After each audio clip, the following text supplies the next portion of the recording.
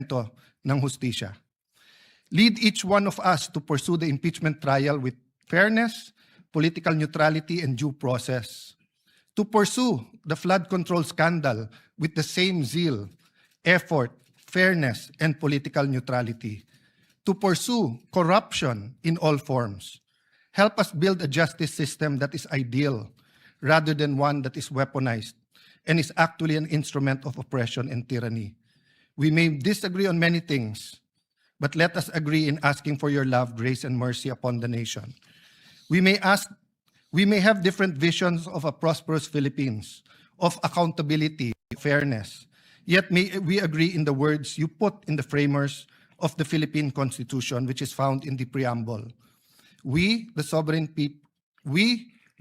Filipino people, imploring the aid of Almighty God in order to build a just and humane society and establish a government that shall embody our ideals and aspirations, promote the common good, conserve and develop our patrimony, and secure to ourselves and to our posterity the blessings of independence and democracy under the rule of law and a regime of truth, justice, freedom, love, equality, peace, do ordain and promulgate this Constitution. Thank you for this privilege to serve you and our people, Lord God. We ask for all of this in Jesus' mighty name. Amen. Amen.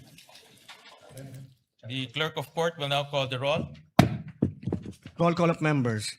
The Honorable Senator Judge Aquino, Senator Judge Cayetano Alan, Senator Judge Cayetano Pia, Senator Judge De La Rosa, Senator Judge Ejercito, Senator Judge Estrada, Senator Judge Go, Senator Judge Ontiveros, Senator Judge Lacson, Senator Judge Lapid, Senator Judge Legarda, Senator Judge Marcoleta, Senator Judge Marcos, Senator Judge Padilla, Senator Judge Pangilinan, Senator Judge Soto III, Senator Judge Tulfo Erwin, Senator Judge Tulfo Rafi, Senator Judge Villanueva, Senator Judge Villar Camille, Senator Judge Villar Mark, Senator Judge Zubiri, the presiding officer, Senator Judge Escudero, the Senate President. With 20 senators present, the chair declares the presence of a quorum. We now recognize the presiding officer, Senator Chis Escudero. Thank you, Mr. Senate President. The reading of the Journal of July 6, 2026 of the Senate sitting as an impeachment court is hereby dispensed with, and unless there are any objections, the same is hereby approved and adopted. The clerk of court will now please read and call the case before this impeachment court.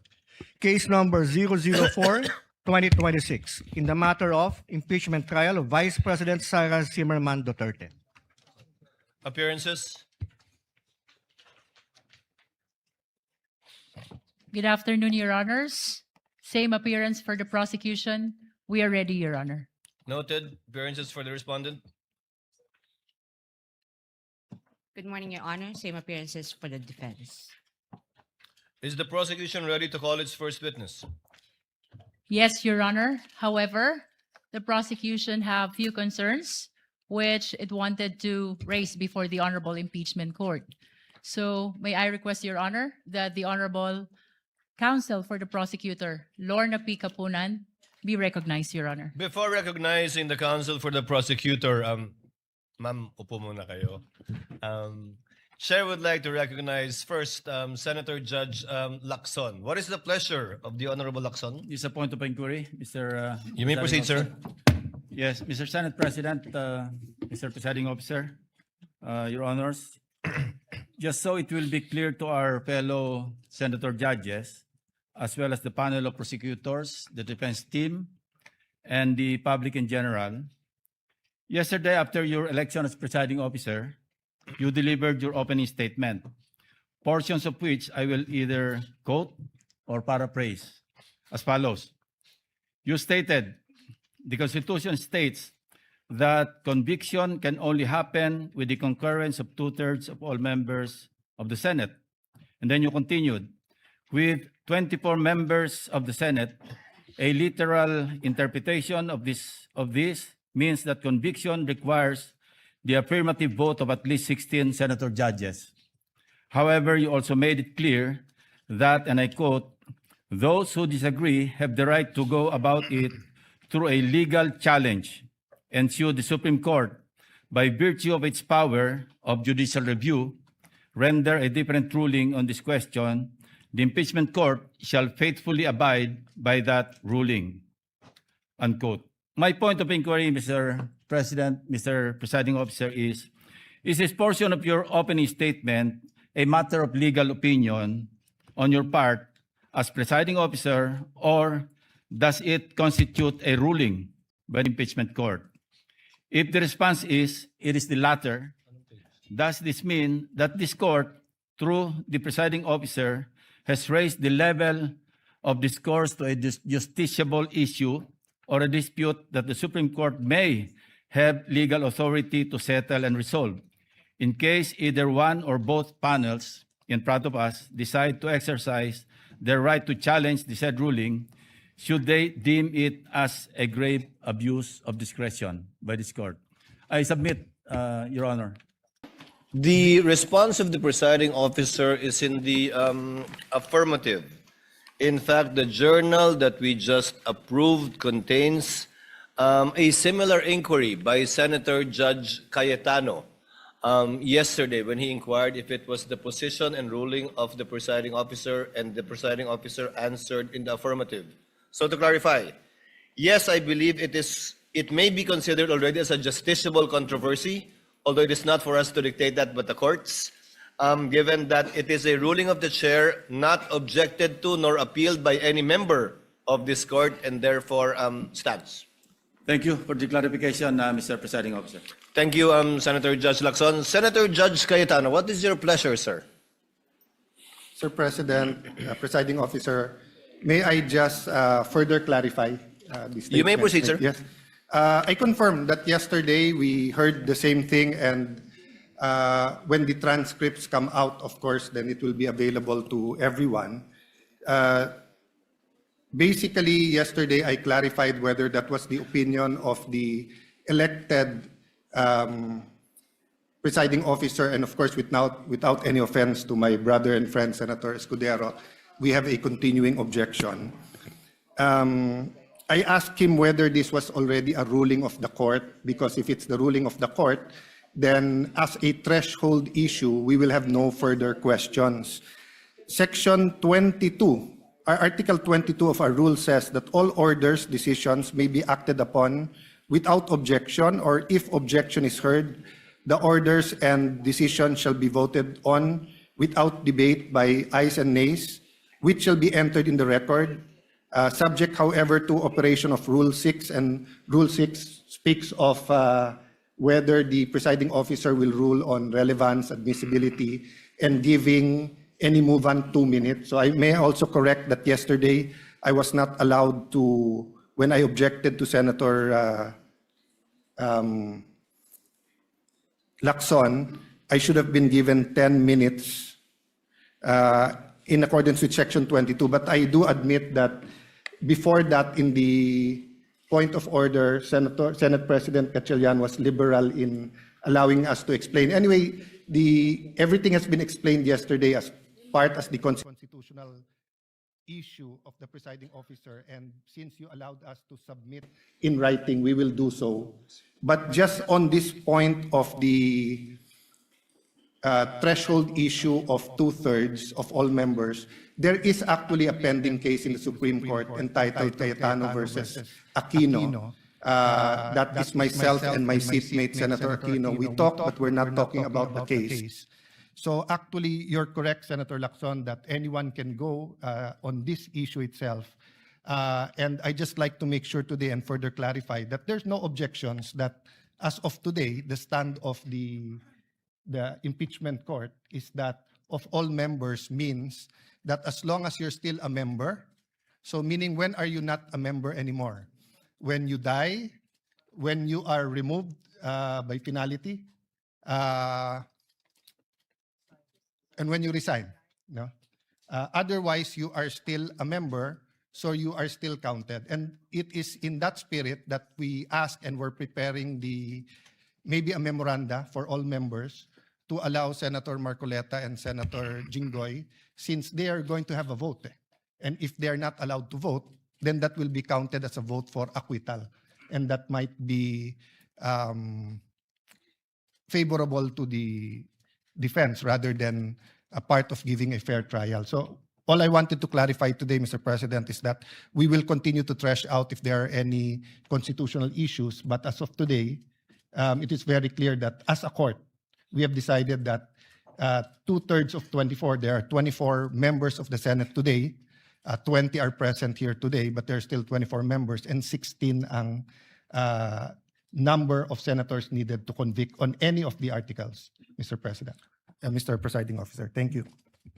What is the pleasure of Senator Judge Pangilinan? 21 na pala. Thank you, Mr. Presiding Officer, Mr. Senate President. Just to place on record that I would like to clarify that the ruling of the chair of 16 is as to the issue of whether the threshold number of conviction. The matter of whether or not Senators Marcoleta and Senator Estrada should be participating in the process of the trial is another matter that we will have to discuss perhaps in camera or on the floor at a later date, Mr. President. Noted. If there are no other Senator Judge who wishes to make a manifestation, the lead prosecutor, Representative Luistro, is once again recognized. What was your earlier manifestation and motion, ma'am? Your Honor, we respectfully reiterate our request that counsel for the panel of prosecutors, Attorney Lorna Kapunan, be recognized. Counsel for the panel of prosecutors, Attorney Lorna Kapunan, is recognized. Will you be the one to present the your first witness, ma'am? Good afternoon, Your Honors, Senate President, Presiding Justice. I do have manifestation. Well, in direct answer to the query of the presiding Senator Judge, I am not presenting the witness today. But I would like, with your permission, Your Honors, to manifest a query that we request be addressed by this honorable court, presiding judge, to the defense. The lady may proceed. We are informed, and in fact, we have seen an interview conducted in the Senate premises on the Vice President herself. And she had been quoted as saying that she is expecting a bloodbath and a bludgeoning, but she will not, her head may be blooded but unbowed. My respectful query, Your Honors, please, which could be directed to the defense counsels, is if the Vice President is in the premises, does she intend to appear personally before this impeachment court? And that is preliminary to another manifestation that I would like to make. Your Kindly Honors, please. proceed with your next one, counsel. Because the chair is not yet sure if it will even address this to the counsel for respondents or will simply answer the query of the counsel for respondents. This is relevant to the presentation that we will be making this afternoon, Your Honors. This court will recall your own statements, Mr. Presiding Judge, that on Tuesdays, every Tuesday of every week, that the prosecution must indicate who the witnesses they intend to present before this court will be. This is to enable the impeachment court to issue, when appropriate, and if deemed necessary, a subpoena for such witness. And that is my query this afternoon, because an presentation of witness on the first article that we will be presenting, which is grave threats and acts of sedition, Your Honor. One of the key witnesses, hostile, albeit hostile, would be the Vice President. And therefore, if we can inquire if it is her intention to again appear in the premises of the Senate because we are already respectfully informing this honorable court that we will manifest, that we will have a written request for her presence in connection with this article on grave threats. Your Honor, that is the relevancy of my manifestation. The chair would like to rule on the manifestation and request of the counsel for prosecutors instead of throwing the question to the counsel for respondents, for the simple reason that I do not want to the parties to engage in a debate before this court. You can very well do that with the presentation of your witness through direct and cross-examination, redirect and recross. To answer, the impeachment rules do not mandate nor require the respondent to attend any hearing or trial of the impeachment court. Whether she was in the building earlier or arrived after, it is totally up to the respondent because from the point of view of the court, she is represented in this court through her counsel already. Should the counsel for the prosecutors desire to call the respondent herself, the court will act on that motion and request once it is made and or filed and need not make a ruling at this point in time. Because of course, when that motion is made, we will ask the counsel for respondent to make a comment and or reply. Thank you, Sir Presiding Judge, Justice, Senator Judge. We yield to the wisdom of your decision. Thank you, ma'am. With that, we will reserve the right. We are not waiving the right to do call her at the appropriate time and to do file the appropriate request for subpoena ducis tecum and subpoena testificandum. For that, on that matter, Your Honor, I have no further questions and would like to turn over the floor to our lead public prosecutor. Thank you, Thank Counsel you, for Your Honor. Prosecutors, Attorney Lorna Kapunan, for your remarks, which are duly noted. Yes, the lead prosecutor is recognized. Your Honor, as manifested yesterday, the articles of impeachment is divided into 4 teams, and I would like to turn over to the head prosecutor of Article 4, that is threat, the Honorable Lawrence Defensor. May I request that he be recognized, Your Honor? The member of the panel of prosecutors, Congressman the Honorable Lawrence Defensor, is recognized for his introduction of Article 4, I presume. Thank you so much, Mr. Presiding Officer. May I be allowed to make a manifestation to introduce Article 4? Before you proceed, Senator Judge Cayetano is recognized. Before that, I ask for your indulgence from the prosecution and the defense.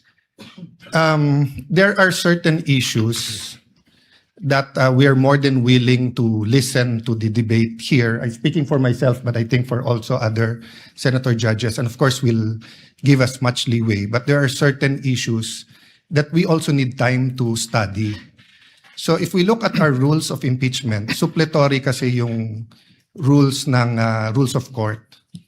And the difference between asking the accused to take the stand and asking someone who's not the accused, but we may say something that is incriminatory. There's a wide difference. So the accused, under the rules of court, hindi mo pwedeng i-force to take the stand.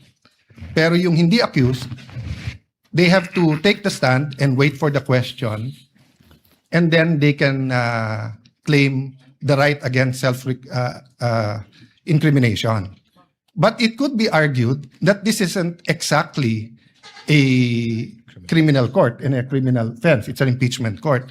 So if it pleases the court, or if the prosecution is sure to ask for the subpoena, may I propose, Sir Presiding Officer, that both sides give us a memoranda in advance so that we can also do our part and study rather than spend much more time during the debates, because I'd really like to study that issue also. Thank you, and sorry for the interruption, Congressman. Noted, Senator Cayetano. However, it is premature at this time. We will do what we did with respect to the motion for the issuance of subpoena ad testificandum and ducis tecum in regard to the bank accounts of the spouses Duterte and Carpio, as well as the AMLC records. we require the parties to submit a memoranda, and we will be scheduling it for oral arguments by the parties. If that is the desire of the Honorable Senator Judge Cayetano, we will do the same with respect to this once the motion has been filed formally by the panel of prosecutors. The Honorable Defensor is recognized. You may proceed, sir. Thank you so much, Your Honor. Honorable Senator Judges, noong 22 ng Hunyo 2026, nagulat at nagdalamhati ang buong bansa sa pamamaril sa isang paaralan. Sorry, excuse me. Your Honor, may I be allowed to I- finish my manifestation? I don't I will think- not disrespect and interrupt the defense counsel Yes, but before once he that, has started.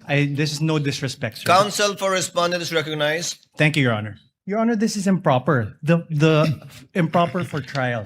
Manifestation, this is not a manifestation proper for court procedure. This is instead them telling a story. This is a narration by the prosecution, which is not allowed. This is not allowed by any rule in any court. So what, May I be allowed what is to reply? proper is that they present their first witness. And We are will be ready. presenting our witness, Your Honor. However, please allow us to freely advocate our position. That's why, Your Honor, including we are the defense objecting. when it's their turn. We will not Counsel object to the respondent, same. kindly let him finish. Thank you, Your Honor. Thank you so respond much, to Your Honor. To respond to you. Yes, you were saying. Thank you, Honorable Honorable Defensor. Senator Judges. Noong ikadalawampu No. ng Honorable Hunyo- Defensor, kindly finish your reply to the Thank you, Your Honor. objection of I will counsel proceed. for respondent. allow us to freely advocate our positions through the proper and respectful discourse. This is not prohibited under the rules. In fact, the court has declared that yesterday, the rules will not comply with the strict procedures of a judicial proceeding. Each article is a separate complaint, and it would be the proper guidance for the senator judges, lalo na po sa ating mga kapwa Pilipino na nanonood, para mas lalo nilang maunawaan ang ipipresenta naming ebidensya. The impeachment is a sui generis. Sui generis dahil kakaiba ito, hindi ito judicial, administrative, o civil o criminal proceeding. Hayaan niyo po kaming magbigyan ng 5 minuto para mailatag namin kung paano namin maipresenta at ang basihan namin sa pagpresenta ng aming ebidensya. Your Honor, may I respond? The presiding officer is rule. Although indeed we will interpret the rules liberally, and although indeed this is a sui generis proceeding, neither will we allow any dilatory moves and/or tactics, and I will bind and hold you to your 5 minutes, Honorable Defensor. Absolutely, And we Your will Honor. clock it. Your Honor, we will may- afford the same opportunity to the counsel for respondents when their turn arrives. Thank you, Your Honor. May I proceed, Your Honor? You may proceed. Honorable Senator Judges, noong ika-22 ng Hunyo 2026, nagulat at nagdalamhati ang buong bansa sa pamamaril sa isang paaralan sa Tacloban City na ikinasawi ng 3 batang mag-aaral at ikinasugat ng marami pang iba. Ang mga salarin, mga minor de edad, sa kabila ng kanilang murang edad, agad na kumilos ang mga otoridad upang ipatubad ang mga umiiral na batas. Ang mensahe ay malinaw. Ang pagpigiging bata ay hindi nangangahulugang walang pananagutan. Ang pananagutan ay umiiral, pagamat iba ang paraan ng pagpapatupad nito sa ilalim ng batas. Kamakailan, isang pasahero ang inaresto sa airport at kinasuhan matapos itong magbiro na may bomba sa kanyang bagahe dahil mahigpit na ipinapatupad ng mga otoridad ang patakarang zero tolerance policy sa anumang pagbabanggit ng bomba o anumang pampasabog.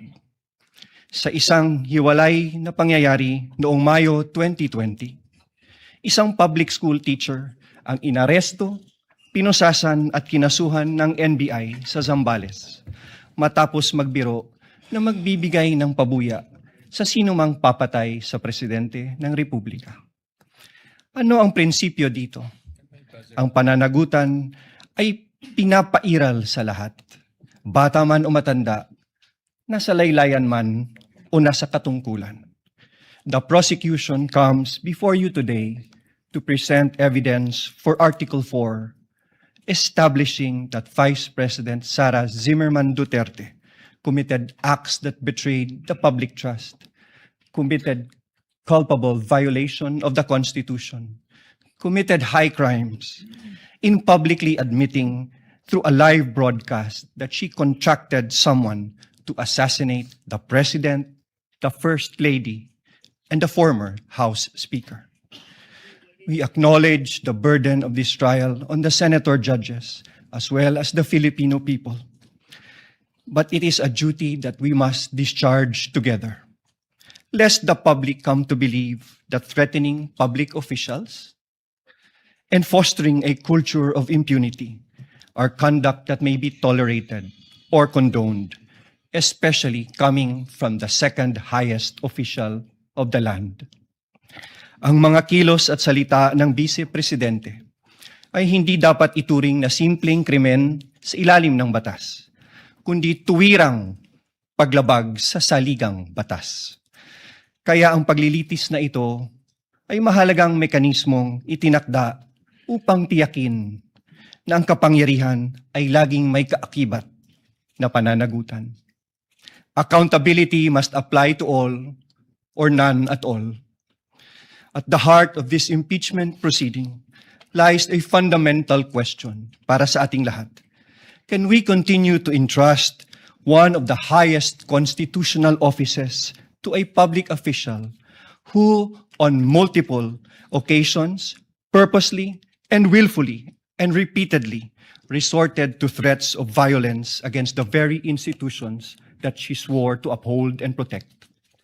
The evidence presented in this article are not just derived from testimonies and authenticated documents, but from the Vice President's own words, own conduct, her very own public admissions. Her words were neither accidental nor taken out of context. They were uttered publicly with the intention to be taken seriously. Huwag kang mag-alala, ma'am, sa security ko, kasi may kinausap na ako na tao.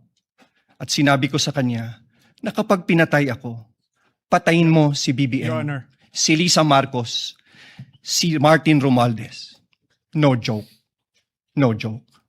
What makes these threats especially sinister is that they do not come from an ordinary citizen, but from the Vice President herself, an official who under the Constitution stands to succeed the President of the Republic. Such statements carry a gravity far from the exercise of one's freedom of expression. They strike at the very heart of government. This is especially significant given that she has publicly declared her intention to run for president in the next election.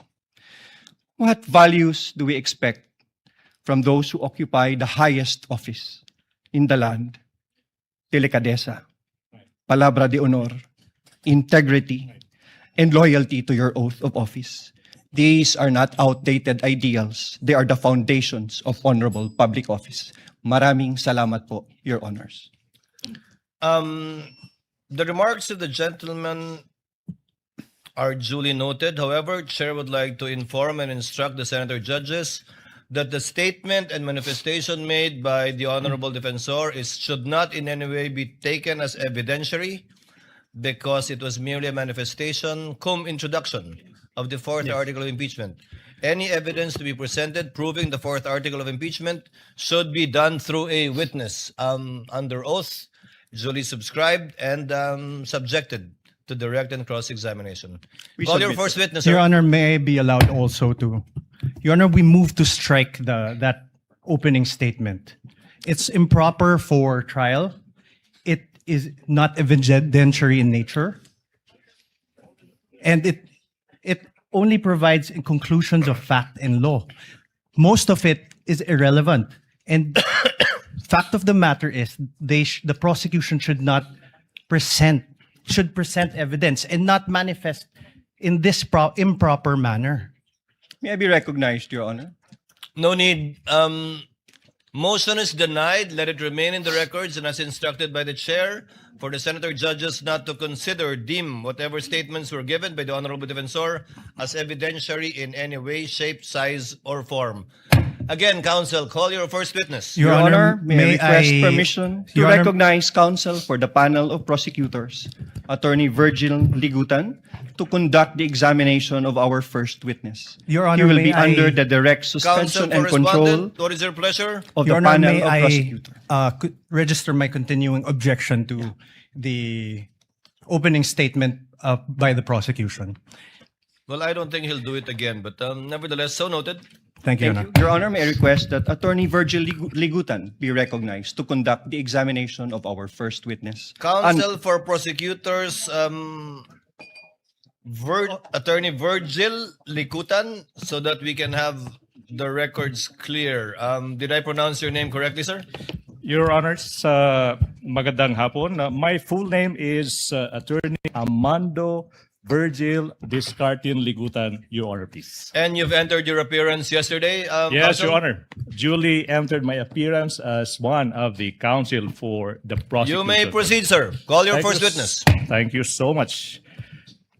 Mga kababayan, we call to the witness stand the first witness for the prosecution in the person of NBI Senior Agent Jean-Marc Santa Ana Calilo.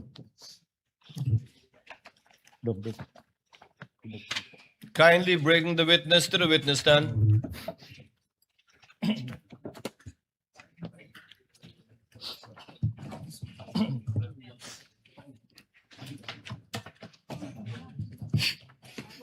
Please remain standing. Clerk of Court is instructed to kindly administer the oath to the witness. Please raise your right hand.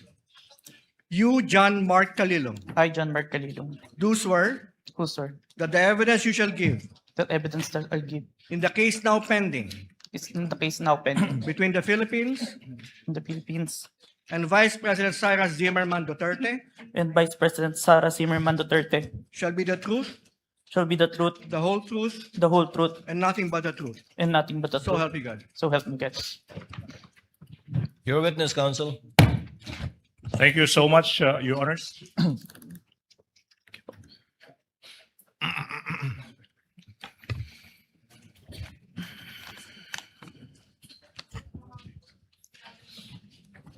Your Honors, mga kababayan, the testimony of the first witness for the prosecution, NBI Senior Agent John Mark Santa Ana Calilo, is offered to prove the following.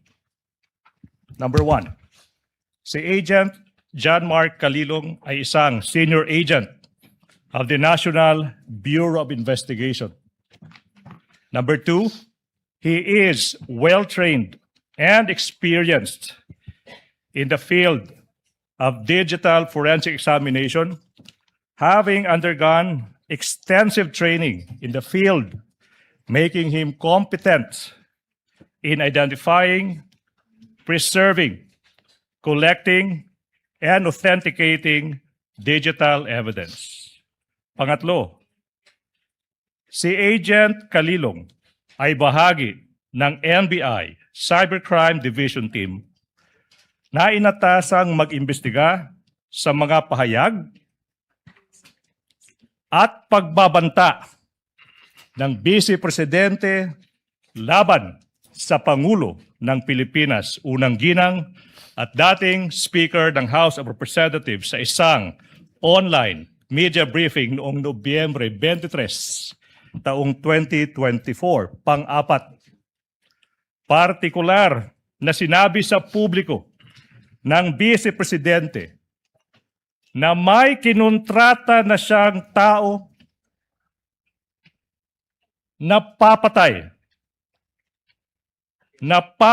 sa Pangulo, unang ginang at former Speaker ng House of Representatives. At ito ay nakatatak na sa kasaysayan ng ating bansa bilang unang pagkakataon na ang isang Vice Presidente ay nakipagkontrata sa isang mamamatay tao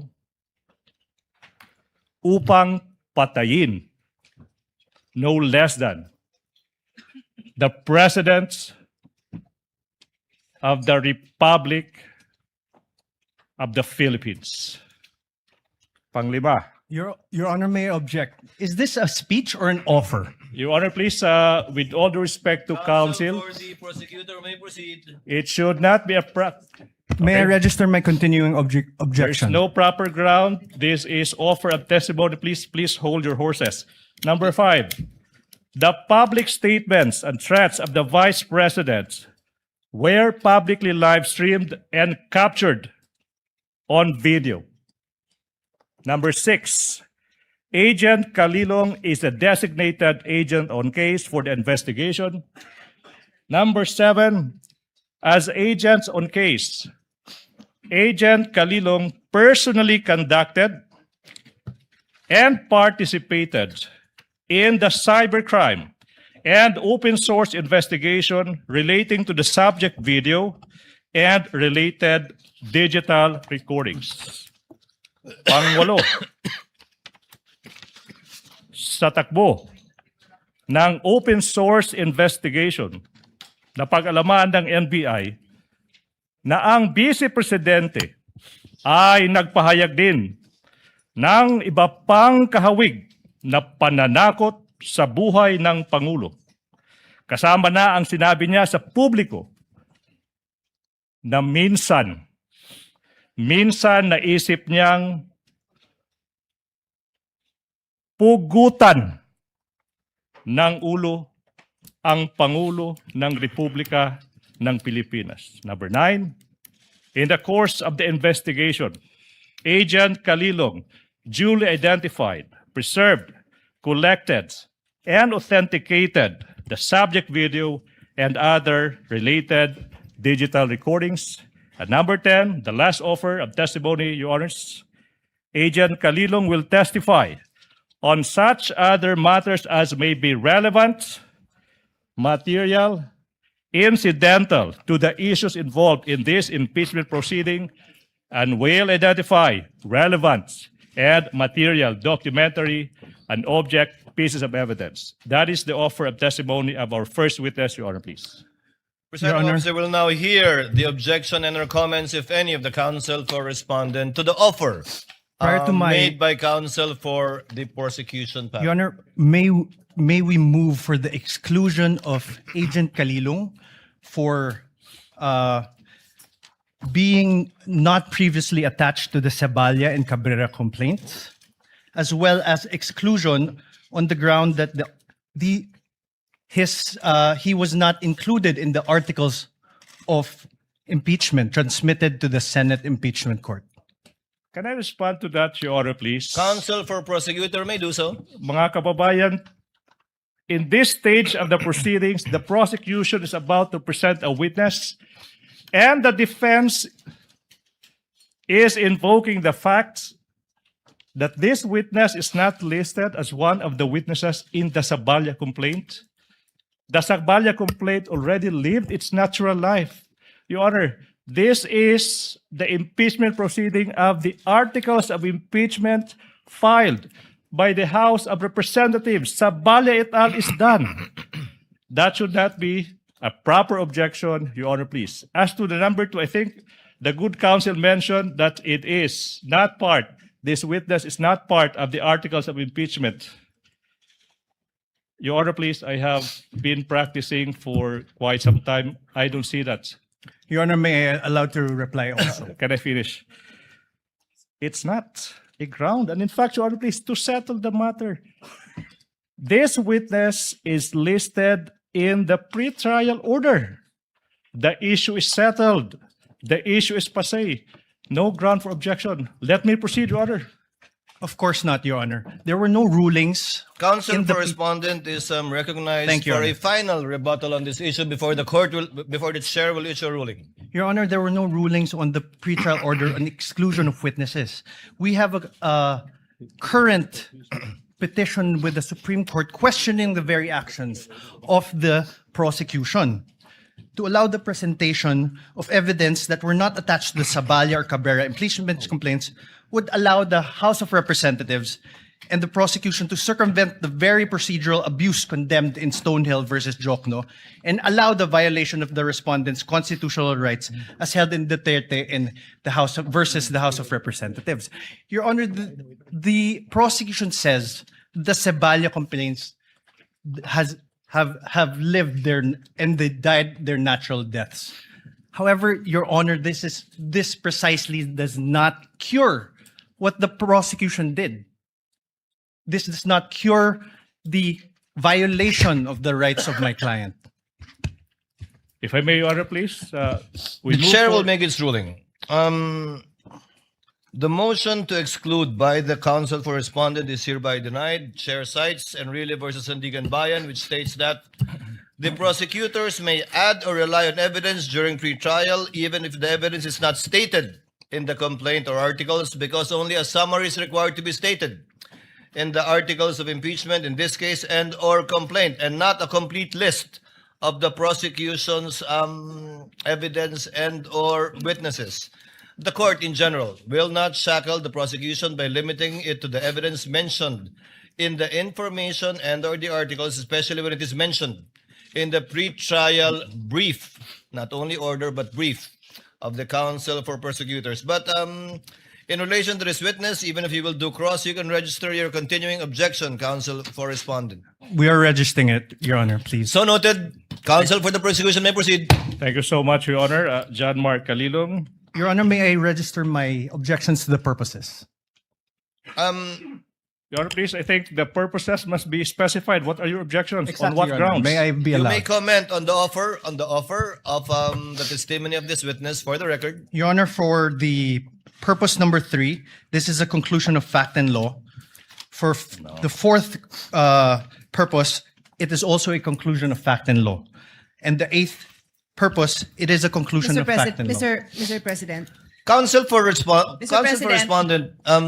Before we, yes, No, Senator Judge Cayetano. Yeah.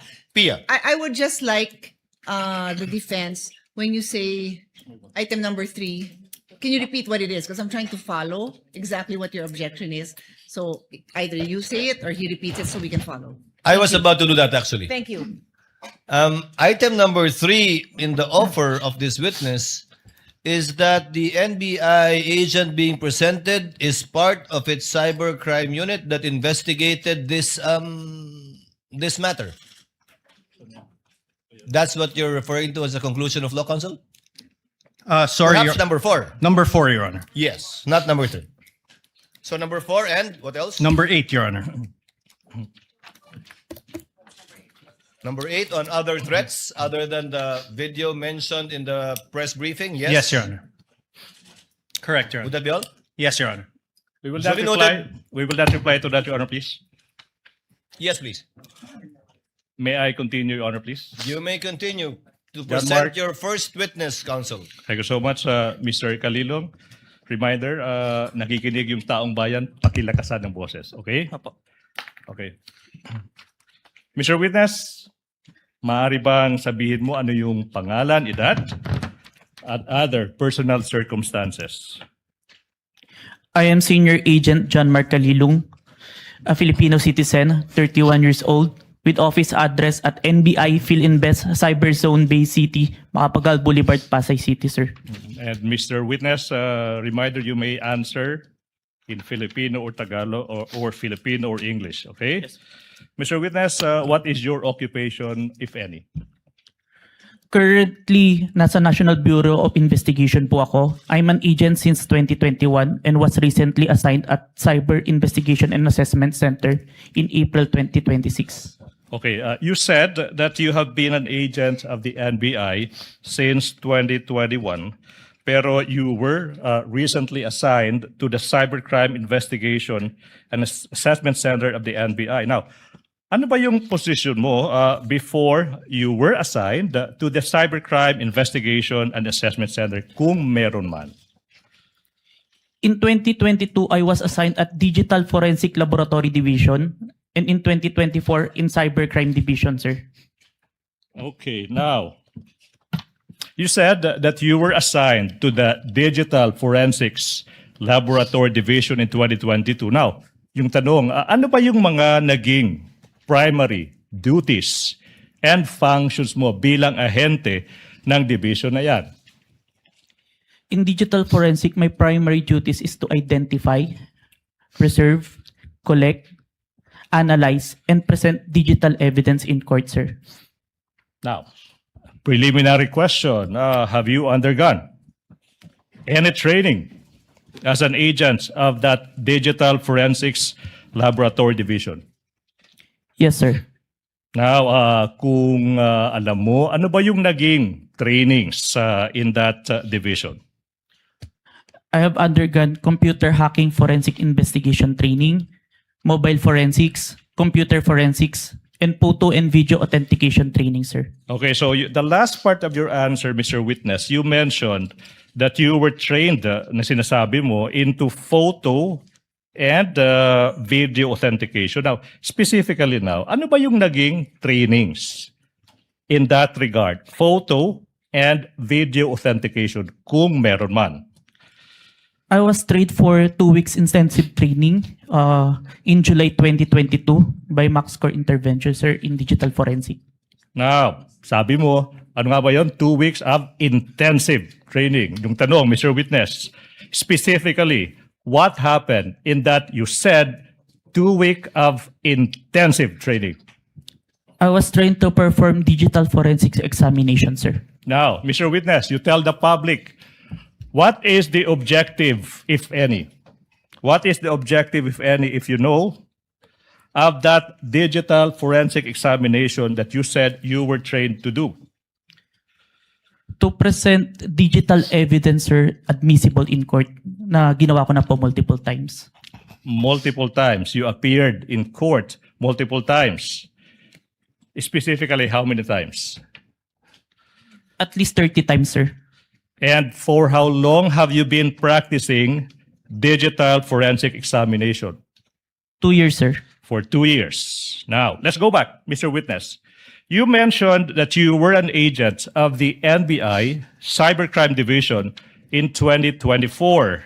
Now, what were your primary duties and functions as an agent of that Cybercrime Division? To investigate cases in violation to the cybercrime law, sir. Cybercrime law. Now, Mr. Witness, you are testifying in this impeachment case proceeding trial against the Vice President, the respondent in this case. Do you know the respondent in this case? Yes, sir. And why do you know the respondent in this case? Because she is the Vice President and my team conducted an investigation involving her, sir. So aside from being the Vice President, your team, you said, investigated the Vice President. The question now is, what was this investigation, if you know? It's an investigation on the statement uttered by the Vice President during an online press conference briefing dated November 23, 2024. So statements uttered by the Vice President in an online live stream press conference held on November 23, 2024. Now, yung tanong, ano ba yung naging participation mo, Mr. Witness, kung meron man? I am the agent on case of the investigation, sir. Now, sinabi mo ikaw yung agent on case. Now, you tell the court, you tell the public, ano ba yung pagiging ahente on the case? Ano bang ibig sabihin yan kung alam mo? It means that I gathered evidence necessary for the investigation, sir. Okay. You mentioned you gathered evidence. Now, you tell us, what do you mean kung meron man, tsaka kung alam mo, ano bang ibig sabihin when you quote, gathered evidence, unquote? It means that I viewed, identified, preserved, collected, and authenticated digital evidence in the course of the investigation, sir. Okay, now, you mentioned na you viewed, identified, preserved, collected, authenticated, sinasabi mo mga pieces of evidence that you found in the course of your investigation. Tama ba? Yes, sir. Now, Mr. Witness, yung tanong is, ano ba yung mga ebidensya na nakalap ng inyong team? One of the pieces of evidence that we gathered during our investigation is the video of the November 23, 2024 online press conference held by the Office of the Vice President, which was posted on the Facebook page of Harry Roque, sir. Facebook page of whom? Harry Roque, sir. Harry Roque. Okay. Yes, sir. Mr. Witness, sinabi mo, you gathered. And then sinabi mo kanina, pag sinabing gathered evidence, sinabi mo, you viewed, identified, preserved, collected, and authenticated. Preserved, collected, and authenticated. You mentioned the term preserved, correct? Mr. Witness, yung tanong now is, ano ba ang ibig sabihin when you quote, preserved, unquote the evidence? It means that I ensure that the evidence will be accessible at any time, sir. Okay, now, let's go to this video you mentioned. The video of sinasabi mo yung isang online media briefing ng Vice President noong November 23, 2024. Ano ba yung mga hakbang, kung meron man, na ginawa nyo to preserve that video? The NBI Cybercrime Division, through me, initiated a preservation request po kay Meta. Okay, you initiated a preservation request to Meta. Now, sinabi mo kanina na live stream yung subject video sa isang Facebook page ng isang Harry Roque, di ba? Now, yung tanong, why is it that your request was made to Meta? Si Meta po kasi yung parent company po ng Facebook. At under po ng Meta, si Facebook, si Instagram, tsaka si WhatsApp. All requests on that platform will go to Meta po. Alright, now, Mr. Witness, what proof, if any, do you have that you initiated a preservation request to Meta in order to preserve the subject video? I have a screenshot of the preservation request, a screenshot of the web page wherein I made the preservation request, sir. Who took the screenshot? I did, sir, and I used my laptop. Anong ginawa mo sa screenshot kung meron man pagkatapos dyan? I first saved po yung electronic copy sa laptop ko, then printed it. Where is this print out of the screenshot now? Sinubmit ko po sa Committee on Justice of House of Representatives. Your Honor, with the court's indulgence, may I move that this representation be assisted by a co-counsel for the sole reason of facilitating the presentation of the documents to the witness, Your Honor, please. For that reason alone. Sa Tagalog siya mag-aabot. Yes, Your Honor. Siya po yung mag-aabot ng mga dokumento na amin pong ipapakita for the witness to identify po. Counsel may proceed. Thank you so much. Assisted by Attorney Stephen Magallon. Now, if this printout is shown to you, will you be able to identify the same? Yes, sir. Now, we invite the defense to also peruse the document. Your Honor, may I request that one of our counsels be allowed to peruse the document? Yes, one of the Thank you. counsels for respondent may look at the document being presented to the witness. May I continue, Your Honor, please? Thank you. Now, I'm showing you. Defense, can we give the document to the witness, please? Your Honor, the document must be presented to the witness.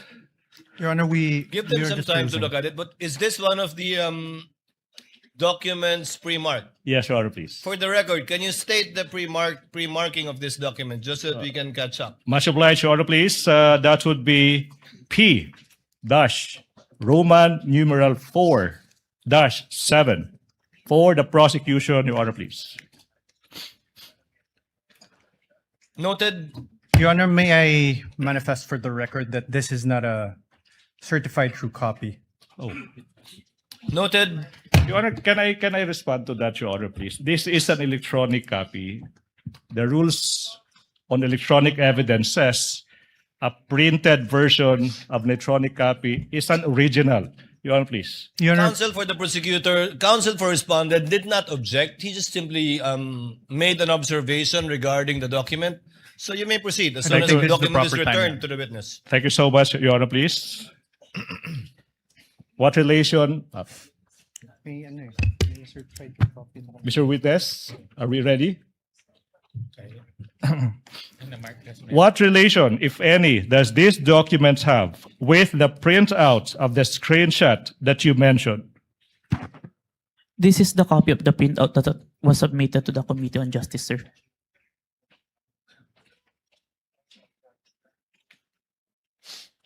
Okay, Your Honor, please, may I proceed with the next question, please? Question, Mr. Witness, how faithful, if at all, is this printout from the actual screenshots? The printout accurately reflects the screenshot, sir. And how do you know now that this printout accurately reflects the screenshot? I compared the printout with the screenshot and with the web page of my preservation and found that the contents are identical, sir. Thank you so much. Now, Mr. Witness, ano ba ang nangyari kung meron man? At kung alam mo, after you made excuse me. After you made the preservation to request to Meta in relation to the investigation you did on the Vice President. Meta acknowledged our preservation request, sir. Okay. Your Honor, please, the exhibits as they come, as they are identified by the witness, are also simultaneously being presented on the screen, Your Honor, please. Okay. You said that Meta acknowledged the preservation request, correct? Yes, sir. Now, yung tanong ay, ano bang pruweba mo? Kung meron man, that's in fact, Meta acknowledged the request. I have a screenshot of the acknowledgement of Meta, email acknowledgement. Now, who took the screenshot? I did, sir, and I used my laptop. What did you do with the screenshot kung meron man? Sinave ko muna po yung electronic copy ng screenshot sa laptop ko and printed it. Where is the printout of the screenshot? Sinubmit ko po sa Committee on Justice of House of Representatives. Now, kung yung printout ng screenshot ipapakita sa'yo, will you be able to identify the same? Yes, sir.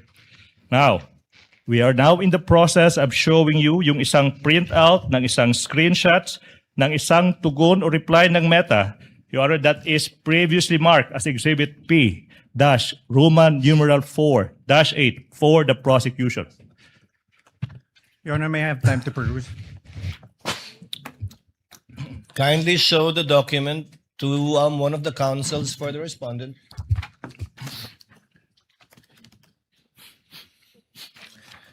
Your Honor, we note that the Exhibit P-I-IU-8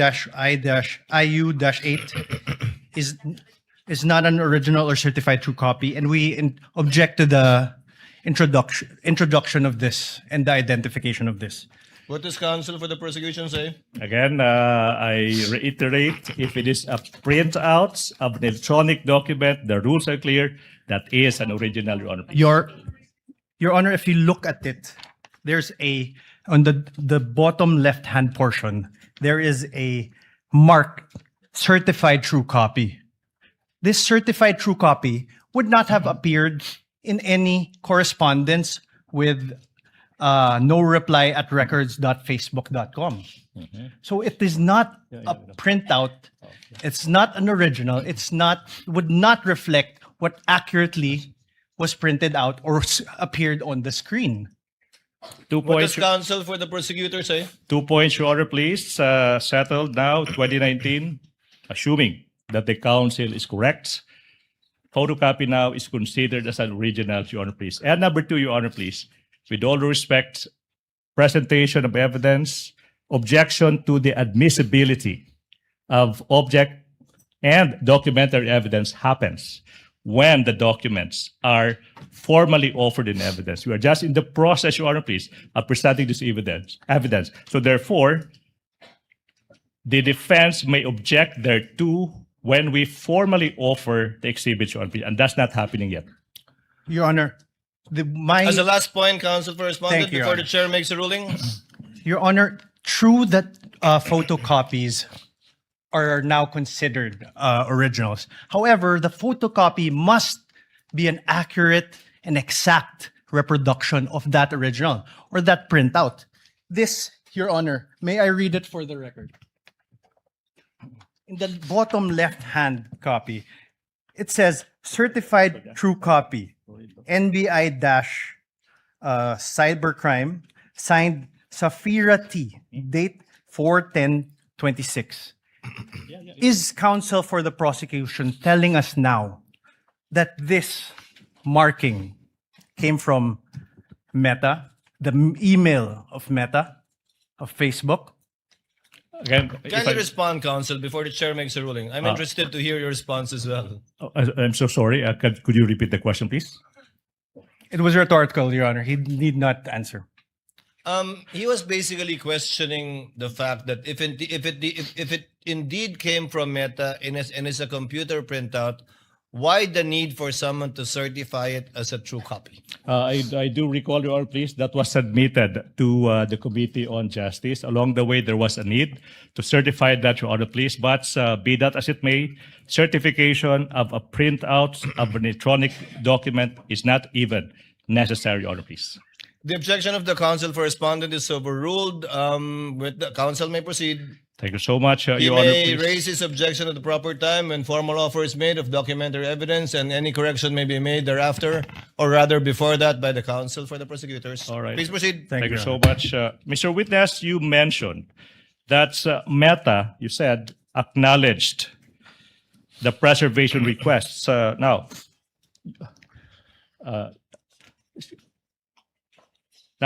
Your Honor, please. I recall the last question. I have to proceed to presentation of the documents.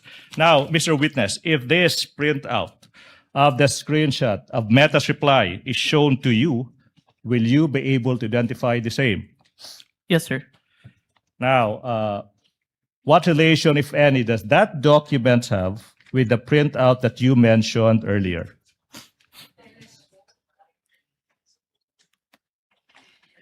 This is the printout that I submitted, sir. Now, Mr. Witness, Your Honor, please, again, as previously manifested, the document identified by the witness has been previously marked as Exhibit P-4-8 for the prosecution. Okay, how faithful, if at all, is this printout from the actual screenshot? The printout accurately reflects the screenshot, sir. And how do you know that this printout accurately reflects the screenshot? I compared the screenshot with the printout and the email confirmation of Meta and found that the contents are identical, sir. Okay. Now, Mr. Witness, you mentioned that Meta quotes acknowledged, unquote, the preservation requests. Now, based on your experience, and if you know, ano ba ang ibig sabihin kung yung Meta nag-a-acknowledge ng isang preservation requests? Objection, Your Honor. He would be incompetent to say that. Your Honor, please. Counsel for the prosecution, what do you say? Your Honor, please. This is an NBI agent that has been practicing digital forensics for 2 years, appearing in court for 30 times, and underwent training for 2 weeks. No other person in this room is more competent to answer the question than this witness. Let the witness answer. Your Honor. Nevertheless, Your Honor, he's incompetent. He is not from Meta. He doesn't know Meta procedures.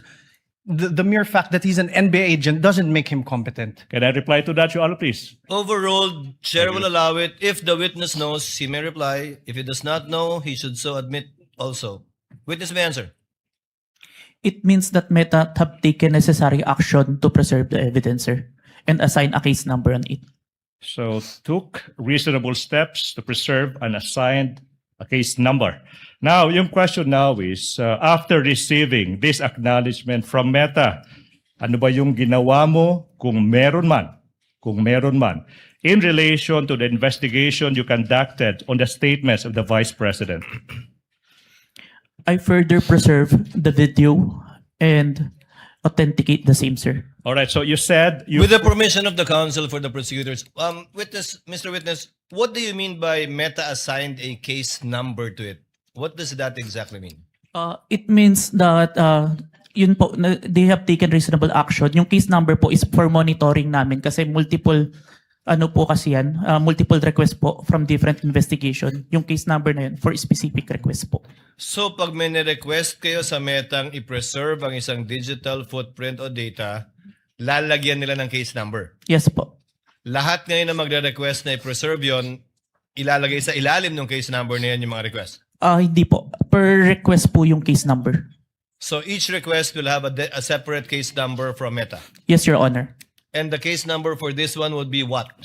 916154, Your Honor. Saan po nakasulat yon? Your case number is 91, nasa upper part po, Your Honor. 91, Ayun, 911654? yes, Your Honor. You may proceed, counsel. Thank you. Thank you so much. Mr. Witness, you said that you proceeded to further preserve and authenticate the subject video. Now, let's go to that proceeded to further evidence. What does it entail, if any, and if you know? It means that I further preserve it using a screen recording, open source broadcast software studio, OBS. I screen record what appears on my screen, the video, the online live stream November 23, 2024, from beginning to end, including its URL. Okay, now, what about authenticating the video? Ano bang ibig sabihin yan kung alam mo? After screen recording, there's an output video. I compared the output video with the November 23, 2024 video and ensured that the contents are identical. After ensuring that the contents are identical, I now generated a hash value calculation on the video to ensure that the video won't be tampered until presented in court, sir. Mr. Witness, ano ba yung pruweba mo kung meron man that you authenticated the subject video? I have executed an affidavit of authentication of digital evidence dated January 30, 2025, sir. Okay, now, kung yung affidavit of authentication of digital evidence dated January 30, 2025, ipapakita sa iyo, will you be able to identify the same? Yes, sir. Now, in the process, or the prosecution is in the process of confronting the witness with a document that is previously marked as Exhibit P-Roman numeral 4-9 and series, constituting of 29 pages, including the attachments. Your Honor, please, the defense is invited to peruse the documents. Okay. Pirma.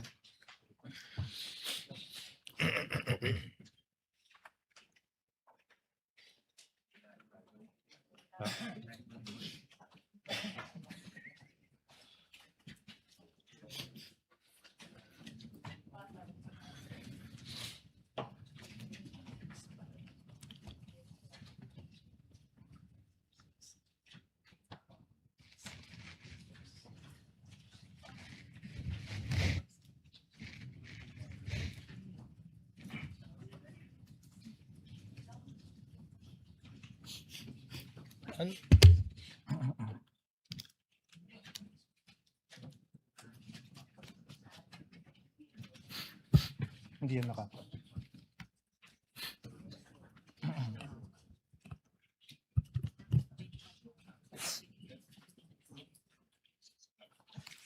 Your Honor, we object to the introduction of this affidavit of authentication. This is not an original copy of his affidavit. This is not electronic evidence.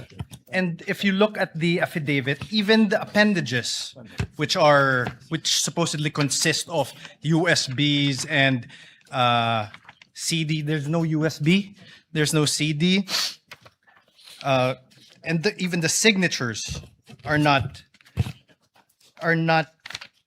wet signatures, Your Honor. What If is I may, counsel for the Your Honor, prosecution please, say? we will not comment to that, subject to the proper response to that when the time comes in the formal offer of exhibit, Your Honor, please. Your Honor, The objection of the counsel for respondent is noted as to the admissibility of the offered document. However, as correctly pointed out by counsel for the prosecution, the proper time to object to the same and for the court to rule on it would be during formal offer, once the prosecution has already rested its case. So ordered. Thank you so much, Your Honor, please. Mr. Witness, what relation, if any, does that document have with the affidavit that you mentioned?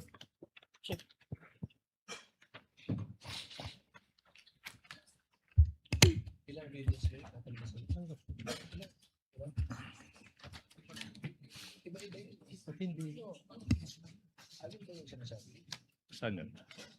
Saan yung Your Honor, may I just make a quick manifestation? Counsel for the respondent. Yes, you may, sir. Please Your proceed. Honor, during pretrial, the parties got together and agreed that originals of the documents that were to be marked will be presented during trial. We agreed to expedite the proceedings. And now, what is happening is photocopies of documents that we want to peruse and see are being presented. So we object to this, Your Honor. If I may, can The I reply? Sorry, I'm so sorry. The Your Honor, please. manifestation of the counsel for respondent is duly noted. Thank you so much, Your Honor. Please proceed, counsel for the prosecution. On page 3 of the affidavit of authentication of digital evidence, may makikita dyan yung isang pirma sa ibabaw ng pangalang John Mark Calilong. Do you see it? Yes, sir. Yung tanong now is, whose signature is that if you know? This is my signature, sir. Your Honor, at this juncture, Your Honor, please, despite the prosecution's understanding that a photocopy is now the original, is now considered as an original, but to address the concerns of the defense, Your Honor, please, I move that we be allowed to present the original of the documents that was confronted, that the witness was confronted with. Sorry, it's a certified true copy of the affidavit of authentication, Your Honor, please. Counsel may proceed. Okay, now, you mentioned, so I will go back. Now, Mr. Without prejudice to the counsel for respondent viewing the same Yes. with respect to its certification.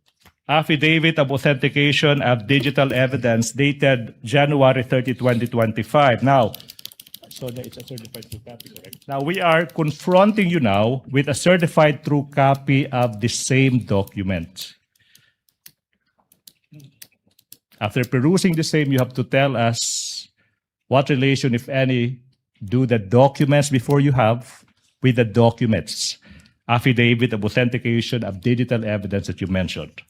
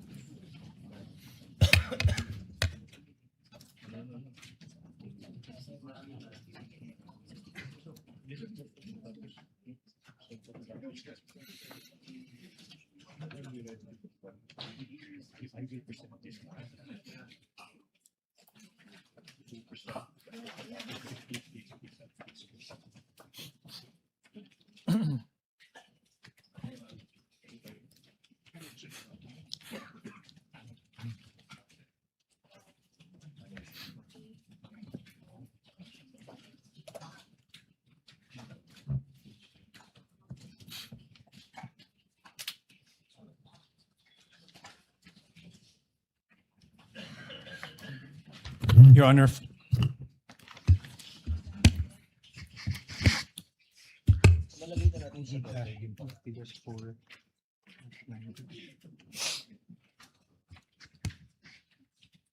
Yes, counsel for respondent.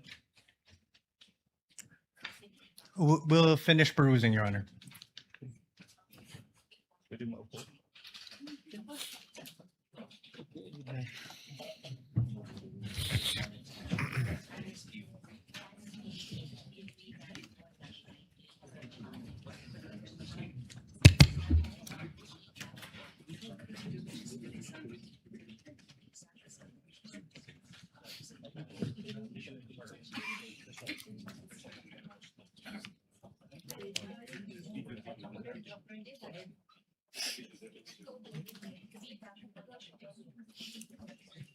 video, next the video.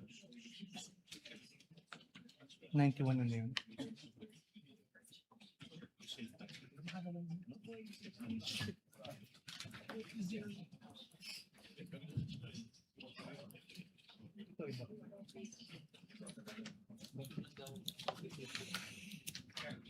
Let's confront them with the sequence. Let's confront them sequence. Let's confront them with the video.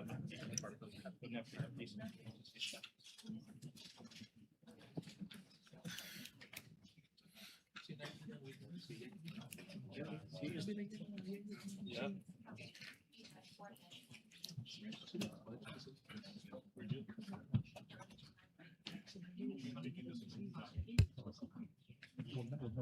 Who is the one? 20 November 23? Sorry, not found.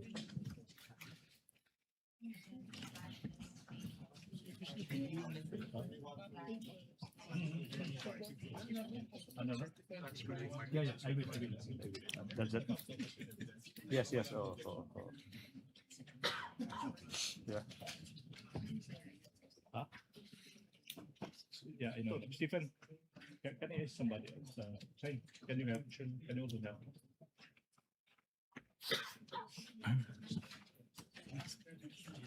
Huh? Yeah.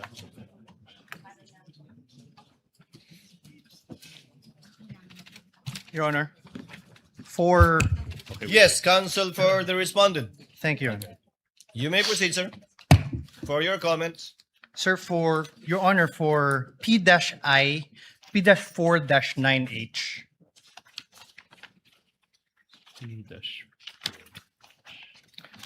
Your Honor, there is a CD in the original. Oh. 9-4 ba yan? 9-4? Careful. 9-4. Just look at the original. Counsel, what are you referring to again? P-dash? P-4-9 what? Ano siya? Ito. Before that. Yeah. P- Before that. Attorney, may natanggal lang yung ano nyo. Is this the same ano? Sequence. Sige, punta ka sa C muna. Hanapin mo yung C. C. Dito. Hindi, ito bro. Okay, next page. Iyan. Hindi. Okay, next page. Next page. Okay, next page. Okay, yes. Yeah, so spot the difference. Your Honor, for P-4-9H, in the original, there's a marking, November 23. And in the photocopy, it is only a photocopy of the CD, Your Honor. So there's a difference. Noted. Can reply to that, Your Honor, please. Counsel, for let's get all of his comments first. The page after Thank is you. already a USB. Your Honor, the page after in the original is a USB, which is Annex E-1. E-1 However, with markings October 18, 2024 video CL PPS 182. However, in the photocopy, there is no such photocopy, the marked photocopy, there's no such thing.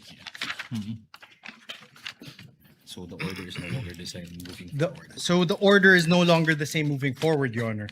Yeah, that's it. Even in that very same one, which I assume is P-4-9K, does not have any date marking, Your Honor. It's not the same So document, the conclusion. It is not the same document. It's not faithful reproduction of anything, Your Honor.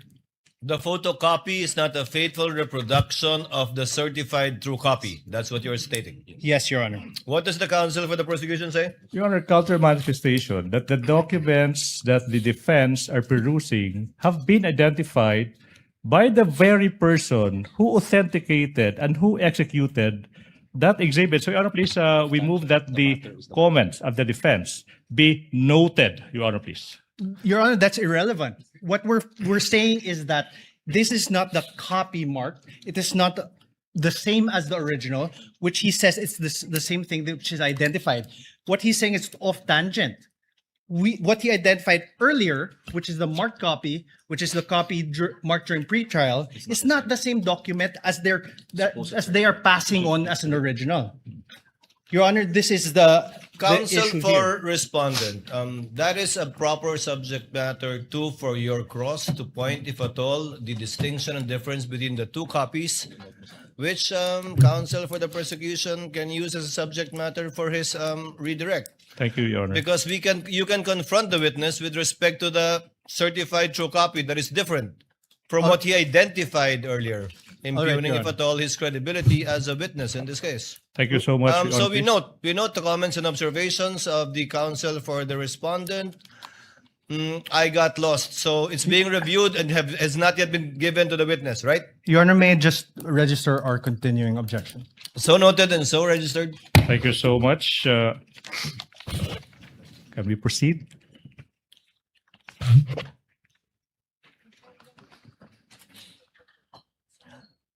Before we proceed, the presiding officer was not there during pretrial. As manifested by the counsel for respondent, was there indeed such an agreement that the originals will be presented during the trial Yes, Your Honor. by both parties? Can the counsel for the prosecutors also confirm that? Your Honor, please, we do not confirm. I conferred with my team, the team who actually participated in the marking for Article 4. Your Honor, please. Be that as it may, Your Honor, please, we would like to put into record certain realities of the law. A photocopy is now considered as an original. 2019 amendments in the Rules and Evidence. Number 2, Your Honor, please. This is the person who authenticated the documents. So there's no other person who is competent to testify as to the veracity of those documents other than the witness. Your Honor, please. that's only a So you do not conclusion, Your Honor. confirm? No, You Your do Honor, not please. confirm such an agreement during pretrial? We do not confirm that, Your Honor, please. So, Chair would like to advise the parties. The court understands the exceptions to the original document rule and will so implement the rules in that regard. However, if it does not fall under the original document rule exceptions, then to save on the court's time, the party presenting the document should present the original during trial to avoid what we are seeing now. Perhaps in the next time you present a witness, counsel Yes, for the Your Honor, please. prosecutors and counsel for respondents. We will, Your Honor. We appreciate that, Your Honor, please. We understand that would be for the next For the next presentation. one. Please Thank proceed. you so much. Are we done now? We move, Your Honor, please, that Your Honor, may sorry. may I request that he not also address me directly? So ordered, so instructed.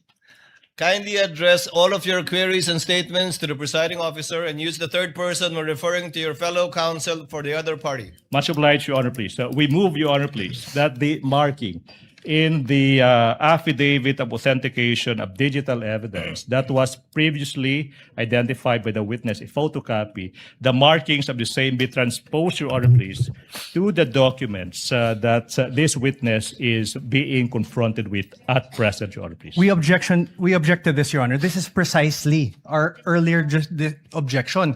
They're marking a new document. That's why they're asking that it be marked again, which defeats the very purpose of our pretrial. If I may for the reply, Your Honor, please. So Your Honor, can I continue? Kindly I wasn't allow done. the counsel for the prosecution to speak. So the hearing will proceed, Your Honor, please. I will withdraw that motion. We will stand by the presentation, the photocopy allowed by the rules and identified by the witness who actually executed the affidavit. May proceed, Your Honor, please. I hope this satisfies counsel for respondent. You may proceed, sir. Thank you so much, Your Honor. Now, Mr. Witness, on page 3, sa pahinang number 3 of the affidavit of authentication of digital evidence, may makikitang isang pirma sa ibabaw ng pangalang Agent John Mark Calilong. Now, yung tanong, kaninong pirma ba ito kung alam mo? Pirma ko po, sir. Now, sa page 4 ng nasabing affidavit of authentication of digital evidence, may makikita din na isang pirma, okay, sa ibabaw ng pangalang Attorney Jeremy C. Lotok. Now, kaninong pirma ito kung alam mo? Pirma po ni Atty. Lotok. Now, how do you know that it is the signature of Attorney Lotok? Nakita ko pong pinirmahan niya yung document. At may mga document po ko na nakita at enacted upon na bearing his signature, kaya familiar po ako. Thank you so much. Your Honor, please, we proceed. Mr. Witness, now, what action did you perform, if any, after you authenticated the subject video in relation to the investigation you conducted on the statements of the Vice Presidents? I first saved the video on my laptop and saved a copy of the video on a DVD and a flash drive. Okay, now, you mentioned that you saved a copy in a flash drive. Mr. Witness, kung yung flash drive ipapakita sa iyo, will you be able to identify the same? Objection, Yes, Your sir. Honor. We Oh. object. What is the objection of the counsel for The respondent? document identified by the by the witness was the photocopy, and the appended there's no flash drive, CD, or anything appended upon that. So there's nothing, no foundation for this question. I have to reply to that, Your Honor, please. This is And a the reply, counsel for the prosecution. This is a non-issue. I asked the witness, what did he do after saving the video? And he said he saved it in a flash drive without referring to any document attached to the affidavit of authentication. Basis is laid, Your Honor, please. This is a non-issue. We may proceed, Your Honor, please. Your Besides, Honor, counsel, may I counsel respond? for the respondent. This is not a surprise. This was flash drives. Several flash drives were pre-marked during the pre-trial.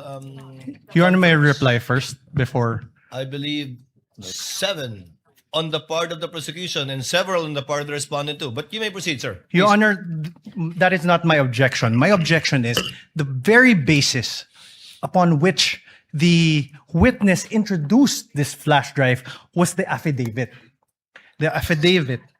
And there was no affidavit upon the there was no attachment upon the affidavit which they introduced. So the very questions that he has do not have any foundation. No. Can I Counsel for the prosecution, Your before Honor, the court, please. the presiding officer makes a ruling. Ako yung magiging parang sirang I just said that this witness said that he saved a copy of that video in a flash drive. So the logical question now is to ask him if this flash drive is presented to him, is he able to explain and or identify the same? I don't see any proper basis for an objection to that, Your Honor, please. Presiding officer will make a ruling. Objection is overruled. The prosecution, counsel for the prosecution, is trying to comply with the requirements enunciated by the Supreme Court insofar as such pieces of evidence is concerned. Number 1, establishing its origin. Number 2, to trace the chain of custody insofar as the transfer to a storage device is concerned. And finally, how it reached this court. So the objection is overruled. Thank you so Witness may much, answer. Your Honor, please. Now, Mr. Witness, Attorney Bagalion, please confront the witness with the flash drive. Mr. Witness, I'm now showing a flash drive that is previously marked as Exhibit P-Roman numeral 4-10A, containing the subject video that is previously marked as Exhibit P-4-10 for the prosecution. Question: what relation, if any, does this flash drive have with the one you mentioned?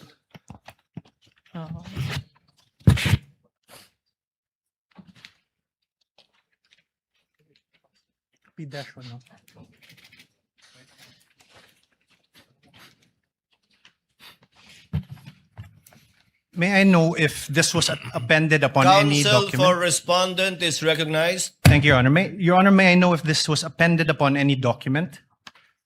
Your Honor, please. Counsel for the prosecution will please reply. Your Honor, please. The answer is no, I presume. No. The basis, if at all, counsel for the respondent is the testimony of the witness. When asked, again, to establish not only the origin, but also how he transferred it to a storage device, and if at all, how it reached this court. So, Chair replies, and if that is an objection, overrules the same. Witness may answer. Permission to unseal the flash drive. You may do so, sir. Thank you, Your Honor.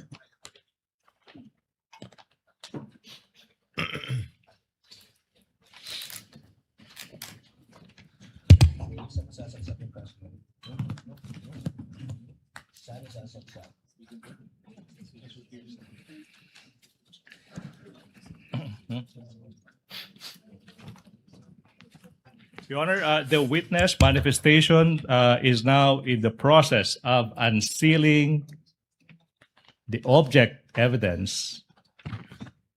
Sir, Witness will please answer. this is the flash drive where I saved the recording, sir. Now, Your Honor, please, at this juncture, we are about to confront the witness with the video contained in the flash drive.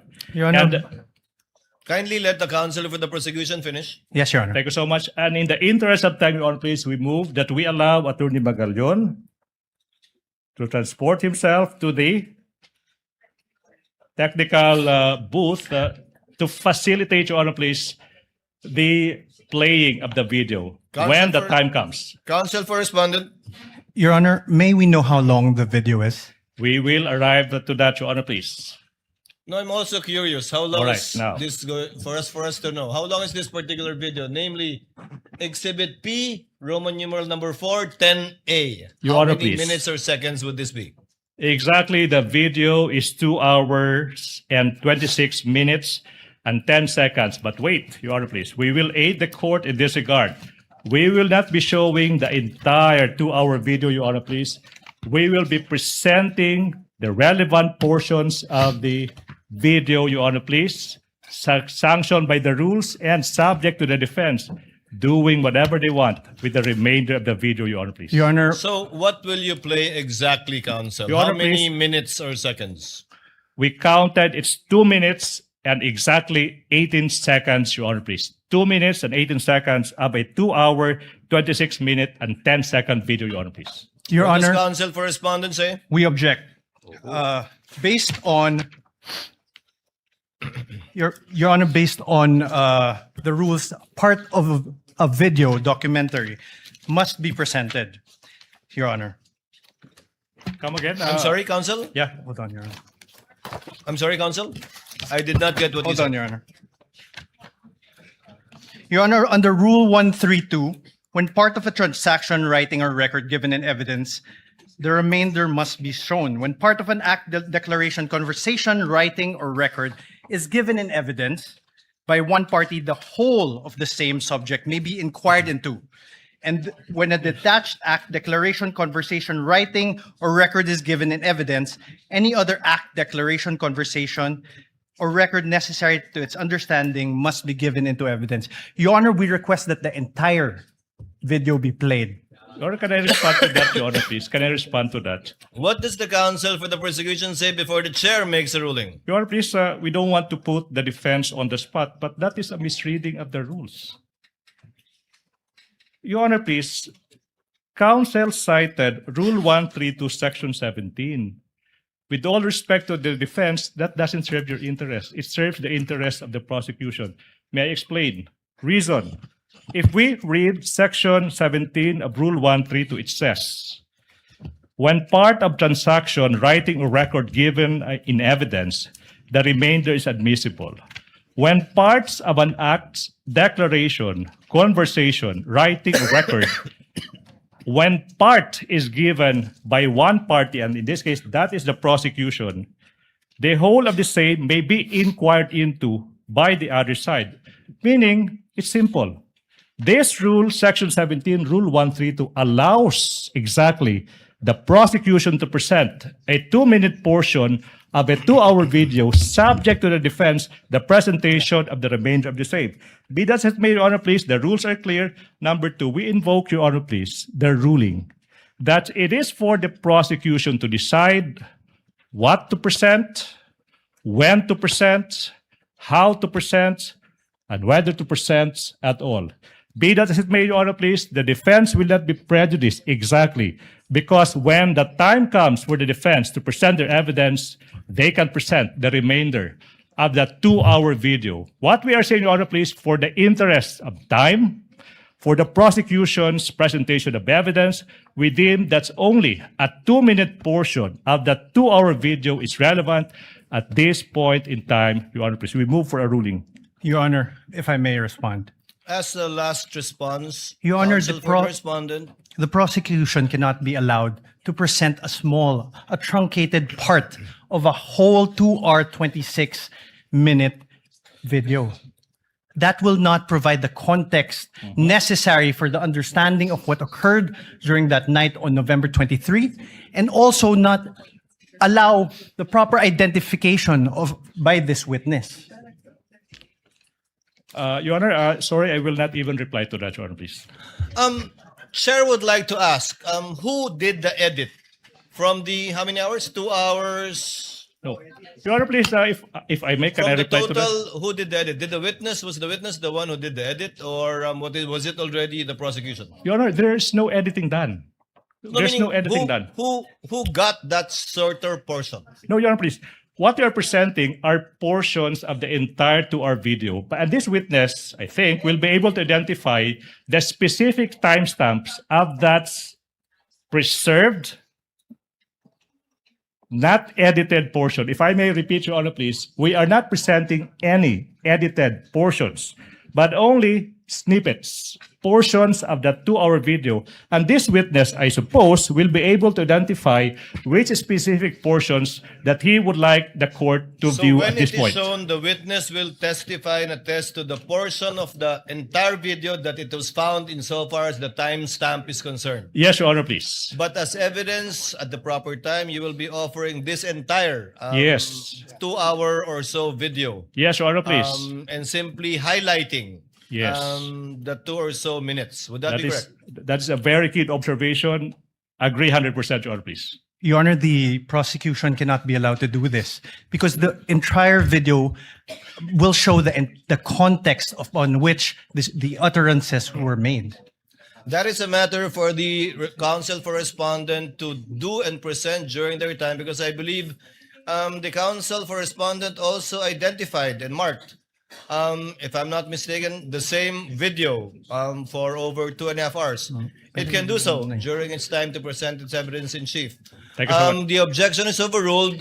Counsel is instructed to go to the booth accompanied by a counsel from the respondent in order to make sure that indeed the USB identified by the witness is the same USB that will be played in the tech booth of the Senate. Okay. While they're doing that, may I propound the next question, Your Honor, please? Yes, counsel, you may proceed. Mr. Witness, John Mark, listen. Now, you mentioned kanina that you authenticated the subject video by recording the same through sinasabi mong open broadcaster software, OBS, and then you compared the contents of the recording and the subject video. That's one. And you also said that you investigated certain statements made by the Vice President on November 23, 2024. Yung tanong, no? What particular statements of the Vice President did the NBI deem proper to investigate? The statement of the Vice President where she uttered that she already talked to someone to kill the President, the First Lady, and the former Speaker of the House if something's happened to her. Okay, now, the next question now, Mr. Witness, is in what particular portion of the subject video,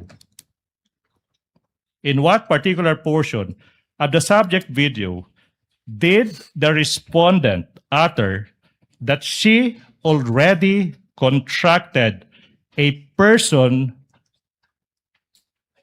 to kill? Objection, Your Honor. Oh, wait. Allow the counsel to finish his I'm not question. yet done. Relax. To kill the President, the First Lady, and the former Speaker of the House. Objection, Your Honor. What? What is the objection of counsel for respondent? Your Honor, no basis for the question, Your Honor. Overruled. Witness may answer. May I refer, sir, to my notes to identify the specific timestamp, sir? Okay, The so witness may do so if it is available to him. You may refer to your notes. While he's doing that, while the witness Honor, is may doing that, Senator Judge Alan Cayetano is recognized. You may proceed, sir. Your Honor, Presiding may order- I question what notes he is referring to? Counsel for respondent, Apologies, the Your Honor. presiding officer recognized Senator Judge Alan Cayetano. You may proceed, sir. Just some thoughts, presiding officer. This is not yet an appeal from your ruling and maybe a question to the counsel of the defense. Just to refresh our memory, Rule 132, Section 17, when part of a transaction, writing, or record given in evidence, the remainder admissible. When part of our act, declaration, conversation, writing, or record is given in evidence by one party, the whole of the same subject may be inquired into by the other.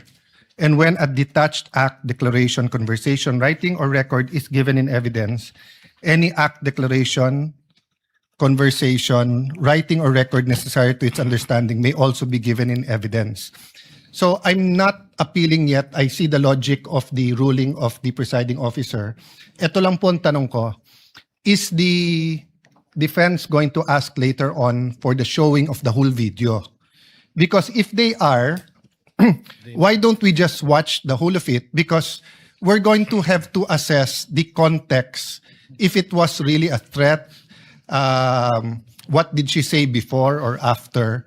And I don't really want to go home today believing one thing based on a 2-minute clip and then come back next week to watch the 2-hour clip. I think most of us saw parts of the clip.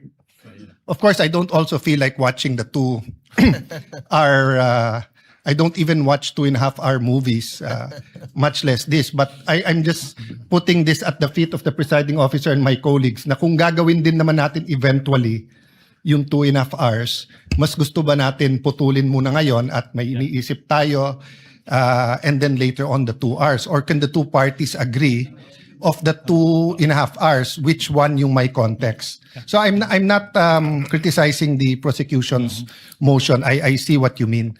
May I ask that one question to the defense, if they're going to ask, presiding officer? Precisely. For the presiding officer, we cannot dictate nor predict what either counsel for the prosecution or respondent will do during the presentation of their evidence in chief.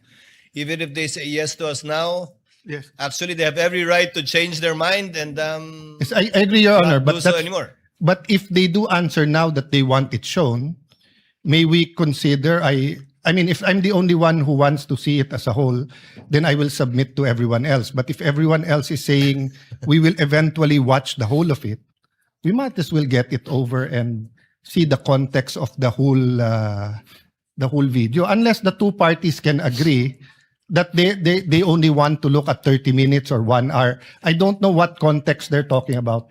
I'm just trying to expedite, Both presiding parties, officer. Senator Judge Alan Cayetano, marked the same video, Yes. May I ask which is over 2 hours. May, Now may I it is- just ask the defense, do they plan to ask us to watch the whole? Counsel for Defense will please reply to the question of Yes, Your Senator Judge Cayetano. First, Your Honor, precisely why we're asking to watch the video is because we don't know what the contents of that video is. We don't know if it's any different or the same with our video. And to answer the question of the Honorable Senator, yes, we will be asking the entire 2-hour, 26-minute video to be presented and watched later on during our cross. So on that point, Mr. President and presiding officer, hindi naman nakalagay sa Section 17 when. And usually, at least for myself, if I have to watch 30 minutes and then may emphasize na 30 seconds, 2 minutes, 1 minute, pinapanood muna yung buo and then saka papanoorin yung maikli na ine-emphasize para walang prejudgment. Kasi pag nauna yung portions na maliliit and then saka mo lang sasabihin later on, eto pala context nito. Medyo umiiba. But again, no, I'm only one of the 24, so I leave it to my colleagues. If we're going to have to watch it anyway, may I ask the presiding officer what the pleasure is? But since the rule doesn't say, personally, I'd rather watch the whole thing and get it over with, then allow the prosecution to pick out the portions that quickly say, that goes into the center of the controversy or what they want to prove. Without disagreeing with Senator Judge Cayetano, for the presiding officer, it's just that I don't think the court should impose or dictate upon either party how they will present their evidence in chief. Although it would save the court some time if they, but we can also waste a lot of time arguing about this instead of watching the 2-minute video. Mr. Presiding Officer, I'm not saying we dictate because there was an objection, you ruled. You can change your ruling or we can appeal. But I'm saying I'm just one. So if everyone agrees na portion muna, I will submit to that. But if everyone else thinks na panoorin na yung buo, then baka I can appeal your ruling without voting. So I'm just bringing up this issue for expediency, but I leave it up to what everyone else thinks about it. Your Honor, if I may, we also move for the reconsideration of the earlier ruling of the Honorable Court. Council cannot move for the consideration of the ruling of the chair. Only a senator judge Your Honor, can do may so, we Council. manifest that we intend to present the whole during cross-examination, Your Honor. Presiding officer declares a brief recess. Thank you so much, Your Honor. So, can I go?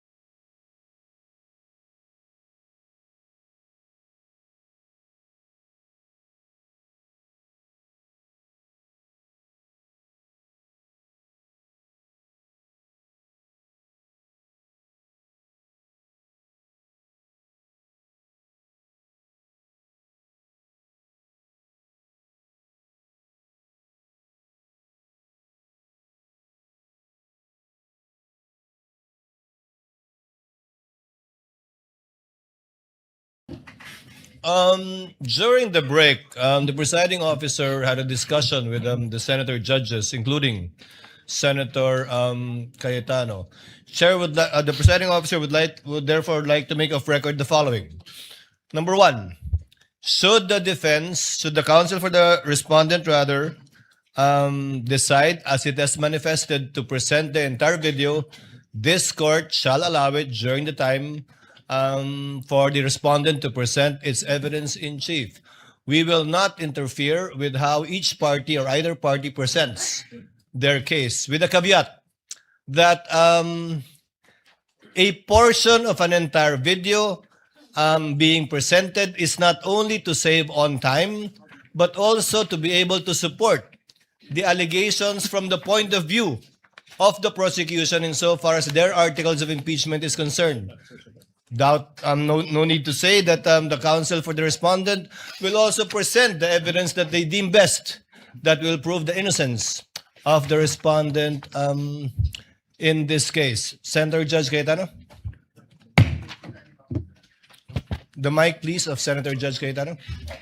Mr. Presiding Officer, I submit and I think there's a consensus. May I ask just one question about authentication? You I may just want to proceed, be sir. clarified with my indulgence to the prosecution and defense.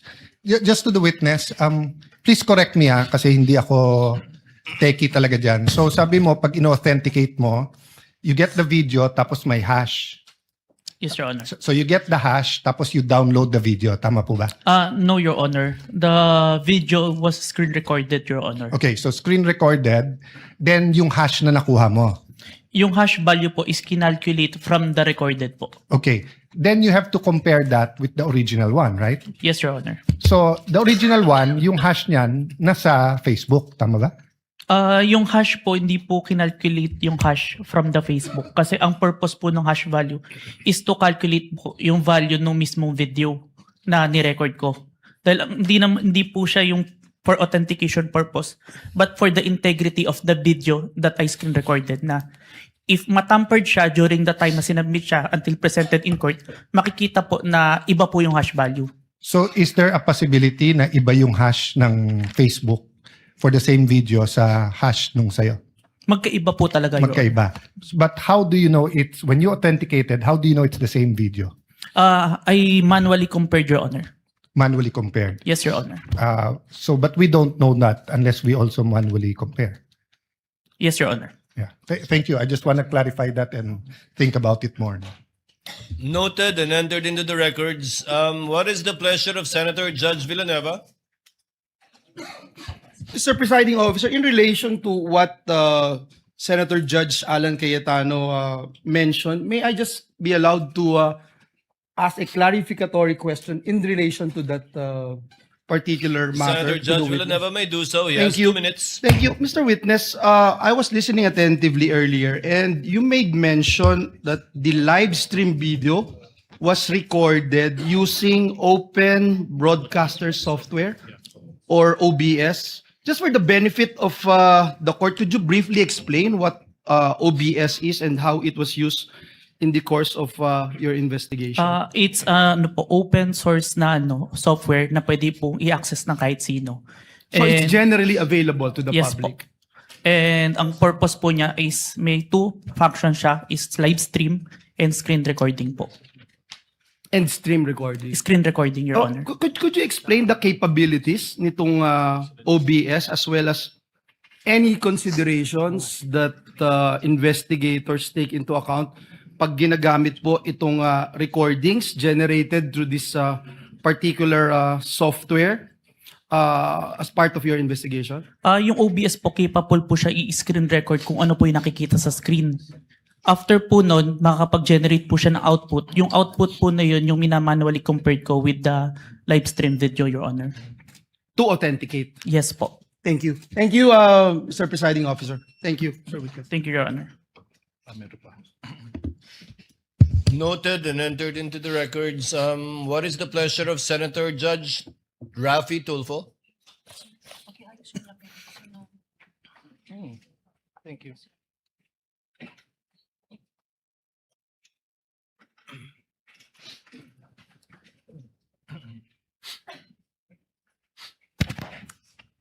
Mr. Presiding Judge, just a statement. The gentleman may proceed. In Rule 132, Section 17, it is not mandated that the whole record be shown to the court. The video being shown in open court and it being in evidence is completely different. That's all, Mr. Presiding Officer.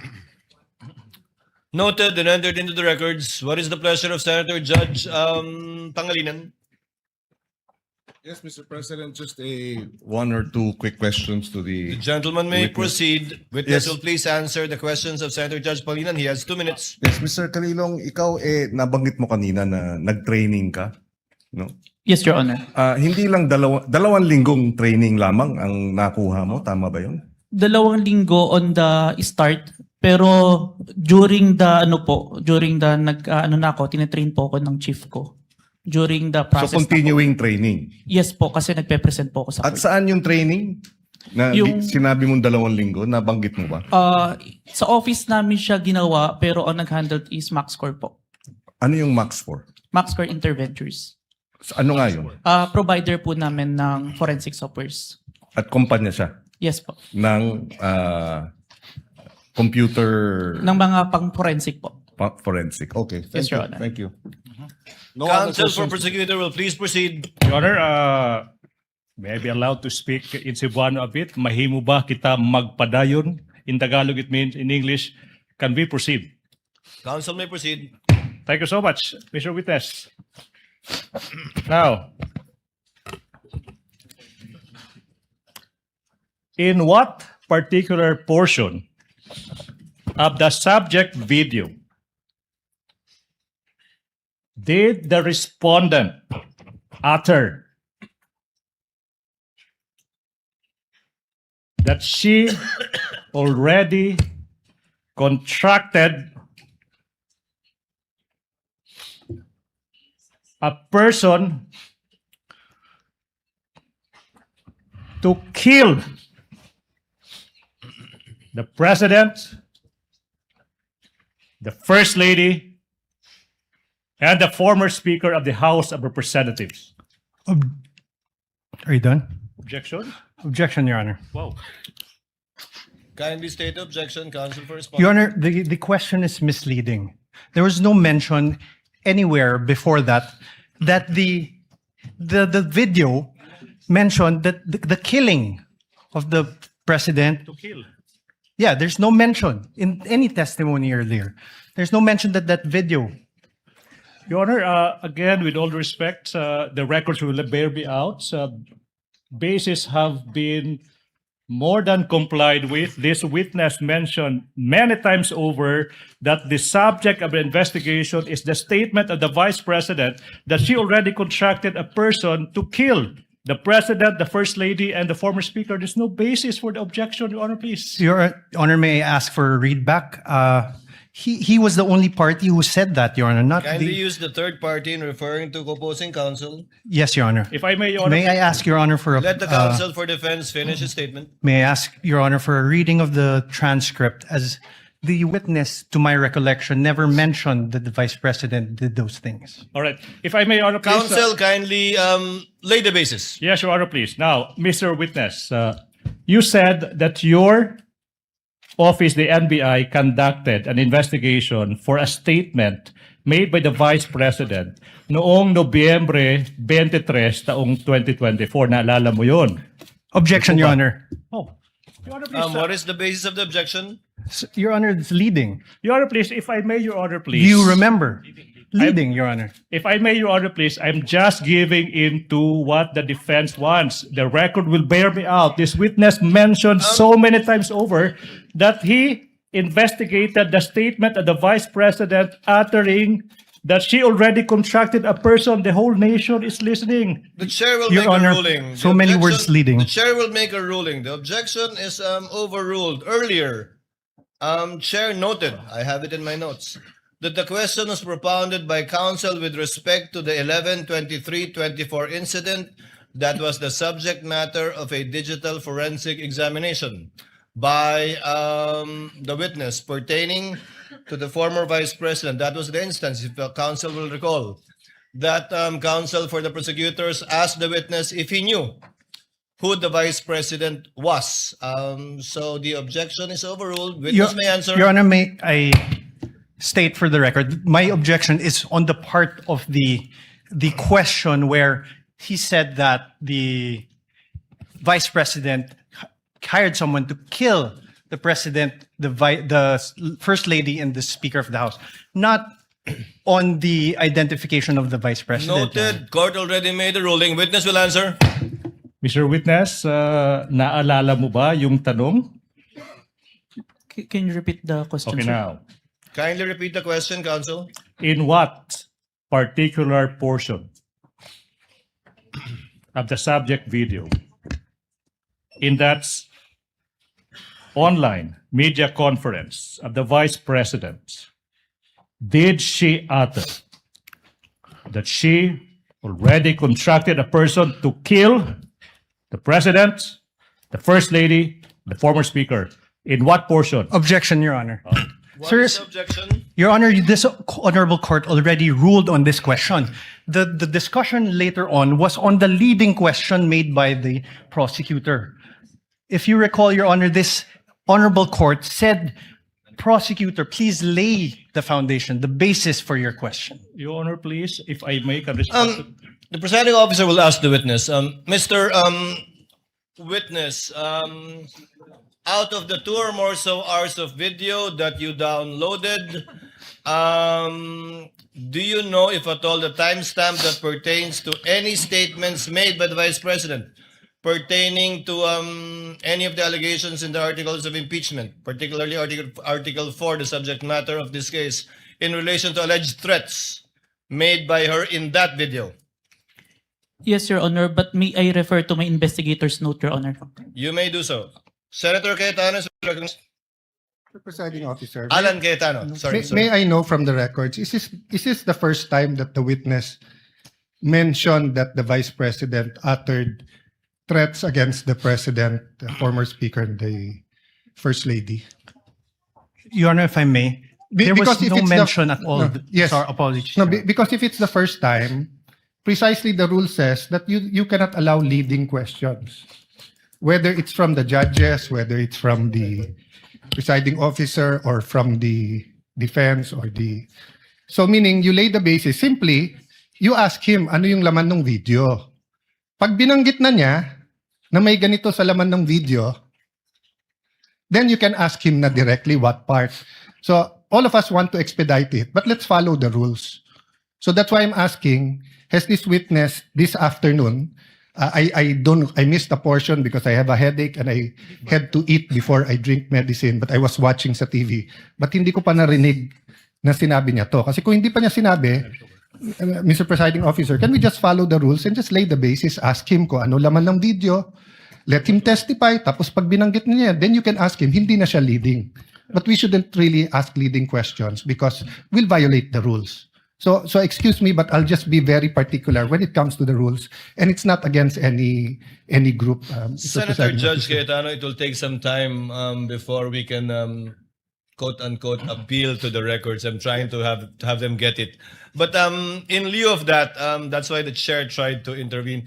Can counsel kindly lay the basis for the witness to be able to identify the timestamp portions of the 2-hour video? All right, all right. Counsel for the prosecutors may proceed. This will be quick. Mr. Witness, you said that your office conducted an investigation on the statement made by the Vice President dated November 23, 2024, correct? Objection, Your Honor. Leading. Your Honor. Your Honor, he's not on direct. He's Overruled. Witness may answer. Yes, sir.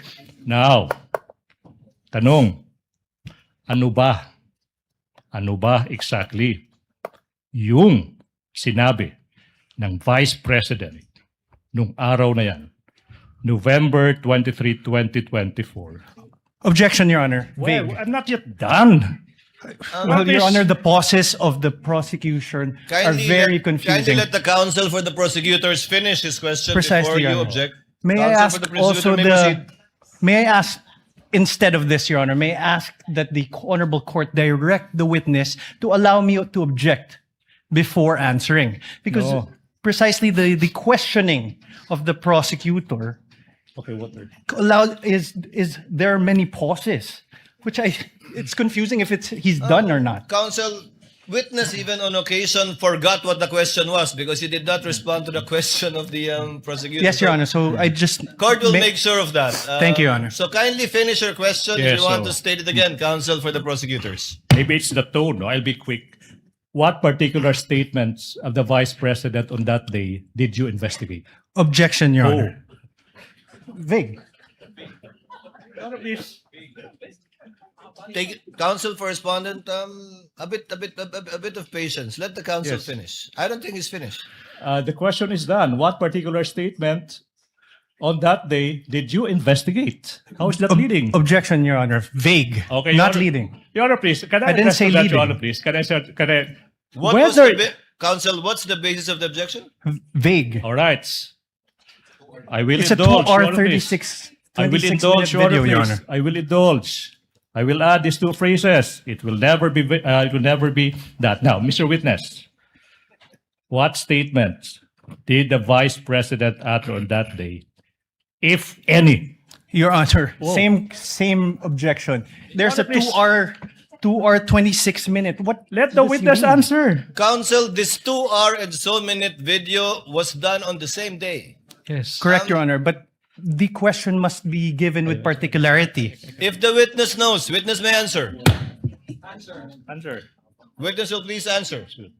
Can I refer for my notes to identify the exact statement because I might said a statement that's not part of the actual statement. Presiding officer will allow the witness to refer to his notes to refresh his memory. Go ahead, Mr. Witness.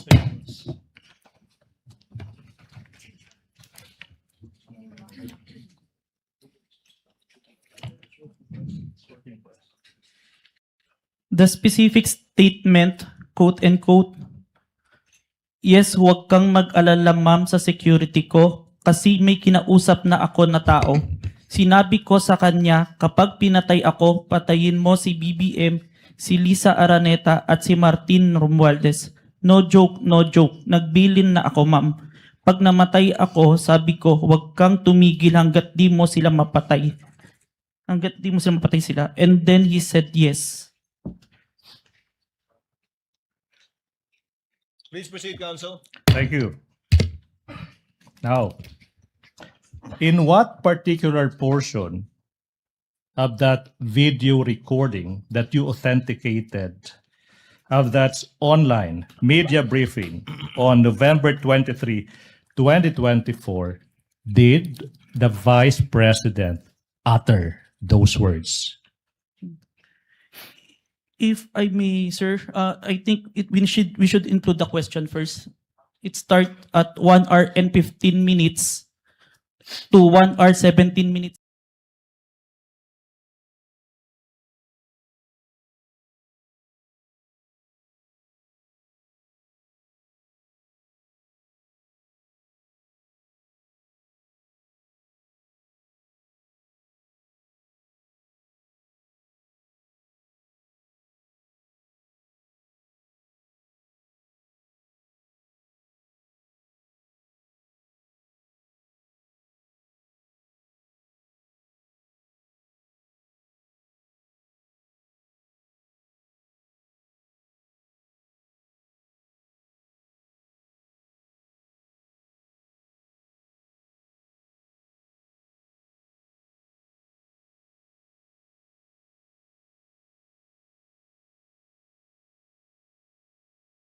And 18 seconds, sir.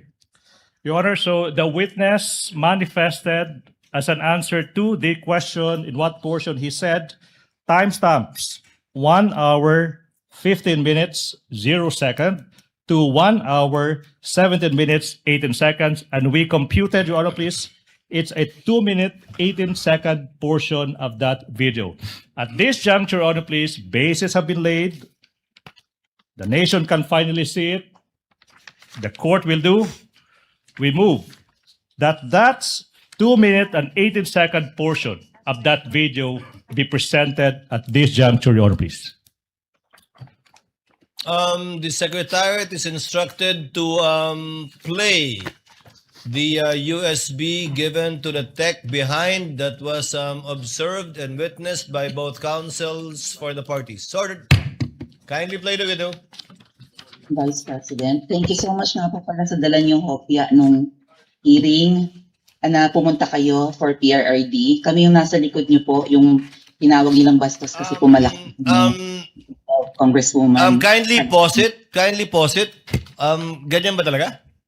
Your Honor, please, Your Honor, please, the witness said that he would like to include the question propounded to the Vice okay lang. President. So, ganyan nga, hindi nalalakihan yan? Ganyan talaga yan? Or it will get bigger? It will get bigger, Your Honor, please. Okay, please proceed. Yeah. Thank you, ma'am. Nakakain kami. Ako po ay natatakot kumain ng pagkain doon baka mamaya. Ma'am, mag-iingat po kayo. Nasa teritoryo kayo ng kalaban. Okay lang po kami ma'am, kasi sila naman sila talaga yung bastos eh. You reap what you sow. Yeah. Mag-iingat po kayo kasi sa dinami-rami po ng inyong mga pasabog ngayong gabi, it seems like marami po talaga kayong alam about them, no? Dahil sa pagkakasama niyo sa kanila during the campaign and during the 2022 elections. Baka po mamaya kasi totoo yung mga naririnig namin or yung, I don't know if it's true, na meron daw silang Operation Romanovs and baka bala kayong ubusin ang inyong pamilya dahil hadlang kayo sa kanilang mga balaki in the future. So mag-iingat po kayo. Kami po kasi kami ng EDSA Friday crew, kami yung bumababa every Friday dyan sa EDSA because we believe yan yung tamang venue sa dinami-rami na ng problema natin.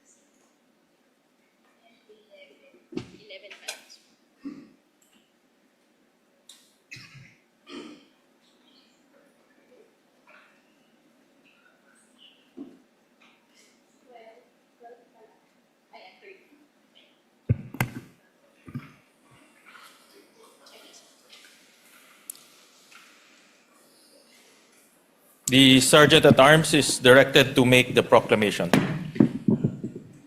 All persons are commanded to keep silent under pain of penalty while the impeachment court is in session for the trial of Vice President Sara Duterte. The impeachment trial of Vice President Sara Duterte is hereby called to order. We shall be led in prayer by Senator Judge J.V.R. Sito.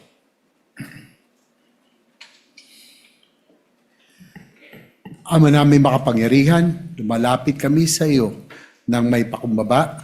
Batid namin na ang karunungan ng tao ay may hangganan. Ngunit ang iyong katotohanan at katarungan ay nanatili magpakailanman.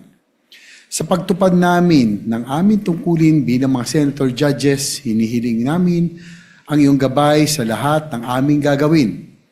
Pagkalooban mo, nawa kami ng tapat na puso at malinaw na pag-iisip sa buong panahon ng paglilitis na ito. Panginoon, nakikiusap po kami, nakain niyo kami sa landas na makatarungan na may patas na pagtingin sa karapatan ng bawat isa. Dalhin niyo kami sa liwanag pagkat nakapiring ang aming mga mata. Hindi man po namin hiningi, ngunit ipinagkatiwala sa aming konstitusyon ang timbangan ng katarungan. Kumiling nawa ito sa karapat-dapat na pagkalooban nito. Nawa ang inyong salita ang maging gabay sa aming paglilingkod at pagdala sa amin sa katotohanan. Kagaya po ng winika sa Leviticus verse 15, do not pervert justice, do not show partiality, but judge your neighbor fairly. Lagi po naman tatandaan ang tagubilin niyong ito. Ama, anuman ang maging bunga ng paglilitis na ito, hindi nawa ito makita bilang tagumpay ng isa at pagkatalo ng iba, kundi para sa ikabubuti ng sambayanang Pilipino. Lahat po ng aming gagawin ay para sa ikalulugod mo at hindi para sa kapakpinabangan ng sino bang tao, mga partido o kanilang mga pansariling interes. Kundi ito'y para sa pagpapatibay ng aming mga institusyon, ng pamahalaan at sa pagpapanatili ng tiwala ng mamamayan sa demokrasya ng aming bayan. Buong puso po naming nananalangin na sa lahat ng aming gagawin, lagit-lagi namin kayong pinupurihan. Amen. Amen. The clerk of court will now call the roll. Roll call of members. Senator Judge Aquino. Senator Judge Cayetano Alan. Senator Judge Cayetano Pia. Senator Judge De La Rosa. Senator Judge Ejercito. Senator Judge Estrada. Senator Judge Go. Senator Judge Ontiveros. Senator Judge Lacson. Senator Judge Lapid. Senator Judge Legarda. Senator Judge Marcoleta. Senator Judge Marcos. Senator Judge Padilla. Senator Judge Pangilinan. Senator Judge Soto III. Senator Judge Tulfo Erwin. Senator Judge Tulfo Rafi. Senator Judge Villanueva. Senator Judge Villar Camille. Senator Judge Villar Mark. Senator Judge Zubiri. The presiding officer, Senator Judge Escudero. The Senate President, Chairman Tigachelian. With 17 senators present, the chair declares the presence of the quorum.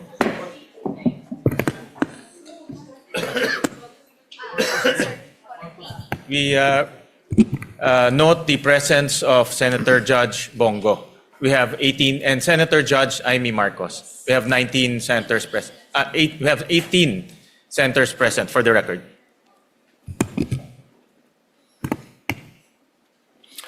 If there are no objections, we dispense with the reading of the July 8, 2026 Journal of the Senate sitting as an impeachment court and consider the same as approved.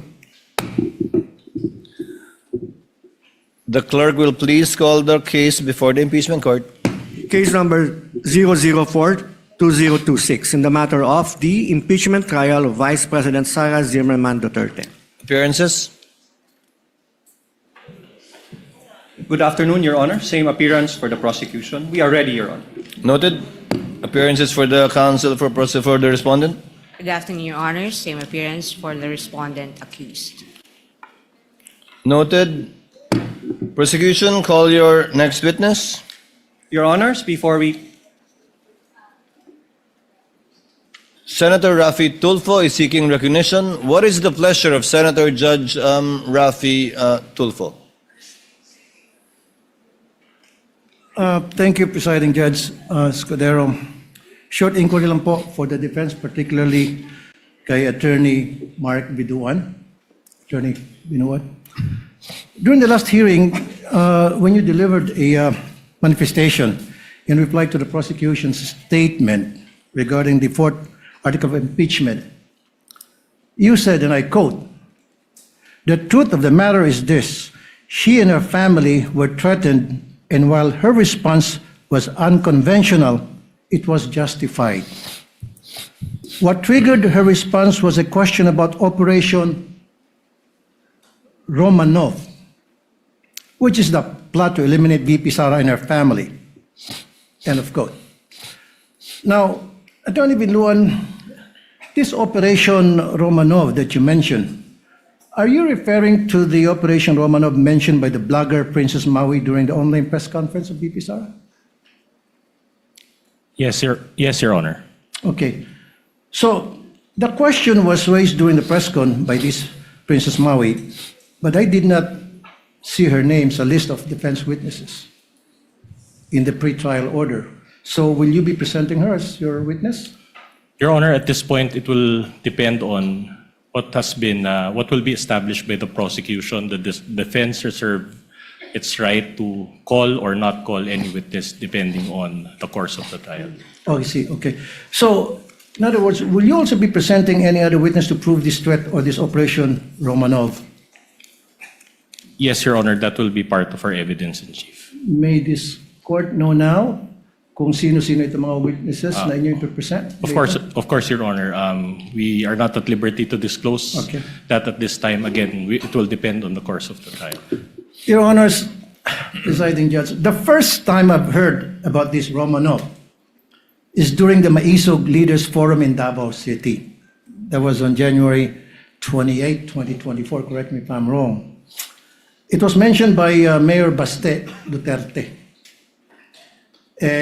At that time, hindi ko alam anong ibig sabihin ng Romanov at sino mga ito. In fact, ginugil ko yan.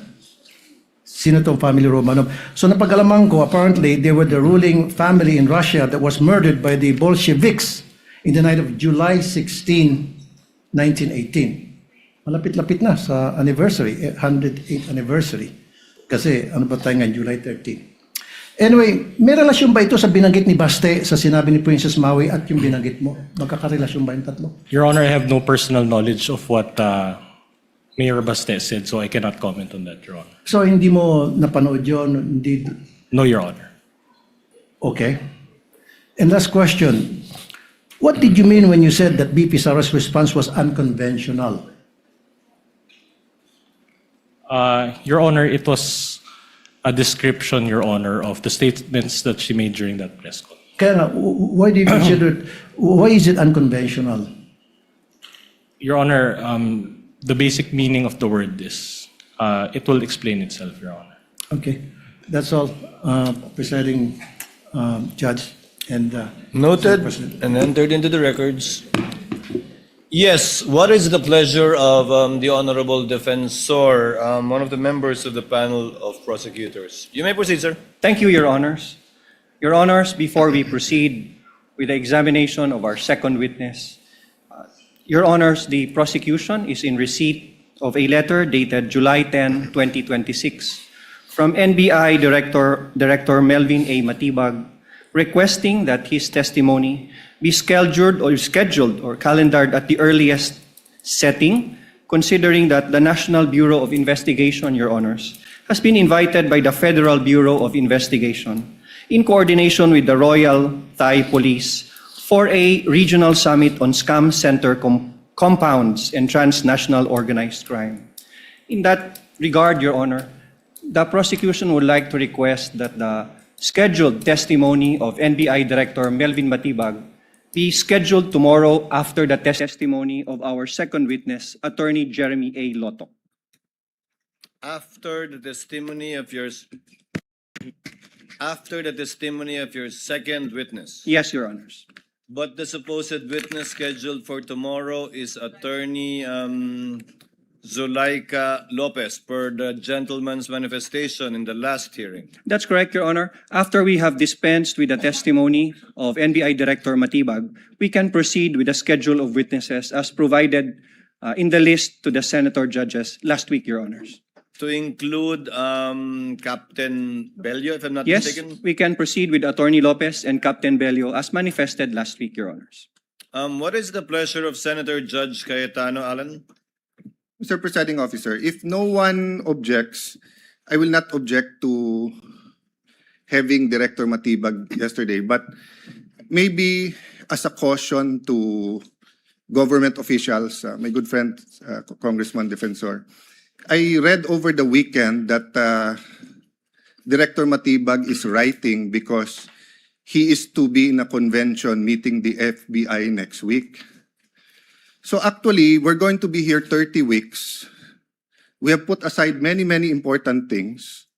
We have put aside many foreign trips, many local trips, whether it's to help dun sa tinamaan ng lindol sa Mindanao or tinatamaan ng baha ngayon, because we have to be here 2 o'clock until matapos tayo every Monday to Wednesday, then after the SONA every Tuesday to Wednesday. I find it in bad taste that a bureau head will dictate to us that he's not available next week.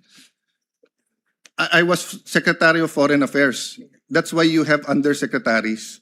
That's why you have deputy directors. So I mean, I admire the patience of the prosecution, no? But even the prosecution, they have a way of timing and laying down the witnesses. So I don't want later on to say na dapat natanong ko muna to sa unang witness, kaya lang si Director Matibag inuna dahil ganito, ganyan. No, so I'd like to put that on the record and ask my colleagues if that's acceptable to us. I mean, yung 20, well, at least those who are not in jail or the 21 of us are here. The whole government nakatutok. We put aside so many important things. And then one witness who is in the government, who is a bureau head, will tell us sorry, but because he has to be with the FBI, siya na yung mauna tomorrow. That might be a bad President, Mr. Presiding Officer. May I be allowed to give a The reply, Your gentleman will Honor? please respond to the point of Senator Judge Alan Cayetano. With due respect to the Honorable Senator Judge Alan Peter Cayetano, we will always respect the decision of the Honorable Court. However, we will only be advancing his testimony one day based on the subpoena that we have requested the Honorable Court. He is scheduled to testify until Wednesday, and that we will not disrupt the scheduled list of witnesses. We will simply advance it one day, Your Honor. With due respect, Congressman, Representative Defensor, I asked that question poignantly last week.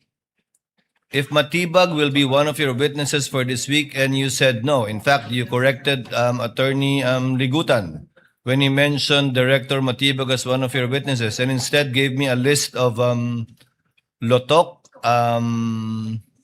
Zulaika Lopez, and Captain Bello.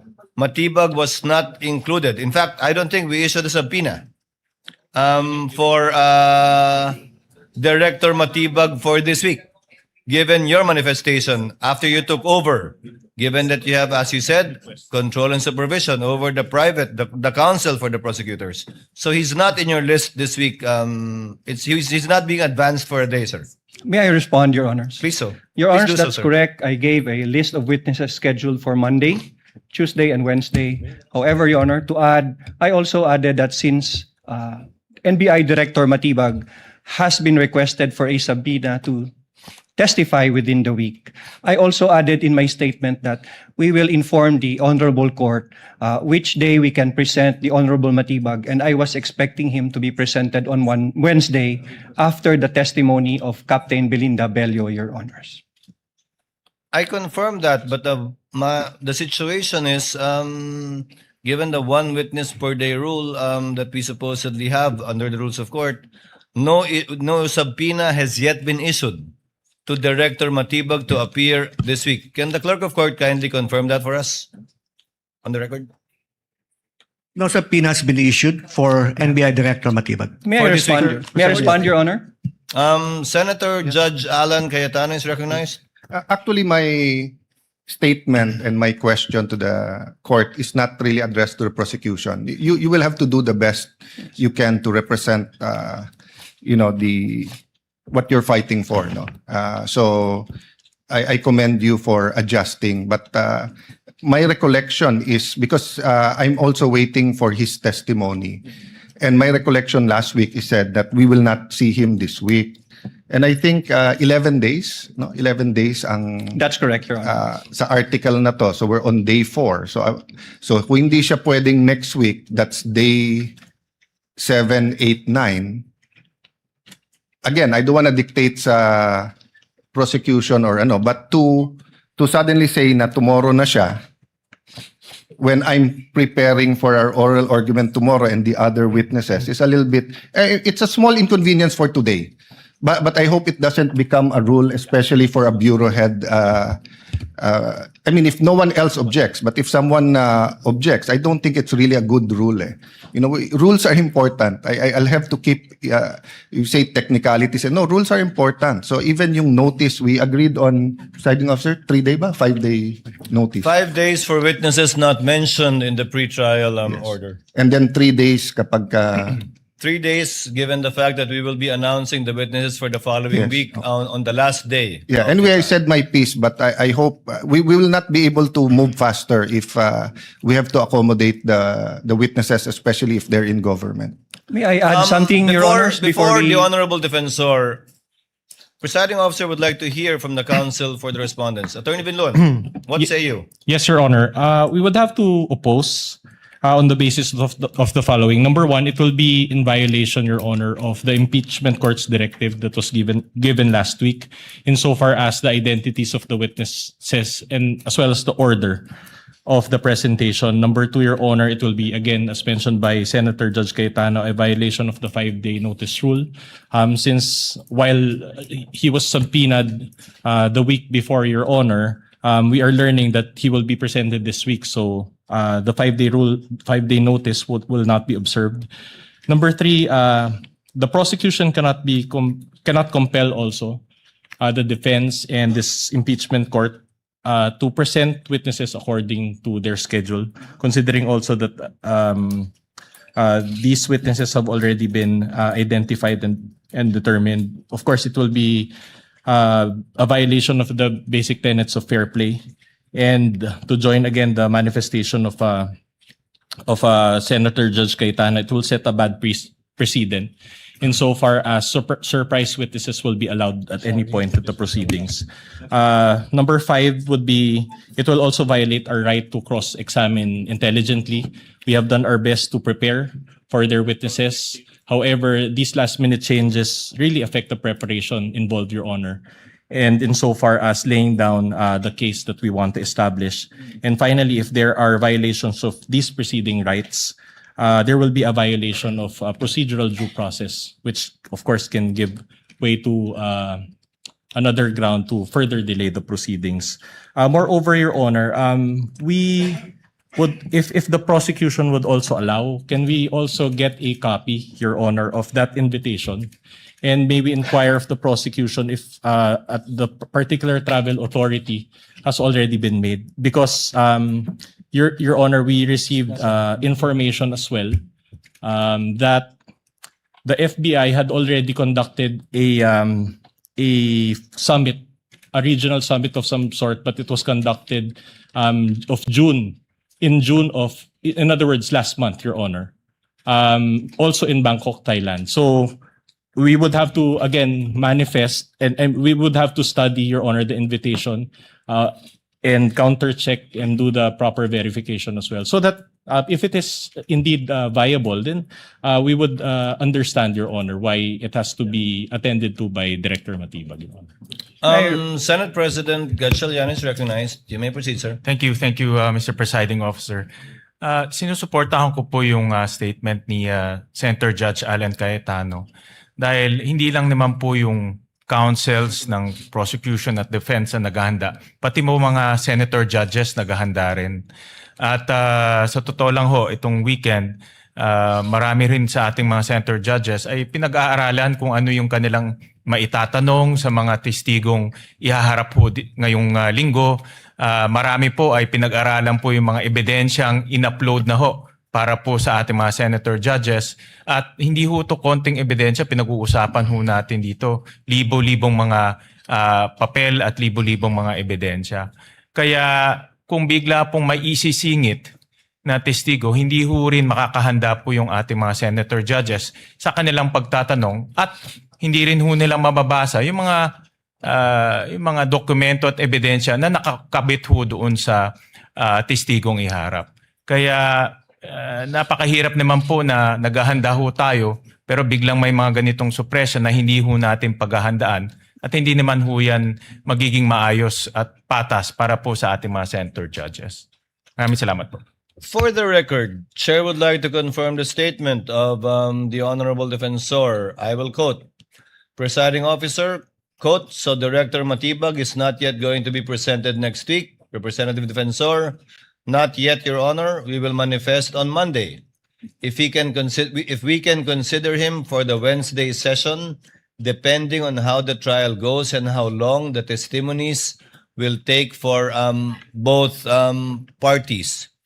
With the permission of Senators, Senator Judge Cayetano and the Senate President, may we defer our ruling on this matter and ask the counsel for the prosecution to submit to us the letter given to you by Director Matibag for us to be able to look at it, copy furnished, of course, the counsel for the respondent, so that we can adequately go over it and hopefully come up with a ruling before the day is over.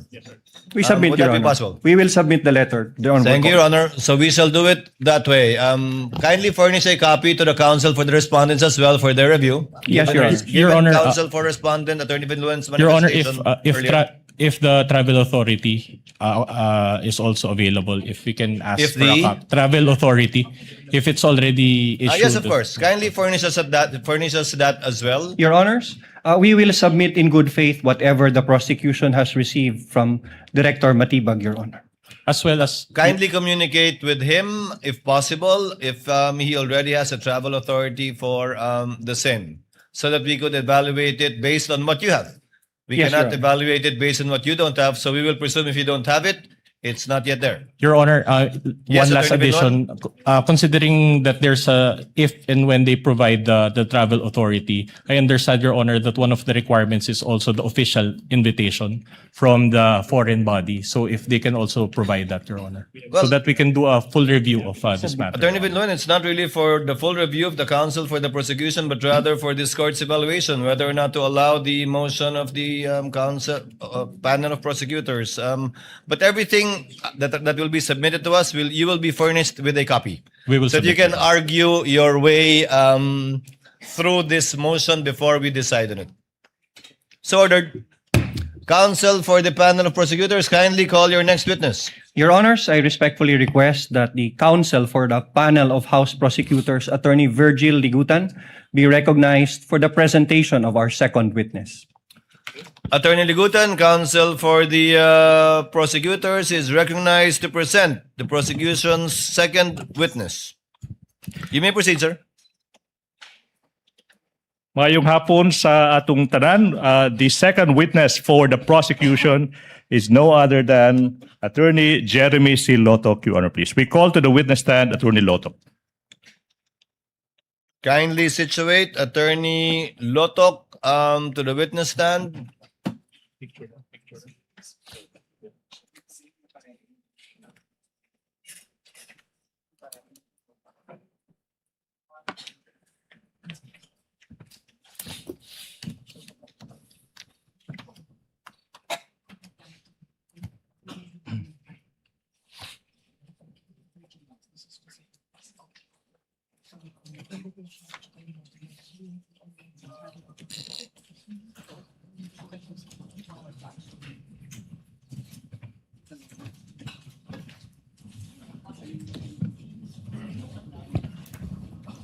Attorney Lotok, please remain standing as the clerk of court administers the oath. Yes, Your so Honor. far as the prosecution's second witness is concerned. Clerk of court is recognized. Please raise your right hand. You, Jeremy C. Lotok, I, Jeremy C. Lotok, do swear do swear that the evidence you shall give that the evidence that I will be giving in the case now pending in the case now pending between the Philippines and Vice President Sara Zimmerman Duterte between the Philippines and Vice President Sara Zimmerman Duterte shall be the truth, shall be the truth, the whole truth, the whole truth, and nothing but the truth. and nothing but the truth. So help you God. So help me God.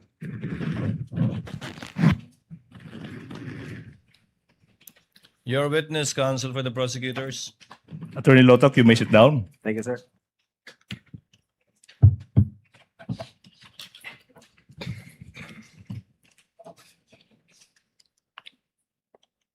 Your Honors, the testimony of our second witness, Attorney Jeremy C. Lotok, is offered to prove the following.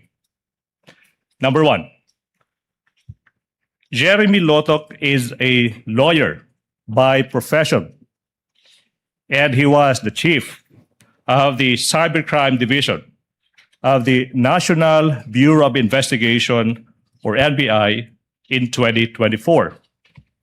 Pangalawa, kasama siya sa NBI team na nagsagawa ng investigasyon sa mga pagbabanta ng Vice Presidente na ginawa sa isang online media briefing noong Nobyembre 23, taong 2024, kung saan diniklara ng Vice Presidente na siya ay kumontrata na ng isang tao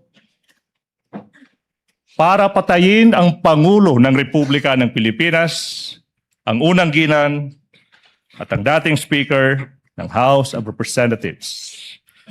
Pangatlo, napag-alaman ng NBI na ang mga pagbabanta ng Vice Presidente ay seryoso at totoo. Matapos silang isaalang-alang ang mga sumusunod. Una, the manner of the respondent's delivery of the statement that she intended her remarks to be real and serious threats. She was not merely joking when she uttered those threats. Pangalawa, mga kababayan, even before that fateful press conference on November 23, 2024, bago yung press conference na yan, may nakontrata ng mamamatay tao yung Vice Presidente. Bago pa man ang press conference na yan. Pangatlo, ang utos ng Vice Presidente sa assassin na huwag siyang titigil hanggat hindi napapatay ang Pangulo ng Pilipinas, ang unang ginang at ang Speaker ng House of Representatives ay nagpapakita na ang Vice Presidente ay determinado at porsigido sa kanyang pagbabanta. Number 4, the result of the investigation and after determining that the respondents' threats are serious and real, led the NBI to file complaints for 3 counts of grave threats and 1 count of inciting to sedition.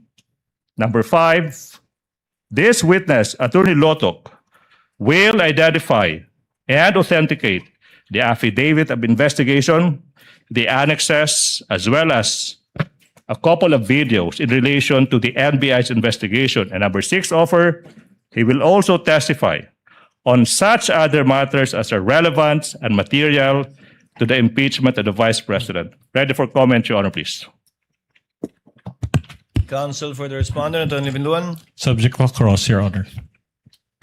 Thank you so much. The counsel for the prosecutor may proceed.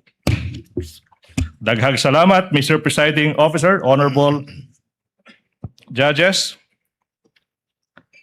Attorney Lotok, Sir. maupay nga kulop haibo. Maupay nga kulop man, sir. Waray-waray po.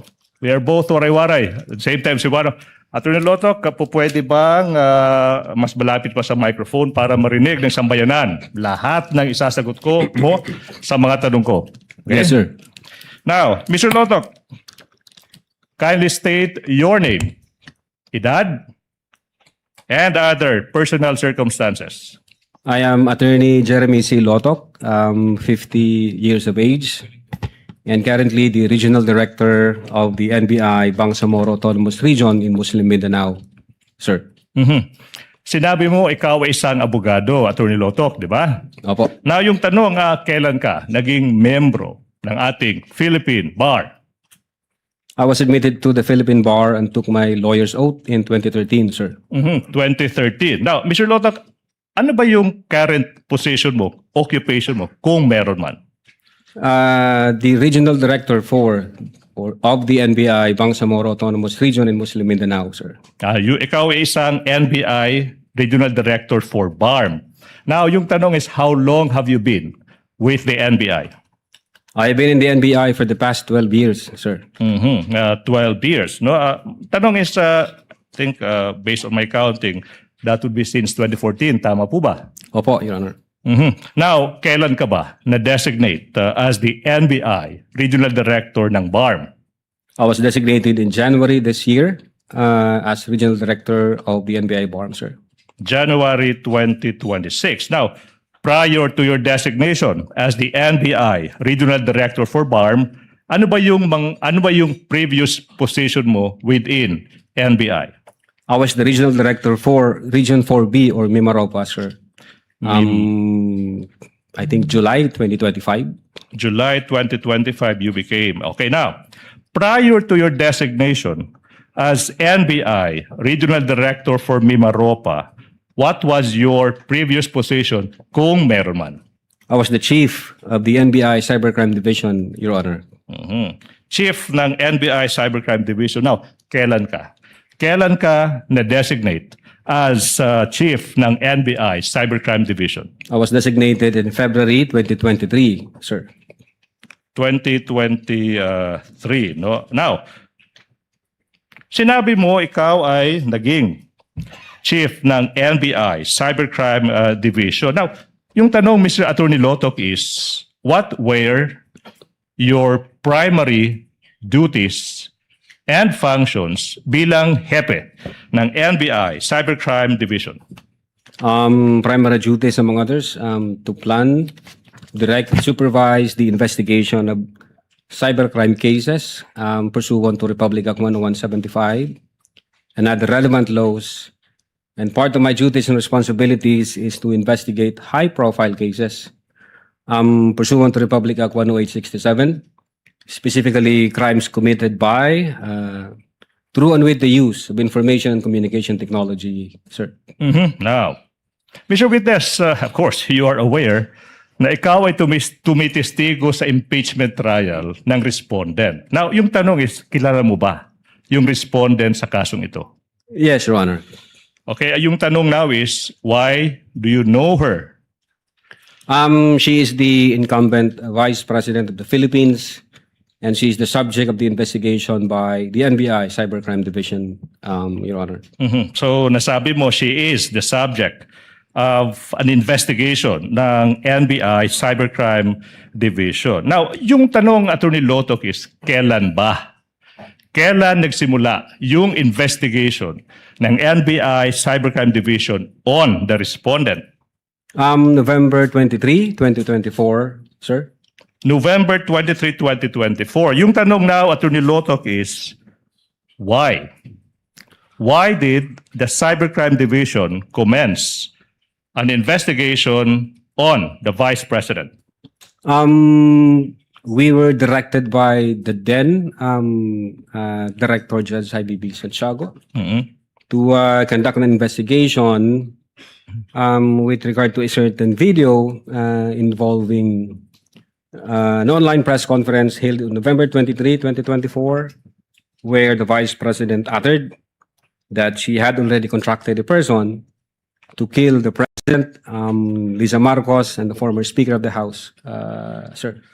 Now, yung tanong, Attorney Lotok, is, sa pagkakaalam mo, or kung alam mo, ba't yung NBI yung inatasang gumawa ng investigasyon na ito? Well, under the law, specifically Republic Act 10867, the NBI has primary jurisdiction to undertake investigations on cases, among others, cases involving threats to security and assault against the persons of the highest officials, sir. So, threats or assaults on or against highest officials, sabi mo, di ba? Now, yung tanong, Attorney Lotok, is, sino ba yung mga highest officials na kung may threat or may assault sa kanila, NBI has to do it, an investigation? Sino yung mga officials na ito? Yes, Your Honor, they are the President, the Vice President, the Senate President, the Speaker of the House, and the Chief Justice of the Supreme Court, sir. All right. Now, so you mentioned Presidente, Vice President, tsaka yung iba pa. Now, you mentioned, Attorney Lotok, that the NBI conducted an investigation on the respondent's statements during an online media briefing on November 23, 2024. Yung tanong now, Attorney Lotok, is, what exactly did the respondent say on that day that resulted to the investigation? On that online press conference held on November 23, 2024, the Vice President uttered the following. Huwag kang mag-alala, ma'am, sa security ko sapagkat may kinausap na akong tao. Ang sabi ko sa kanya, pag pinatay ako, patayin mo si BBM, si Lisa Marcos, si Martin Romualdez. No joke, no joke. Nagbilin na ako, ma'am. Ang sabi ko sa kanya, pag namatay ako, huwag kang tumigil hanggat hindi mo sila mapapatay. And he said yes. Now, Attorney Lotok, no, yun yung statement. No? Now, sino ba yung mga membro ng investigation team na galing sa division mo, yung cybercrime division? We have Attorney Van Angluben, the then Executive Officer for Operations ng Cybercrime Division. Attorney Vanessa Asuncion, the Executive Officer for Administration back then. John Mark Kalilong, the agent on case, and myself, Your Honor. You mentioned Agent John Mark Kalilong, Yes, Your Honor. the same person who testified before you. Yes, Your Honor. Now, Mr. Witness, how did your division commence the investigation? I instructed the team, specifically Agent Kalilong, that for this particular case, we have to follow the 5 phases or stages of cybercrime investigation, sir. So you instructed John Mark Kalilong to follow 4 stages of the investigation? The team and John Mark Kalilong, sir. Now, you mentioned, Attorney Lotok, yung 4 stages ng Cybercrime Division for the information ng ating honorable judges sa kanyang publiko. This is the question now. Ano ba yung 4 stages ng investigation na ito? Yeah, Your Honor. For that particular case, first, the identification and preservation of the digital evidence, the collection and hashing of that same digital evidence. That's the second phase. The analysis and attribution phase, the third one, and then the legal evaluation and case filing as the final phase, sir. So these are the 4 stages. Now, if you know, what was Agent Kalilong's response, and if any, sa naging instruction mo sa kanya na sundin yung 4 stages ng cybercrime investigation? Well, he said yes, and then he proceeded to identify. He proceeded to identify and preserve. Continue. Identify and preserve the digital evidence in question, sir. Now, you said and that you instructed Agent Kalilong to identify and preserve. Na-mention mo, digital evidence. Yung tanong now is, what is this evidence that you are referring to? It refers to a certain video, Your Honor, involving an online press conference held on November 23, 2024, which was streamed through the Facebook page of one Attorney Herminio Lopez Roque Jr. or Harry Roque, Your Honor. So it was the Facebook page of Harry Roque who live streamed the video? Yes, Your Honor. Okay, now, Mr. Witness, after Agent Kalilong identified and preserved yung sinasabi mong video, which you said is the first stage of the investigation, ano yung nangyari after that, kung meron man, tsaka kung alam mo? Yes, Your Honor. The agent on case proceeded to collect that digital evidence and generated hash value on that digital evidence, and at the same time stored that in a data carrier, Your Honor. Alam mo, Attorney Lotok, this is the first time na narinig natin yung term na hash value. And I think it's just proper na yung next question ko para malaman ng publiko. Attorney Lotok, ano ba yung hash value na yan? Well, under the implementing rules and regulation of Republic Act 10175 or the Reorganization and Modernization Act of NBI, hash value refers to mathematical algorithm applied to the information like the file, the physical disk, or the logical disk, in this case, the digital evidence, thereby creating a digital fingerprint or DNA for that information or digital evidence, Your Honor. So to create a fingerprint for the video, is that what you're saying? Yes, Your Honor. In this case, the video. All right. Now, Mr. Witness, after the identification, preservation, collection, and hashing, so far these are the 2 stages, what happened next, if any, in relation to your investigation on the Vice President's statement? We proceeded to the analysis and attribution phase. Now, ano yung nangyari kung meron man, tsaka kung alam mo, in this analysis and attribution phase? In the analysis, we established the intent, the motive, the capability of the Vice President to carry out the threat she mentioned, as well as we proceeded to identify the individuals present in that press conference on November 23, 2024, sir. Okay, so sinabi mo, you proceeded to identify the different individuals in that video. Siguro yung publiko, they're now interested. So, what happened?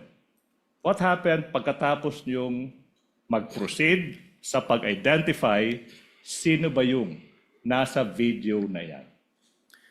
First, we have identified media personalities from Philippine Daily Inquirer, from the Manila Times, from the Reuters, SMNI, etc. And then we have also identified the Vice President herself, who in her presence, openly and publicly, uttered that she had already contracted a person to kill the President, Lisa Marcos, and the former Speaker of the House, and instructed the person to be relentless in killing the three. And it was streamed through the Facebook page again of Harry Roque, Your Honor. You said to be relentless in the killing. Okay, now, after finding out that indeed the Vice President uttered that, to be relentless in the killing, what happened next, if any, in relation to the investigation you conducted? We continued the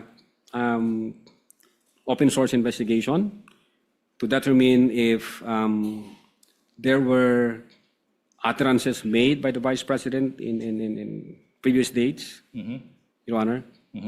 Now, ano ba yung naging resulta, kung meron man, tsaka kung alam mo, sa naging open source investigation ng NBI into sinasabi mong mga previous statements ng Vice President?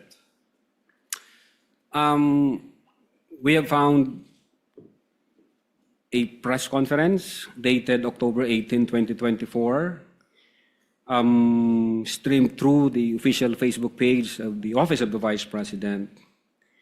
And we were able to identify, for us, being the investigator, at least 3 material lines or utterances made by the Vice President, sir. Okay. So you said in that press conference, sinabi mo, you found 3 utterances or statements ng Vice President. Okay, Among others, sir, yeah. Among others. So let's focus on these 3. Ano ba yung 3 statements na sinasabi mo? Well, the first one, the Vice President uttered, gusto kong tanggalin yung ulo niya ba? And then the second one, the Vice President uttered, I realized toxic na itong relationship, referring to the relationship between the Vice President and the President. And then number 3, I imagine myself cutting his head. Okay na. Your Honor. Recap, sinabi mo, gusto kong tanggalin ng ulo niya. And then sinabi mo rin sa third, I imagine cutting his head. Based on your investigation, Attorney Lotok, kaninong ulo ba yung rinirefer ng Vice President na gusto niyang tanggalin? The President of the Republic of the Philippines, sir. Yung ulo ng Presidente ng Republika ng Pilipinas. Opo. What proof, if any, do you have that the Vice President said this? We have that video, Your Honor, dated October 18, 2024. Now, kung maalala mo, Mr. Witness, saang portion ng video na iyan maririnig yung Vice President, sinasabi yung mga katagang, gusto kong tanggalin yung ulo niya, imagine myself cutting his head. Your Honor, if I may refer to my notes. Your Honor, I move that... Witness may do so. Thank you so much. Thank you, Your Honor.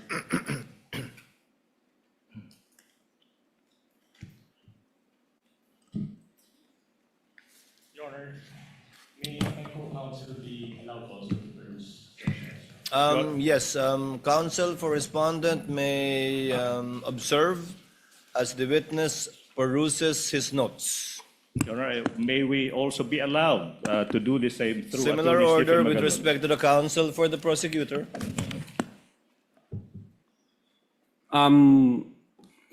Your Honor, from timestamps 1 hour, 35 minutes, and 57 seconds to 1 hour, 36 minutes, and 10 seconds. And then 1 hour, 36 minutes, and 52 seconds. And then 1 hour, 36 minutes, and 58 seconds. Okay, so far, Your Honor, for the record,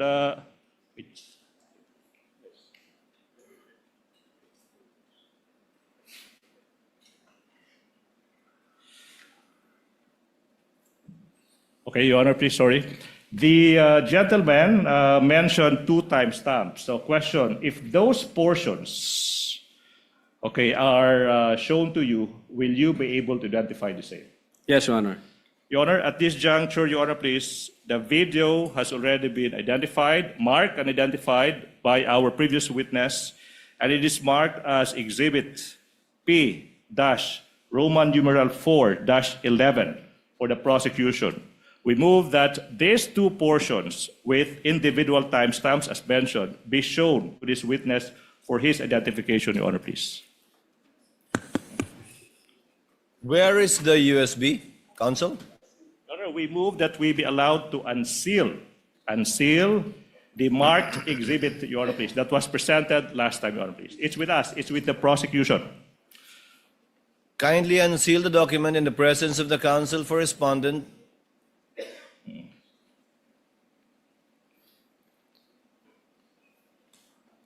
Witness is instructed to unseal the USB.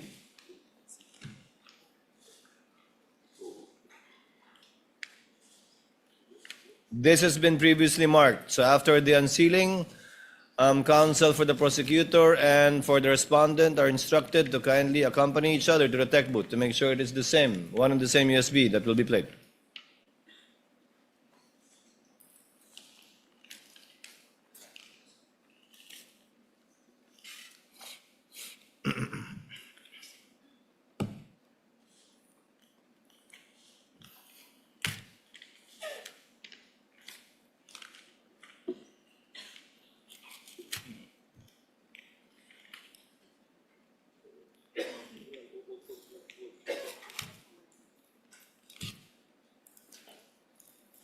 Kung may bala kayong buksan uli, huwag nyo na masyadong i-tape na madami.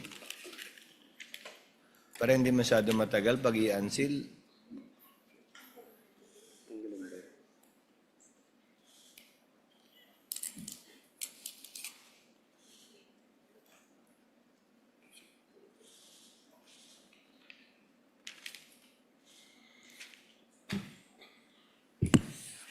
For the record, this will be timestamps 1 hour, 35 minutes to 57 seconds to 1 hour, 36 minutes and 10 seconds for the first timestamp, for the first portion. And the second portion is from 1 hour, 36 minutes to 52 seconds to 1 hour, 36 minutes and 58 seconds.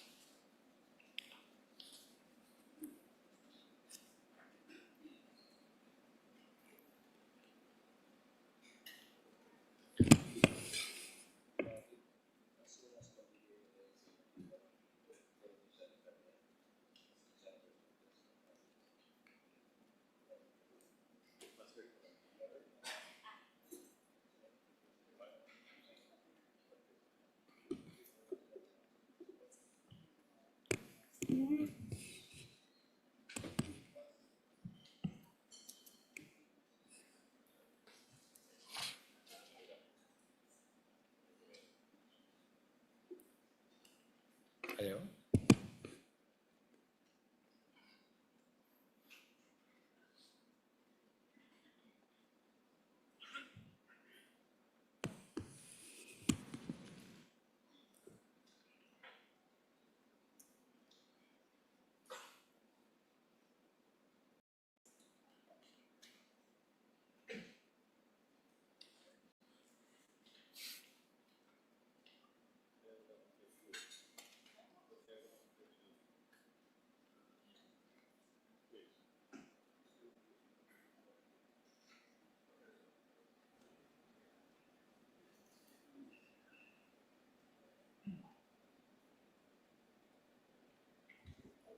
Gusto ko tanggalin yung ulo niya ba?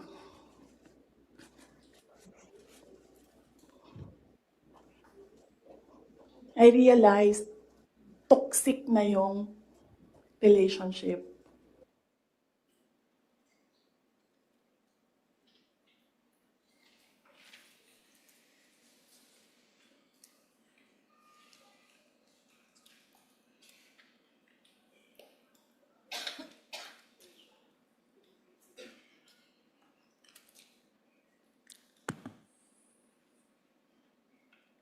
There's one more, Counsel, right? Yes, Your Honor. Waiting for the second video. Consisting of 6 seconds only, Your Honor, please.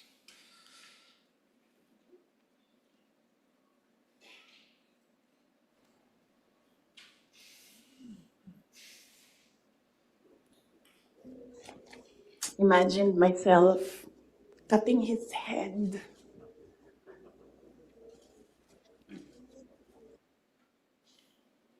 Okay, thank you so much, Your Honor, please. May proceed, Your Honor, please. Counsel may proceed. Mr. Witness,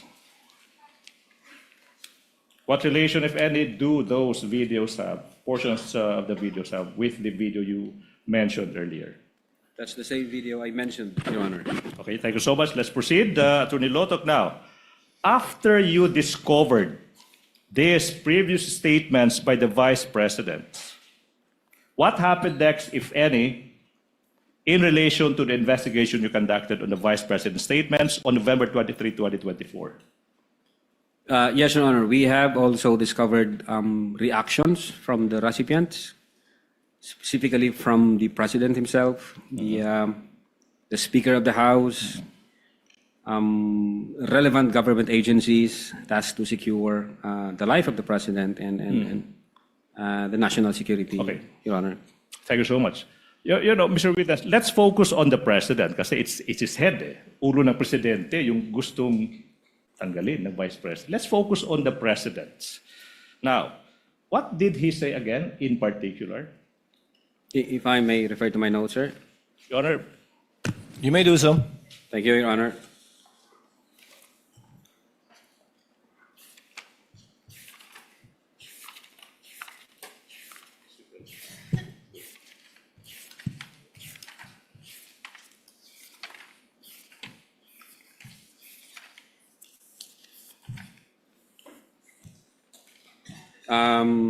Yes, Your Honor.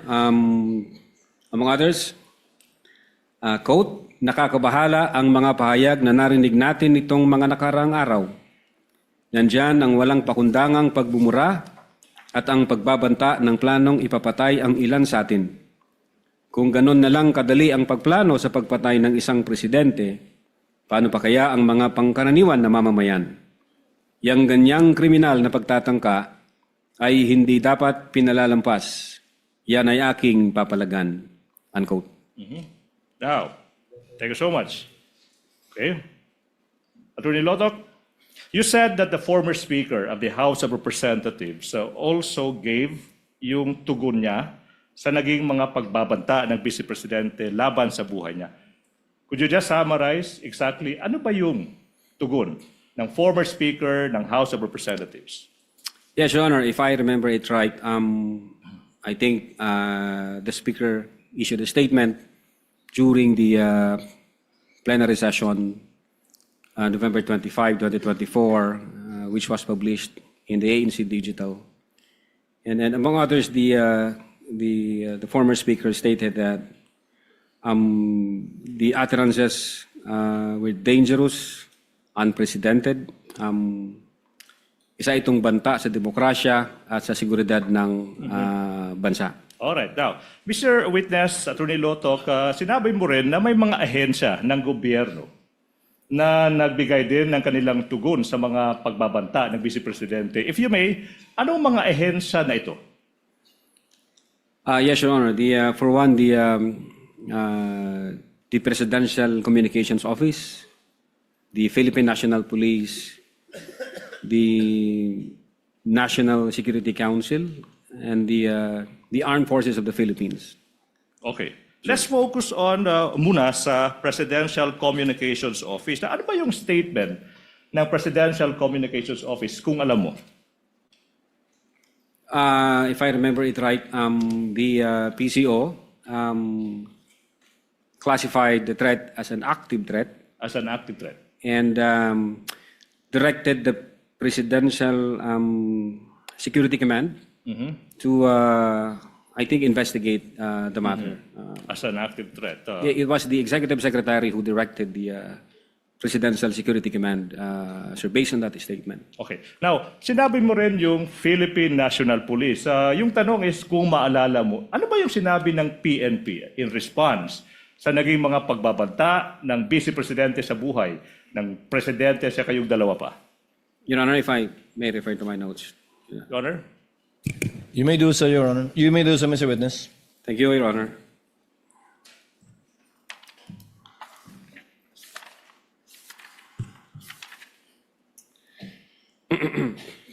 The Philippine National Police issued a statement relative to the press conference made by the Vice President. Quote, the Philippine National Police threats any threat to the safety and security of the President and all public officials with the utmost seriousness in light of the Vice President Sara Duterte's recent statement, which directly referenced an assassin contracted to target the President. The PNP recognizes the grave nature of this matter. The safety of the President is a national concern, and any direct or indirect threat to his life must be addressed with the highest level of urgency. Close, unquote. Hindi ko na binasa lahat. Alright. Now, Your Honor. Attorney Lotop, now, the PNP used, based on your statement as the response of the PNP used the term assassin in referring to the person contracted by the Vice President to kill the President and two others? Your Honor, it was not just the PNP, even the Presidential Communications Office also used the term assassin, Your Honor. Okay. Now, what about the National Security Council? Ano bang sinabi ng NSA kung alam mo? Again, Your Honor, if I may refer to my notes. Pwede na ba? Your Honor?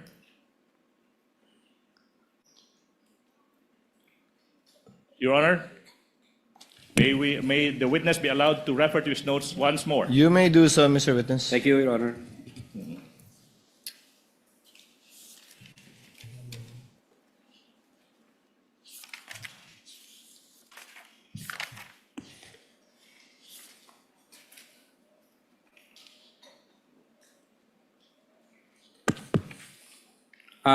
Your Honor, the question was about the statement of the NSC, right? Yes. Quote, the National Security Council considers all threats to the President of the Philippines as serious. Any and all threats against the life of the President shall be validated and considered a matter of national security, unquote. Okay. Now, sinabi mo rin na yung Armed Forces of the Philippines or AFP nagbigay din ng kanilang response sa naging pagbabanta ng Vice Presidente. Kung alam mo, tsaka kung maaalala mo, ano ba yung sinabi ng Armed Forces of the Philippines? Same, Your Honor, if I may refer to my notes.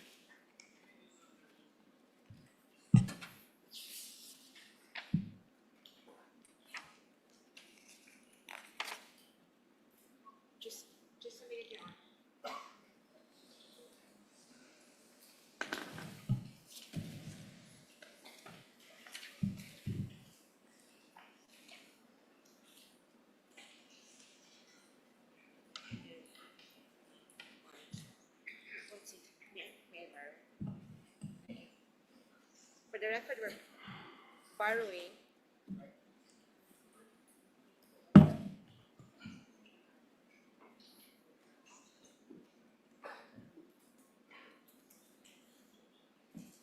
Just for the record. For orderly proceeding, Your Honor, please, I think it's proper for Attorney Season to ask to be recognized first. Yes, Your Honor, we will do that. If I may be recognized, Your Honor. Depends. What is the pleasure of Attorney Counsel for Respondent Attorney Season? would you state an observation on the notes? Your Honor, I think Counsel, you we must be agreed recognized first. that only one counsel shall speak insofar as the presentation of a witness is concerned. This was objected to by the counsel for respondents, even if it was asked for by the counsel for the prosecutors. Your Honor, for, We will do that, for the Your record, Honor. we are not objecting, but for a properly proceeding, Attorney Season. Counsel, it's okay. The chair will make a ruling. Attorney Binluan can Thank you. handle Thank you, the, Your Honor. with your permission, Attorney Season. Your Honor, I'd just like to share the observation that the witness is reading from notes, from his notes and not directly from the document that he identified. And if I may reply to that, Your Honor, to that non-issue, Your Honor, if I may.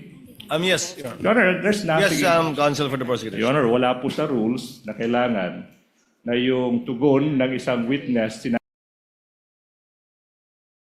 sinabi niyang notes, dapat based sa isang dokumento. In fact, Your Honor, please, yung iniisip ng ating rules, yung mga notes na ginawa mismo ng witness. For the public, if you're interested, you may look at Rule 130, Section 16 ng Rules of Court. Andun yun, pwedeng tingnan ng isang testigo yung notes na ginawa niya. Rule 130, Section 16, Your Honor, please. Before I recognize counsel for respondent, Senator Judge Lacson, what is your pleasure, sir? Thank you, Mr. Presiding Officer. This is relevant to the discussion. The gentleman may proceed and he has 2 minutes. Yes. You requested to refer to your notes a number of times during your direct examination. Ang tanong ko, are you referring to an investigator's notes or notebook or simply notes? No, Your Honor. During the investigation, I have copies of the affidavit of investigations that we have. Yeah, I asked that question because my understanding of an investigator's notes or notebook to be credible and may even be used as part of the examination or evidence in chief, depending on its authenticity and purpose and the role of evidence, is that the contents therein were written on the exact dates when the subjects of those notes actually happened. Ito ba yung ginawa nyo mismo? Yes, Your Honor, during the investigation. Thank you Your for the clarification. Thank you, Senator Judge Lacson. Noted and entered in the records. Counsel for respondent, what is your pleasure? Your Honor, that was a mere manifestation, Your Honor. We just want to put it for the record. There being no objection, some witness may proceed and answer, or counsel may proceed with his questions. The Armed Forces of the Philippines. Ano sinabi ng Armed Forces? Are we done?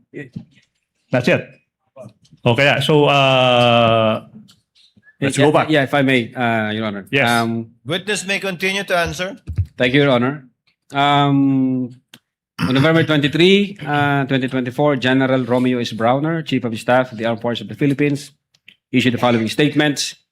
Quote, the Armed Forces of the Philippines is a professional organization focused on its mandate to protect the people and the state. Our personnel are loyal to the Constitution and the chain of command, unquote. Hindi ko Okay, na po now. binasa lahat, sir. Okay, now, after you and your team discovered these responses, Attorney Loto, what happened next, if any, kung meron man, tsaka kung alam mo, in relation sa investigation nyo, sa mga statements ng Vice President on that day, November 23, 2024? We issued subpoena to the media personalities present during the online press conference of November 23, 2024. Sir, What? for them to appear on December 4, 2024, sir. You issued a subpoena to the media personalities that you said andun sa media conference na iyon to appear on December 4, 2024. Now, sino ba yung mga media personalities na pinasubpoena ng NBI? Again, Your Honor, if I may refer to my... You may do so, Mr. Thank you, Witness. thank you, Your Honor.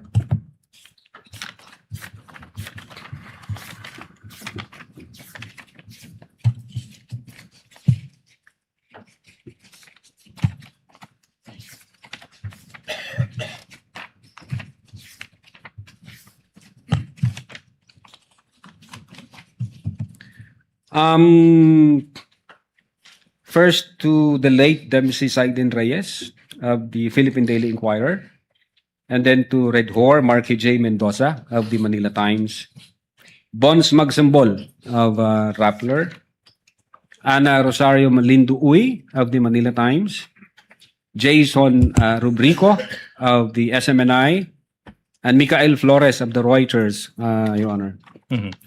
Okay. Now, Mr. Witness, yung tanong now is, ba't kailangan isabpina ng NBI itong mga media personalities na ito na mag-appear sa NBI sa araw na iyon, December 4, 2024? Your Honor, they were there during the online press con, and they participated the press conference.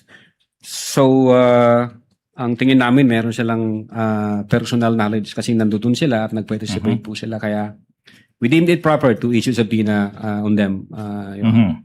Now, so you said na they were subpoenaed to appear on December 4, 2024 in the NBI. Now, what happened on that day, December 4, 2024, if any, and if you know, in relation to the investigation you conducted? The agent on case reported to me that Mr. Reyes and I think Mr. Magsambol appeared before the Office of the Cybercrime Division and participated in the process of the interview, sir. Now, how do you know? How do you know that these two individuals, at least, si Dempsey Reyes, again, may his soul rest in peace, and Magsambol appeared before the NBI on that day, December 4, 2024? Yes, Your Honor. Aside from the fact that the agent on case reported that to me, he showed to me the minutes of meeting wherein the signatures of the late Mr. Reyes and Magsambol were affixed on it, Your Honor. Okay. May nakapirma ho sila doon sa minutes of meeting, sir. All right, now, thank you so much, Attorney Lotok. Now, Attorney Lotok, you said that your team interviewed members of the media. You issued subpoena to them and they appeared. Now, what else happened, if any, in relation to the investigation you conducted? We issued subpoena ad testificandum to the Vice President herself to shed light in the investigation we are conducting, sir. So you're telling the public that you, NBI, also issued a subpoena to the Vice President?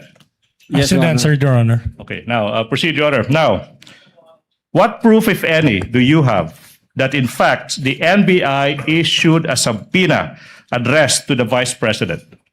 We have copy of that subpoena ad testificandum dated November 25, 2024, sir. Now, kung yung subpoena na binigay ng NBI sa Vice Presidente may petsang Nobyembre 25 taong 2024 ipapakita sa iyo, makikilala mo ba yung dokumentong ito? Opo. Now, we are now in the process of presenting to you a subpoena ad testificandum dated on even date December 25, 2024. That Counsel is, for the parties are authorized to approach Thank and you so view much. the document. for the record, this is previously marked as Exhibit P-Roman numeral 4-4 for the prosecution. Have you perused the same, Attorney Loto? Yes, Your Honor. Question, what relation, if any, does that document have with the subpoena you mentioned? This is the same subpoena I mentioned, sir. Thank you so much. So the NBI issued a subpoena to the Vice President. Your Honor, can we just make a comment?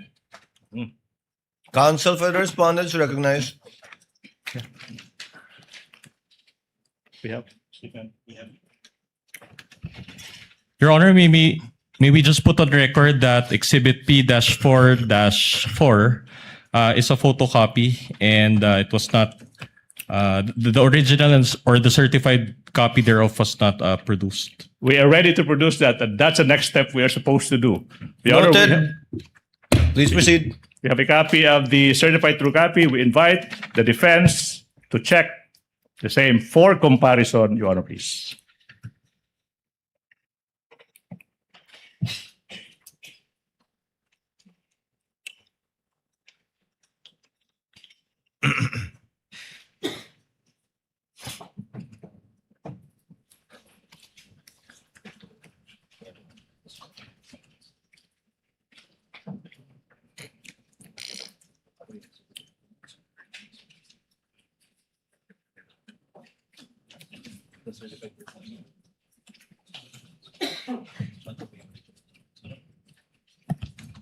Counsel for the respondent. Your Honor, it is a faithful reproduction of the certified true copy, Your Honor.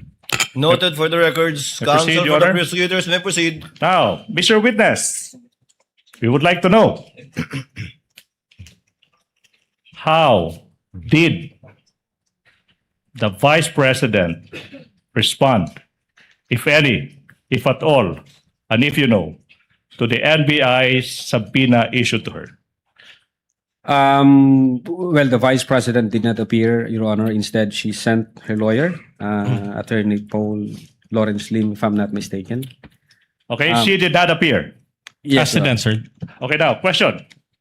If you know, what was the Vice President's reason for failing to appear at the NBI, in the NBI, despite the subpoena issued to her? I think the Vice President, in effect, was saying there were office matters to tend to, so she cannot attend the scheduled subpoena date, sir. Office matters. Now, how did the respondent, the Vice President, inform you that she could not attend the subpoena because she was attending to, quote, office matters, unquote? There was a letter, I think, dated November 28, 2024, which was submitted by the counsel of the Vice President, sir.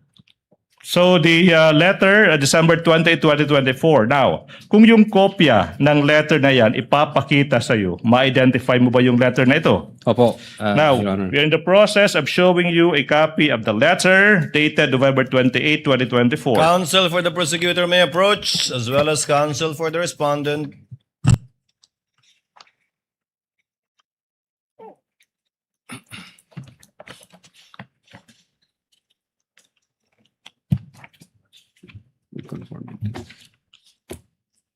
Yes, Your Honor. This is the same letter that I mentioned. Your Honor, can I make a manifestation of these points? The prosecutor may proceed. Your Honor, the letter from the Vice President's lawyer is not marked in exhibit. At this juncture, Your Honor, please, if the defense will agree, we move that the same be marked as an additional exhibit for the prosecution, and the specific marking that we are asking the court to follow is Exhibit P-Roman numeral 4-32 for the prosecution, Your Honor, please. Counsel for the respondent. We have no objection to that, Your Honor. So ordered. So marked. Thank you so much. Now, so what did the... Your Honor, please. Your Honor, do we have to pause for the marking, or do I proceed? Please proceed, counsel. Thank you so much, Your Honor, please. Thank you so much. Now, so what did the NBI do? No? Anong ginawa ng NBI after yung Vice Presidente hindi sumipot sa NBI despite the subpoena, kung meron man? Yes, Your Honor. We deemed it proper to issue another subpoena to give the Vice President another time so she can prepare. And at the same time, in reply to the letter submitted by the lawyer, we issued also a letter dated December 2, 2024, because the Vice President in that letter from her lawyer was asking copy of the complaint and the question to be propounded by the NBI to the Vice President. All right. Now, let's go to that letter, Attorney Lotok na. Puntahan natin yung letter na iyan. Now, kung alam mo, ano ba yung sinabi ng NBI sa letter na iyan na pinadala sa Vice President after hindi siya sumipot despite the subpoena sent to her? Your Honor, the document would speak for itself. No need for the witness to read. I think the counsel Witness may is... answer Yes. if he knows. Yeah, among others, sir, sinabi ho doon sa letter namin noong December 2, 2024 na ini-inform namin ang Vice Presidente na iniimbestigahan din po namin yung alleged threat against sa kanyang life. At sinabi namin na kailangan namin yung kanyang presensya para may makuha kaming information, para ho may mapagsimulan kami doon sa investigation against threat to her life, Your Honor. Now, what proof, if any, do you have that the NBI issued another subpoena addressed to the Vice President? Yeah, we have that copy of the subpoena dated, if I'm not mistaken, December 2, 2024. Sir? Na, okay. Attorney Lota, kung yung kopya ng pangalawang subpoena ipapakita sa iyo, ma-identify mo ba? Yes, sir. Now, we are now in the process of showing you that subpoena. The defense may also check. Counsel for the prosecutor as well as respondent may approach to compare. And for the record, that second subpoena addressed to the Vice President has been previously marked as Exhibit P-Roman numeral 4-6 for the prosecution.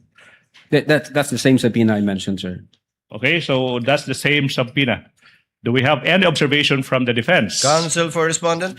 The document is a machine copy, Your Honor. Machine copy. Stephen, where's the Stephen?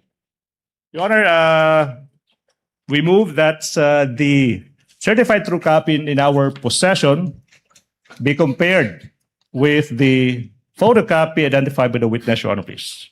Counsel, this has not been marked, right?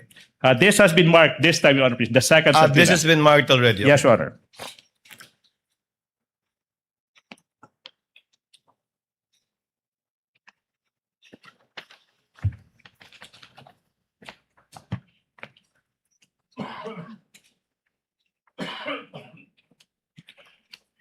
Same observation, Your Honor, as the last document. Meaning it is a photocopy?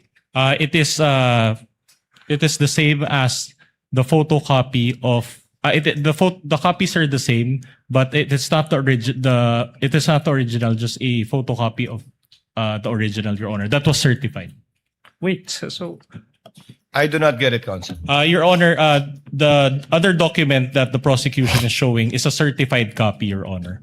So in other words, it is the same as the photocopy that was previously marked, Your Honor. But certified. Correct, Your Honor. Noted. Thank you.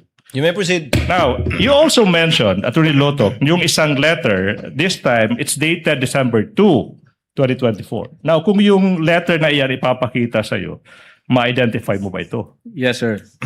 Now, we are in the process of showing you a copy of that letter that is previously marked as Exhibit P-Roman numeral 4-5 with submarking P-Roman numeral 4-5, small letter A. May you peruse the same and answer the question. After perusing the document, what relation, if any, does this document have with the one you mentioned? The same document that I mentioned, sir. Okay, thank you so much. Now, Mr. Witness, sa pangalawang subpoena, Your Honor, the document again is a photocopy, machine copy. Your Honor, we move that the certified true copy that we have in possession be compared with the photocopy that is marked in exhibit for the prosecution, Your Honor, please. Counsel for respondent is instructed to so view the certified true copy and make the corresponding manifestation of their observation. Faithful reproduction of the certified copy, Your Honor. Noted. Thank you so much. Counsel, Proceed, Your Honor. Now, Attorney Lotok, ano ba yung naging tugon, kung meron man, tsaka kung alam mo, ng Vice Presidente sa pangalawang subpoena na inisyo ng NBI? Yes, Your Honor. The Vice President again did not appear, but instead sent her lawyer with another letter. Another letter? Yes, Your Honor. Submitted to the Office of the Cybercrime Division. Okay, now, kung alam mo, ano ba yung nilalaman ng letrang iyan, yung pangalawang letter ng Vice President in response to the second subpoena ng NBI? If I remember it right, sinasabi doon we must state the obvious. The NBI is under the administrative supervision ng Secretary of Justice, who is an alter ego of the President. And the Executive Secretary is the chief alter ego. So, minarapat daw niya makinig sa kanyang counsel at hindi na mag-appear sa subpoena ng NBI, Your Honor. Now, kung yung, what proof, if any, do you have of that letter? We have copy of that letter, Your Honor. Kung yung kopya ng letter na yan ipapakita sa iyo, ma-identify mo ba? Yes, Your Honor. Now, we are showing you a copy of the letter dated December 10, 2024. The question after you peruse the same, what relation, if any, does that document have with the letter you mentioned? The same document that I mentioned, sir. Your Honor, manifestation, the same letter coming from the Vice President's Counsel is not marked in exhibits by the prosecution. Same with the previous letter we moved that the same, with agreement from the Defense Counsel, be marked as our exhibit P-Roman numeral 4-33 for the prosecution. It is a photocopy of that letter, Your Honor, please. What does counsel for the respondent say? No objection to that, Your Honor. No objection. Thank you so much. Noted. Kindly have it marked. Your Honor, proceed. Now, Mr. Witness, what else, if any, did the letter state, if any? Well, the counsel for the Vice President stated that the Vice President is confident that the NBI will also investigate the alleged threat against her life. Yun po yung tenor ng letter na yun, sir. Now, ito yung tanong now. You mentioned earlier that the Vice President stated that she already contracted an assassin to kill the President and the two others. Now, Attorney Lotok, wait, not yet done. No question yet. Please proceed, counsel. As the head of the investigation team, what was your impression of the Vice President when she declared that she already contracted an assassin to kill the President, the First Lady, and the former Speaker of the House of Representatives? Objection, Your Honor. Calls What for an ground? opinion. Opinion. You may cite the rule, Your Honor, please. And misleading as well, Your Honor. She never mentioned the word assassin. Your Honor, the term, may I reply to that, Your Honor, please? Counsel for the The prosecution term is recognized. assassin had a fiction. It is the same term used by the PNP and by the PCO. So it's not plucked out of thin air, Your Honor, please. So we have basis for using the term assassin. But Your Honor, the counsel mentioned that it was VP Sara who mentioned it. And that was phrased in his answer. So we are objecting to that, Your Honor. With the understanding that the witness will base his answer on his investigation or knowledge insofar as the investigation that he himself conducted and led is concerned, and not as a conclusion of fact and law. The witness may answer. What was your impression? Yes, Your Honor. To me, as the chief investigator at that time, the utterances made by the Vice President was serious, and the threat was real and actual, sir. Mr. Witness, if I may intercede, counsel, is this contained in your investigation report? Yes, sir. You may proceed, counsel. Seryoso tsaka totoong pagbabanta. Now, what made you say that? Na yung pagbabanta ng Vice Presidente ay both seryoso at totoo. Well, Your Honor, we considered the content and context of the utterances made by the Vice President in November 23, 2024, as well as the utterances made by the Vice President in October 18, 2024, and the reactions from the recipients, as well as reactions from several government agencies, sir. Content and context. Now, exactly, yung tanong is, exactly, how did you analyze the content and the context of the entire press conference? We considered several factors, Your Honor, in the analysis of that content and context. Several factors. To be exact, kung alam mo, ilang factors kinonsider nyo? At least four. At least four. Your Honor. Number one, the delivery or manner in which the utterances were spoken. That's one. Number two, the literal meaning of the statement. Your Honor. Number 3, the nature of the instruction. And number 4, the relationship between the parties, sir. So 4 factors. Now, Attorney Lotok, let's go to the first factor, no? Let's go to the first factor. The delivery of the manner in which the threats were spoken.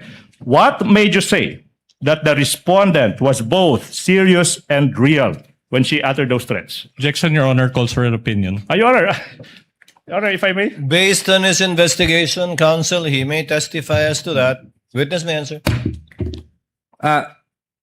Yes, Your Honor. The Vice President was furious and fuming mad when she uttered those. Could you repeat it? Furious and fuming mad, sir. Fuming mad. Furious and fuming mad. Now, what made you say na yung Vice Presidente was both furious, and fumingly mad? Well, nakita ho namin dun sa video nung niran ho namin, Your Honor. If I'm not mistaken, I think more or less 8 beses ho siyang galit na galit at nagmumura at minumura yung Presidente, si First Lady, and then si former Speaker of the House, sir. 8 beses. If I'm not mistaken, more or less, sir. Now, and then you're referring to the video. Now, in what particular portions of the video, okay, did the Vice President hurl invectives or sa Tagalog, pagmumura kung sa Cebuano, pamalikas, kung hawaray-waray, buyayaw. Mga ilang beses? 8? In what particular portions? Your Honor, if I may refer to my notes. You may do so. Thank you, Your Honor.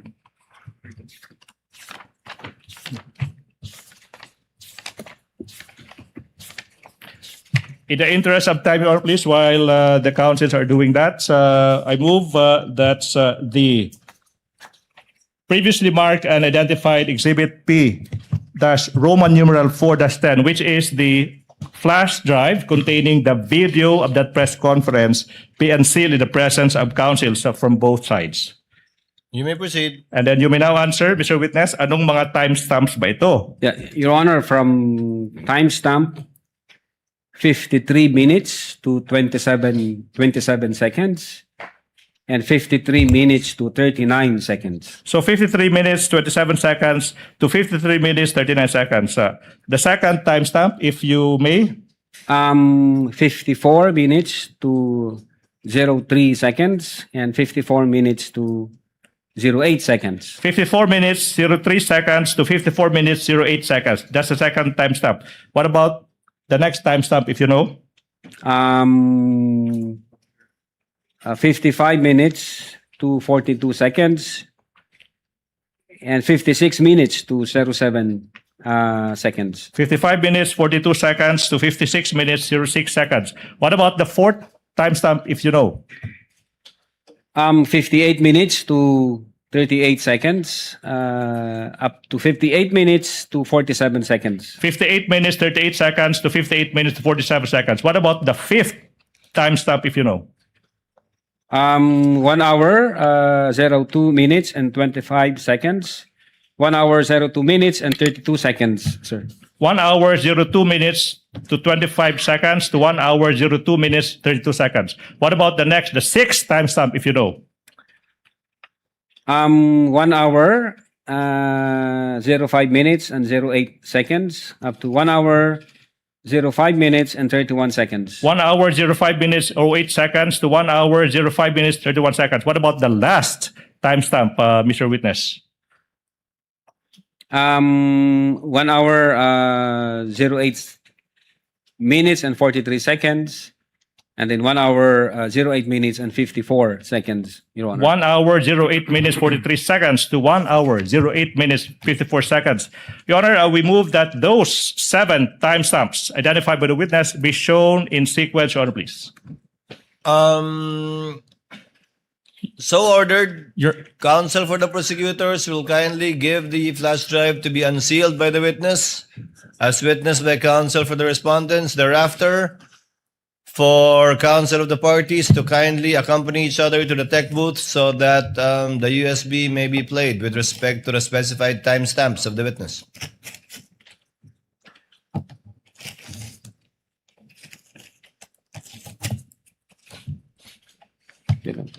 Punitin, okay lang.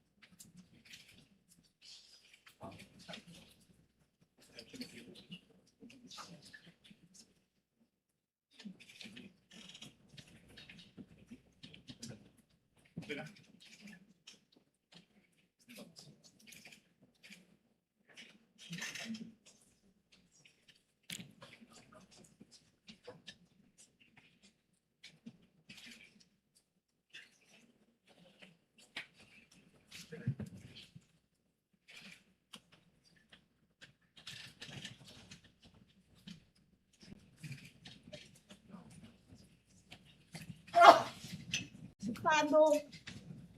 Utang ina ninyo.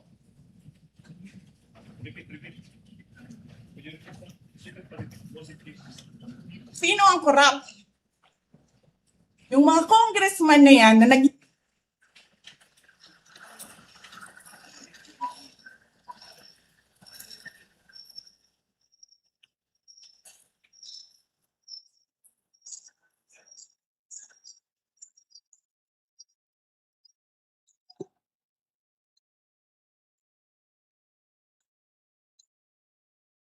nila na kesyo taksil, kesyo corrupt, abusado. Utang ina ninyo.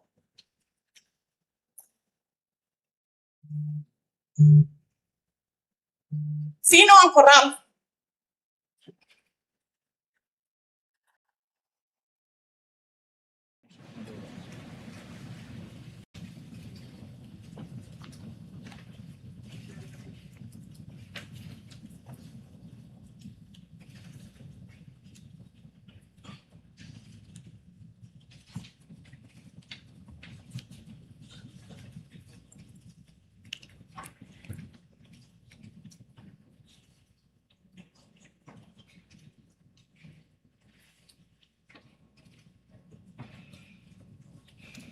Itong ginagawa ko eh. Putang ina, hindi mo pala gusto ginagawa mo eh. Bakit mo sinisira pangalan ko? Joel Chua.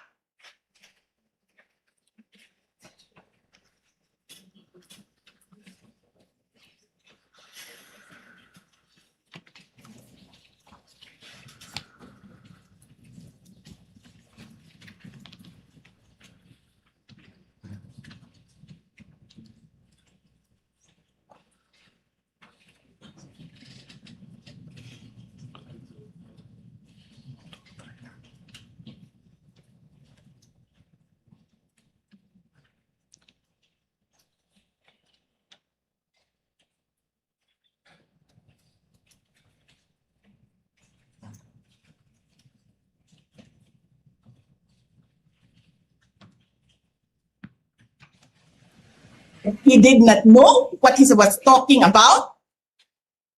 That's so incompetent. Or he was lying through his teeth to get the votes of people.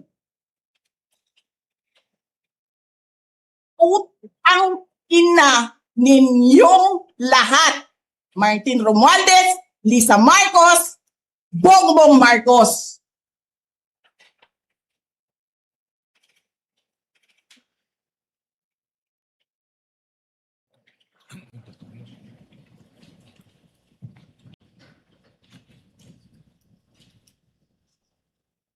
think we have two more.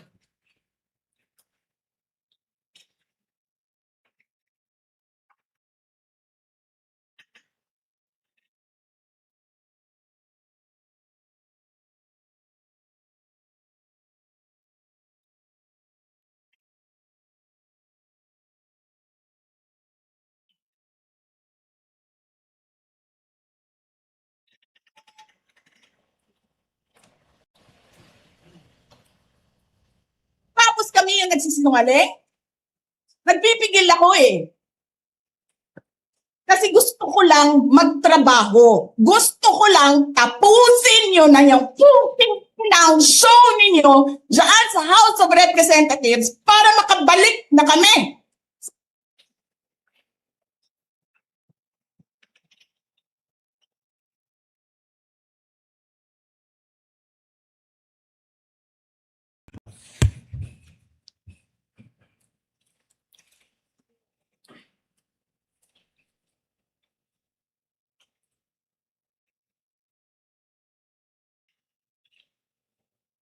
I think we have two more. Ang ina ninyo.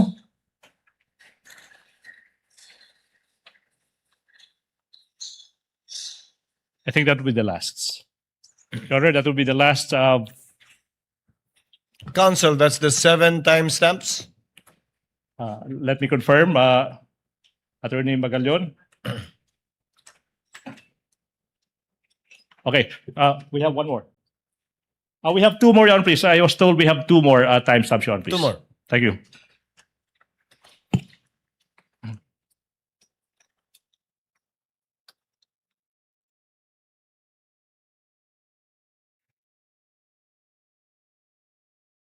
Martin.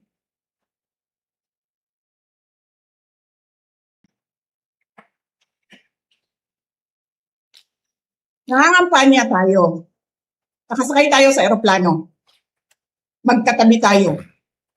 Nagre-reklamo ka, putang ina ka, walang pera.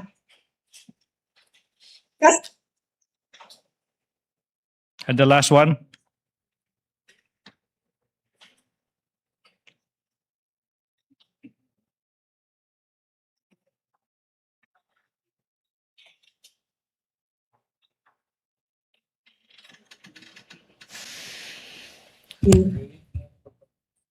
Maalis mo man ako sa presidential days, hindi pa rin ikaw ang presidente. King ina mo.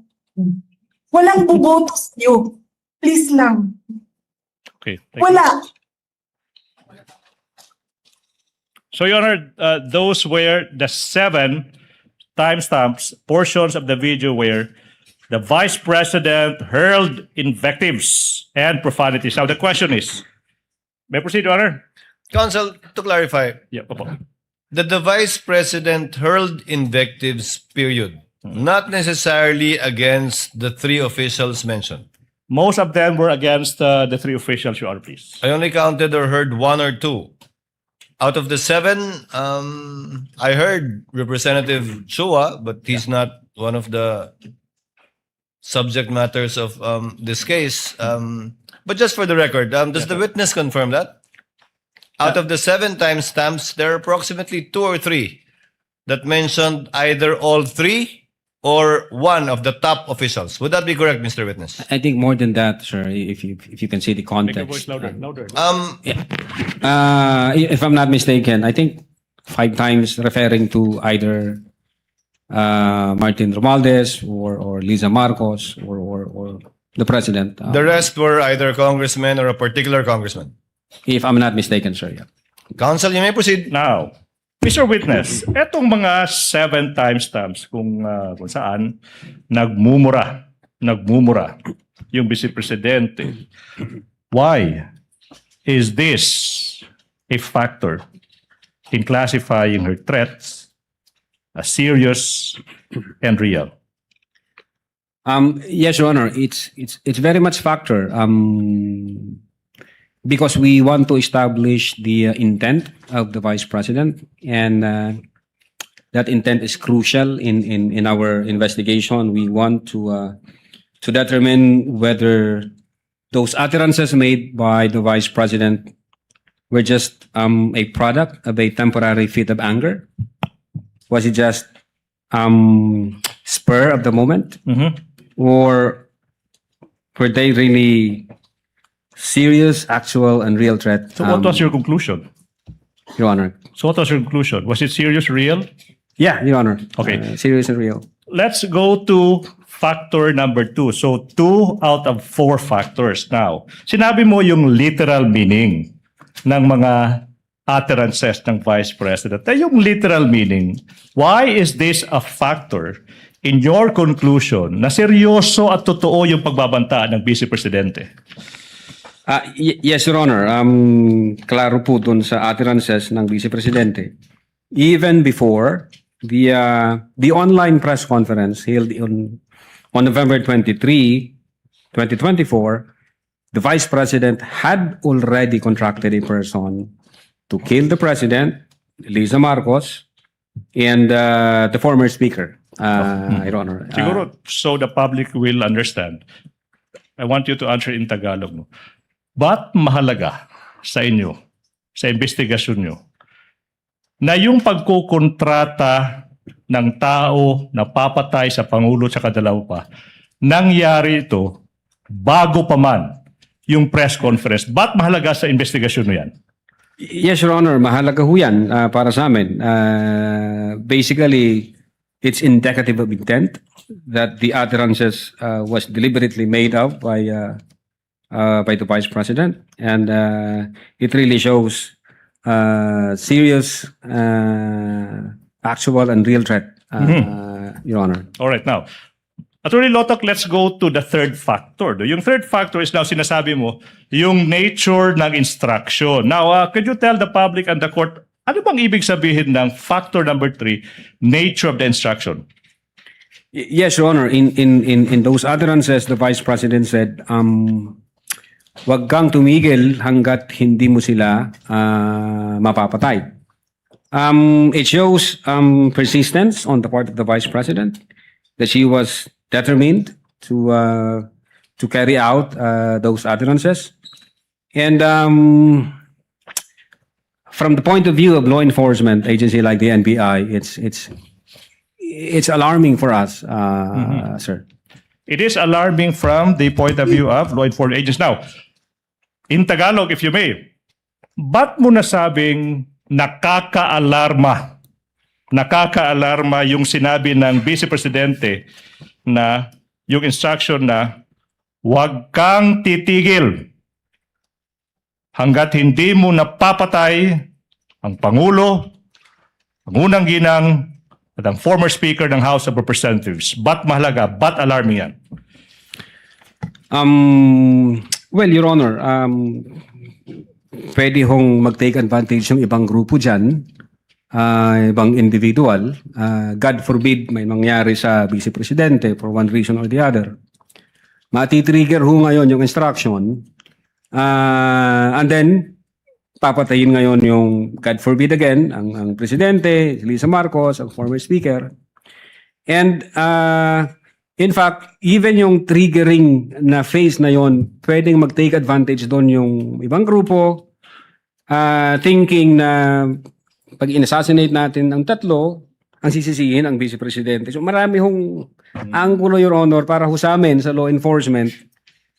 Medyo magiging disorder, magiging chaotic, magiging anarchy yung society pag hindi siya na-address. Yun po yung sa amin as investigator, sir. But was she not only joking, Attorney Lotoc? Objection leading, Your Honor. Pero there's basis to that, Your Honor. Sustained. Reform your Okay, question.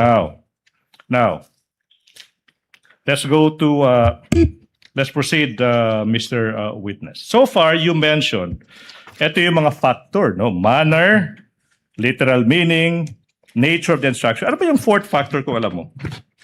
The relationship between the parties, meaning the relationship between the Vice President and the President, sir. Now, what about the fourth factor? No? Why is this significant to investigation? Well, in one of the utterances made by the Vice President, she characterizes the relationship with the President as toxic. Your Honor. Toxic. If I'm not mistaken, At least 3 times niya binigkas yung term na toxic, referring to the relationship between her and the president, sir. Now, what were your reasons, if any, that made you conclude na nasabi na ng Vice President na toxic yung relationship niya between her and the President? Objection calls for an opinion, Your Your Honor. Honor, investigation. Witness may answer part of his investigation. Una, yung resignation niya as secretary ng Department of Education. Pangalawa, yung utterances niya noong October 18, nung sinabi niya na I realized toxic na itong relationship. Gusto kong tanggalin yung ulo niya ba? And then I imagine myself cutting his head. What else, if any? The reaction of the recipient of those utterances, Your Honor. The reaction from the President himself, sir.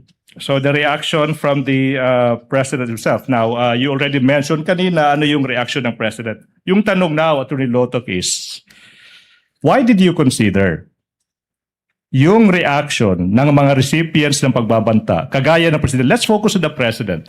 Ba't nyo kinonsider yung reaction nila? Well, we want to establish whether the recipient of those utterances felt intimidated by those statements, or did they took it serious and actual threat.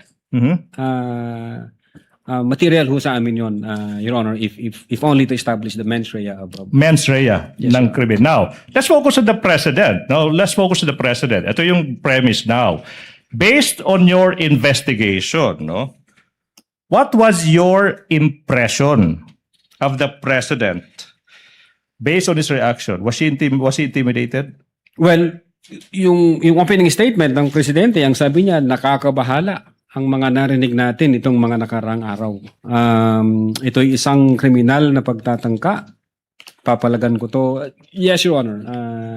The President took the threat by the Vice President as serious and real. Now, Mr. Witness, aside from yung reaction ng mga recipients, we focus on the President. Ano pa yung ibang mga factors na kinonsider nyo kung meron pa man?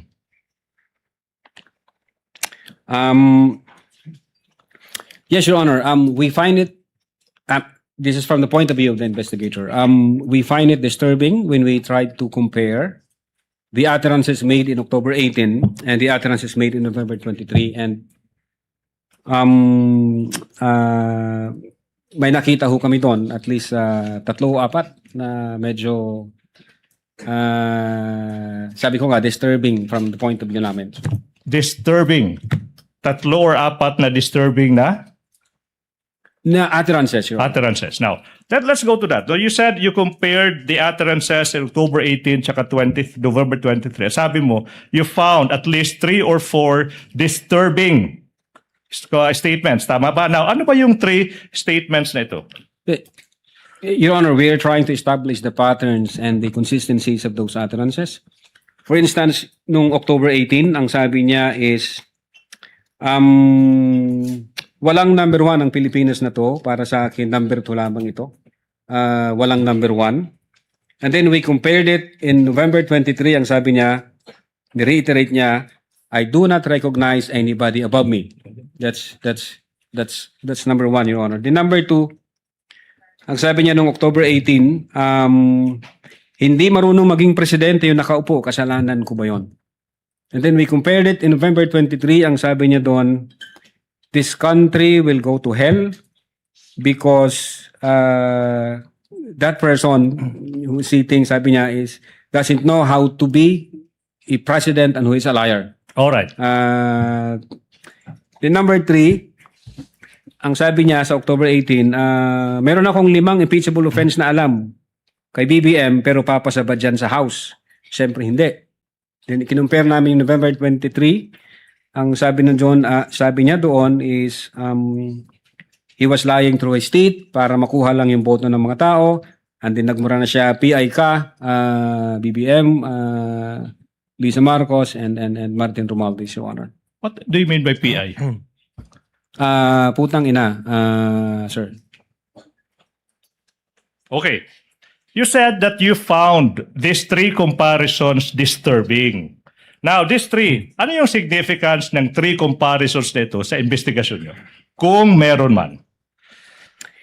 Yes, Your Honor. Based on these patterns and consistencies in the utterances made by the Vice President, it appears that these statements have tendency to steer up the people against the government, have tendency to disturb the peace of the community, have tendency to undermine the peace and order, the public peace and order, sir. Now, Mr. Witness, given all these findings, sinabi mo, seryoso, tsaka totoo, yung mga pagbabanta ng Vice Presidente, anong ginawa ng division mo, kung meron man, in relation to the investigation? We executed, Your Honor, affidavit of investigation, and we recommended criminal charges. 3 counts for grave threats and 1 count for inciting to sedition, sir. Your Honor, now, na-mention mo yung affidavit of investigation.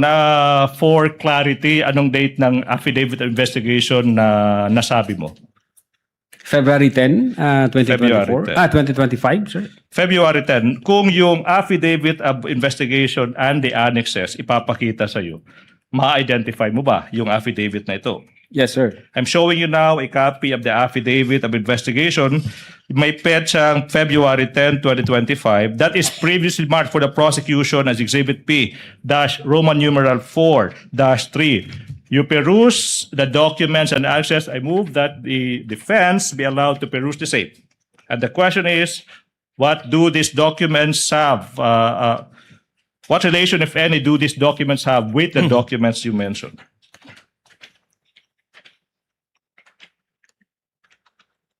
Counsel for both parties may approach.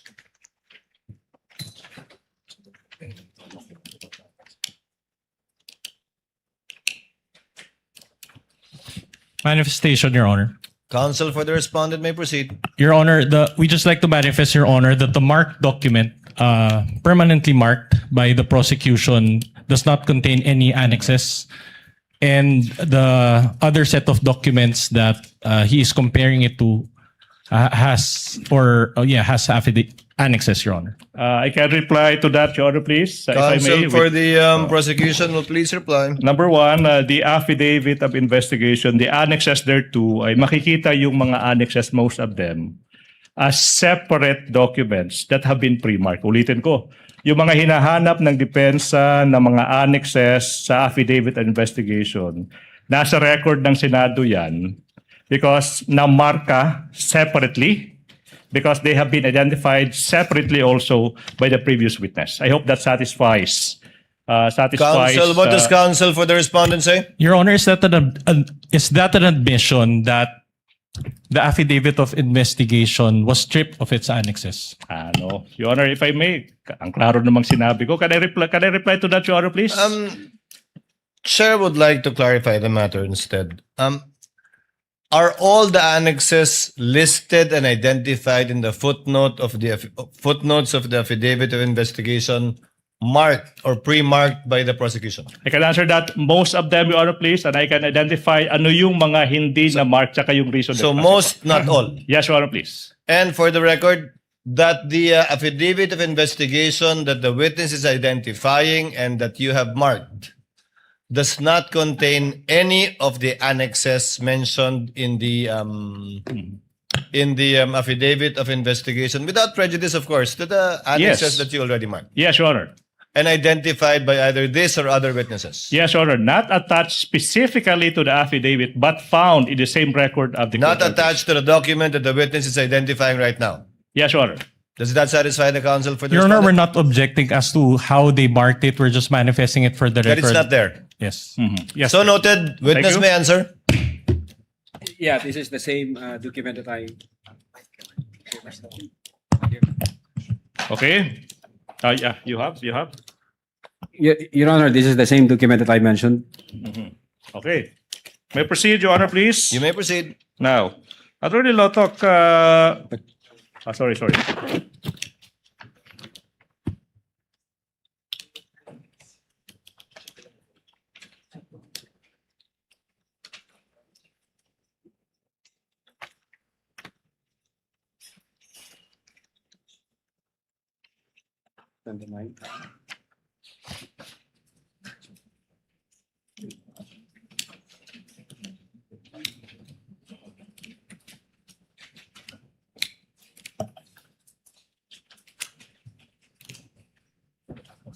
Just to manifest, Your Honor, Counsel that, for the respondent is recognized. just to manifest, Your Honor, that again, the comparison, Your Honor, was made with the certified true copy, not the original, Your Honor. Thank you.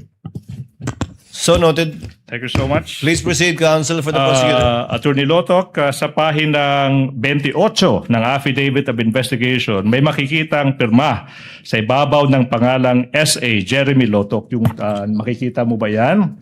Yung tanong, kaninong pirma ito? This is my signature, sir.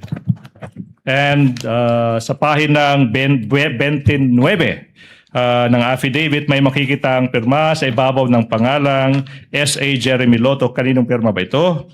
Again, sa akin, pirma ho ito, sir. Your Honor, at this juncture, the prosecution manifests and move that the two signatures of the witness be marked as Exhibit P dash Roman numeral 4-3-1, that's for the first, and the other one P dash Roman numeral 4-3-2. Reason is these signatures have not yet been marked in Exhibit, Your Honor, please.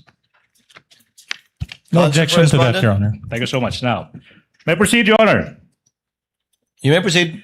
Attorney Lotok, in paragraphs 202 tsaka 203 ng naging answer ng Vice President dated May 25, 2026 to the articles of impeachment, which document forms part of the record of these courts. Sinasabi ng Vice President na she was merely exercising her freedom of expression. Freedom of expression, sinabi niya. That's protected, yung pagbabanta niya. Are you aware of this defense? Yes, Your Honor. Attorney Loto, as a lawyer and as the head of the NBI Cybercrime Division, that's the basis, Your Honor. Do you agree with this? Objection, Your Honor, calls for an opinion. This is not part of the investigation. She's a lawyer, Your Honor. That's It a matter does of call law. for an opinion and it's not part of their investigation, counsel. Kindly reform your question. I know where you're getting at, but kindly reform your question. Okay. Your Honor, Attorney Lotok, you are aware of the defense. Yes. That it's a freedom of expression. Okay. In your investigation, did you consider this, if at all, and if any? Objection, Your Honor, leader. There's basis, if at all, if Witness any. may answer.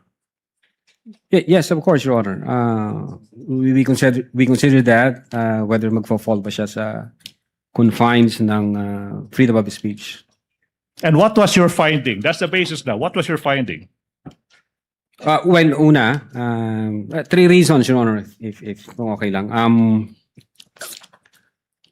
Una, when the second highest official of the land openly and publicly uttered that she had already contracted a person to kill the highest official of the land, the First Lady and the former Speaker, and that she instructed the person to be relentless in killing them,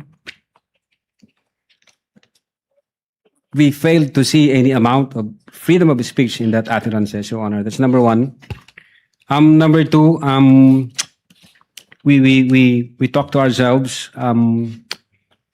If we allow the argument that it is within the bounds of freedom of speech, if we allow that to become the norms of our society, then who would prevent anybody from doing the same to anyone? Pwede na pong sabihin, patayin mo si Senator ganito pag itong nangyari, patayin mo si Congressman ganito pag ganito ang nangyari, patayin mo si Justice ganito pag ganito ang nangyari.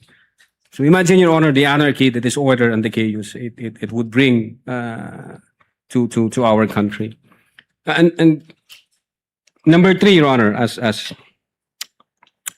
a lawyer and being in the law enforcement, freedom of speech protects lawful expression, but it does not protect utterances that satisfies the elements of a criminal offense, like this one, Your Honor. Satisfies the elements of a criminal offense like this one. Ito yung tanong daw. Attorney Lotok, based on your finding, based on your affidavit of investigation, did the Vice President commit a crime? Based on our Objection, finding- Your Honor, leading and calls for conclusion of law. Based on his investigation, let the witness answer. Sustained, but the presiding officer will ask the question to the witness. Based on your investigation, Attorney Loto, Yes, sir. was Yes, there Your Honor. enough basis to file a criminal complaint, as you did, for the crimes you charged the Vice President with? Prima facie evidence only, huh? Not as to whether or not she indeed committed it or not, because only a court of justice can determine that. Yes, Your Honor. Based on our findings, we believe that the Vice President committed the crime of grave threats and inciting to sedition. Only insofar as satisfying the requirement of prima facie evidence sufficient to file a case. Prima facie evidence with reasonable certainty of conviction.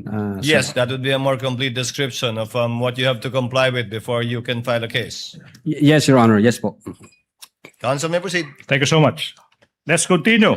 Attorney Lotok, kita magpapadayon hininaton mga pakiana nga naimo pagbaton hininaton mga Your Honor, pakiana. Your Honor. Your Honor, what? What's your May I objection? be allowed to make a manifestation? Your Honor, as I understand, only Filipino and my goodness. English was... Be careful. because I cannot understand, Your Honor, what he was saying. So can we just ask that he states his statement in Filipino or English, Your Honor? Your Honor, Filipino language encompasses all the languages, dialects. It includes our very own waray-waray. But Counsel, the rules state only Filipino and English, but I will let it go once in a while, but not each time. we will Yes, Your submit, Your Honor. Thank you, Your Honor. You may proceed, counsel, for the prosecutors. Now, you mentioned that the respondent's lawyer, Attorney Lim, through a letter said that the Vice President was confident in your office's assurance that the alleged threats to her were also being investigated. Malala mo, sagot mo yun doon? Yes, Your Honor. Po. Now, what did the NBI do, if any, on the alleged threats? This time, sinasabi niya, to her, to the Vice President, kung meron man. Yes, Your Honor. We started the investigation on the alleged threat against the life of the Vice President. You started. So, what was the result? If any, if at all, if you know, to that investigation? Well, Your Honor, the fact that we issued a letter dated December 2, 2024, we informed the Vice President that we are investigating on that alleged threat against her life and that we want information, any information that would give us any investigative lead on that matter, Your Honor. Unfortunately, the Vice President did not appear. So wala ho kaming makitang pagsisimulan na imbestigahan. Well,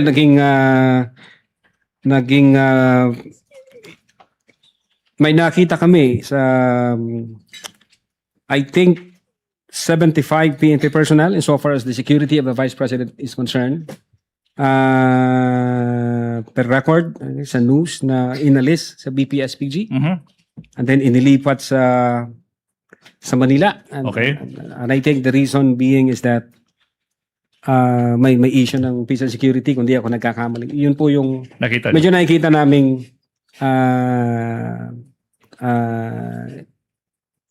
security issues. Now, if you know, no? Ilan ba yung natira sa Vice Presidential Security and Protection Group? If you know. Pagkatapos ma-remove yung sinasabi mong 75 personnel of that VP SPG, if you know.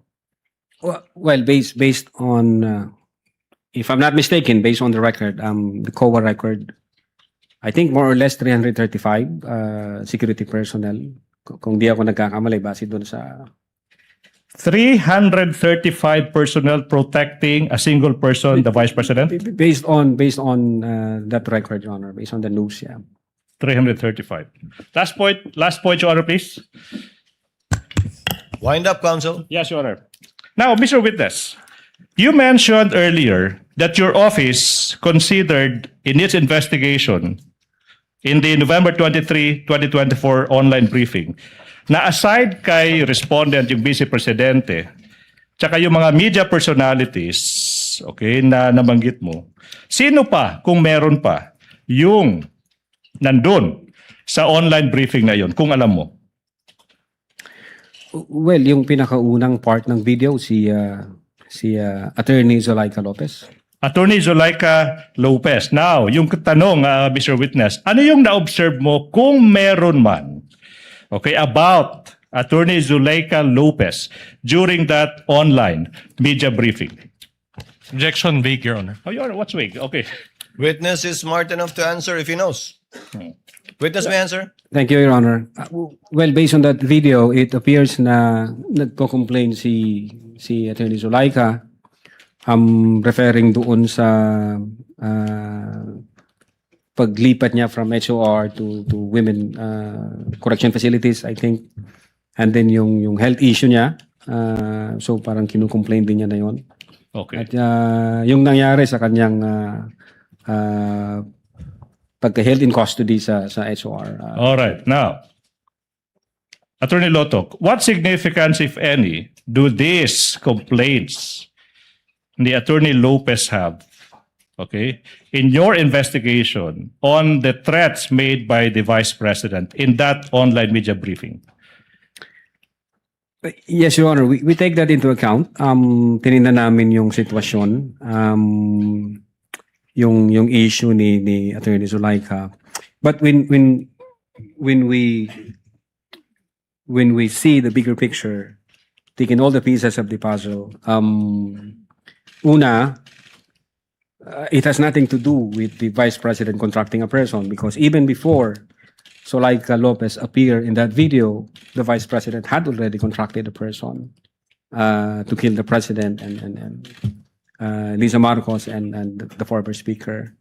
And then when we consider all the facts and circumstances, the instance where Attorney Zulaika was complaining does not diminish, it does not alter, it does not affect the totality of the findings that we have in our investigations, right?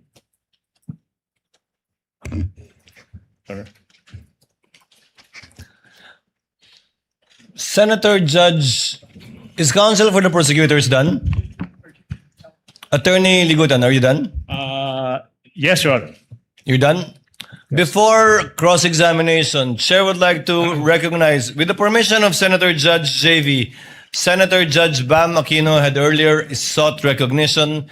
Chair will recognize him first, thereafter Senator Judge Tulfo Erwin, thereafter Senator Judge Ejercito, and then Senator Judge Ontiveros. Senator Judge Aquino is recognized. You have 2 minutes, sir. Yes, maraming salamat, Mr. Presiding Officer.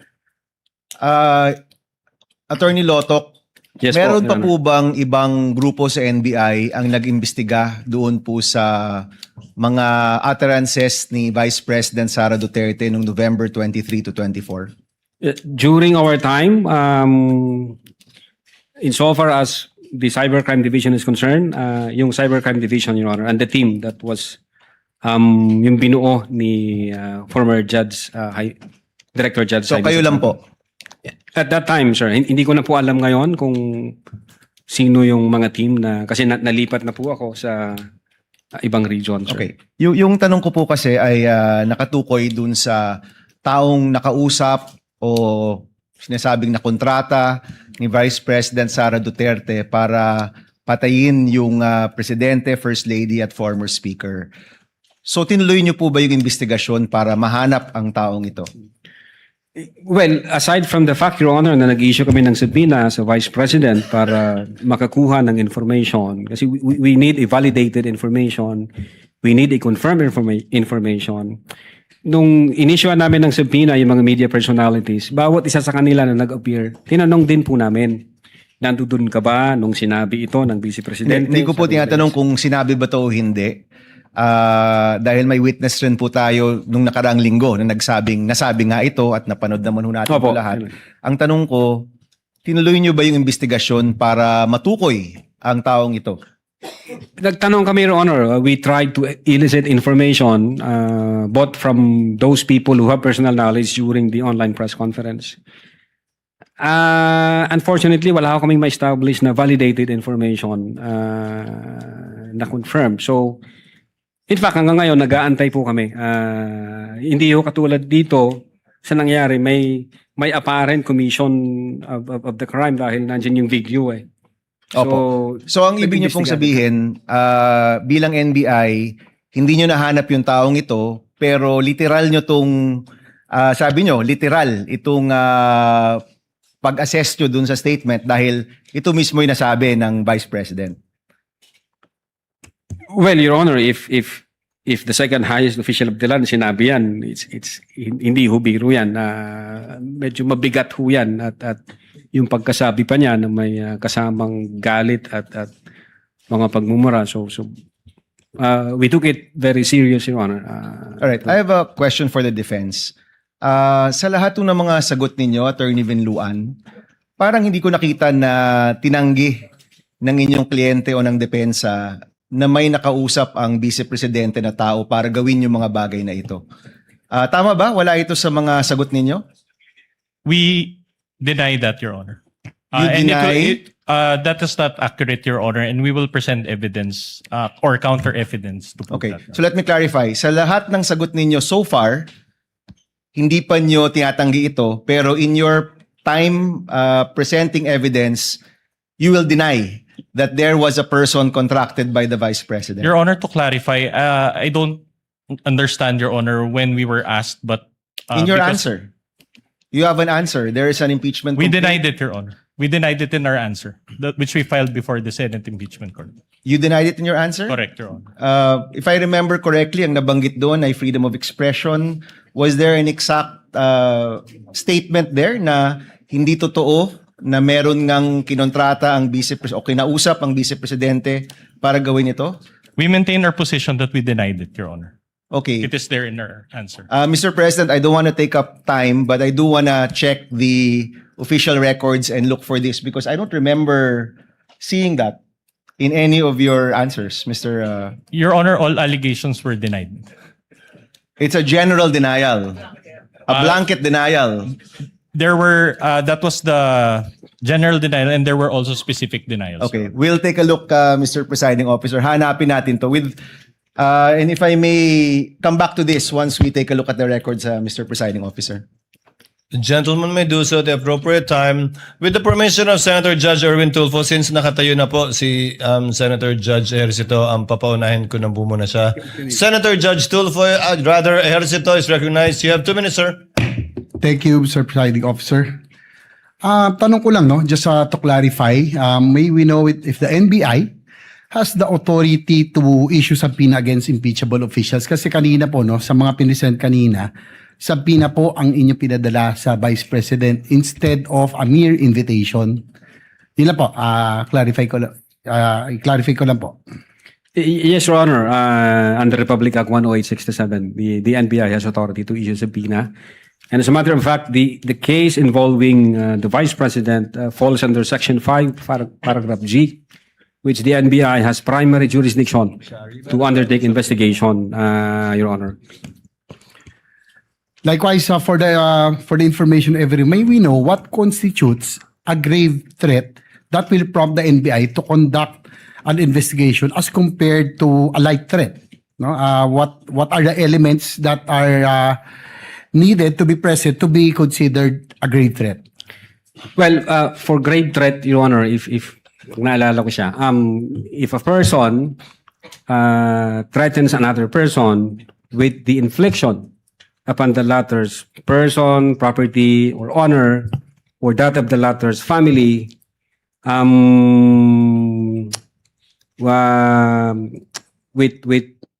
a wrong or with any wrong amounting to a crime,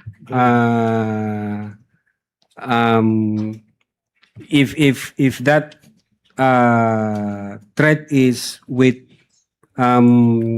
condition or without condition, or with involved with monetary consideration, yun po, Your Honor, yung kabuuan nung sa grave So threat. yung And grave threat po, may condition or walang the condition? crime of grave Clarify threat, na po. Your Honor, can be committed with or without condition. With based or on the without law, Your Honor. Yeah. condition. So as an investigator, have you ever investigated and filed a complaint for grave threats apart from this one? Again, Your Honor. As an investigator, have you filed any case or investigated and filed a case for grave threats against anyone aside from this, no? Excluding this one? I think May, nag-start po kasi ako as counter-terrorism and then organized crime group and then cybercrime. Wala akong maalala, Your Honor, kundi ito lang. I mean, so far as my being in the NBI is concerned, Your Honor. So ito lamang yung ito pala yung kaso na naimbestigahan nyo concerning grave threats, you know?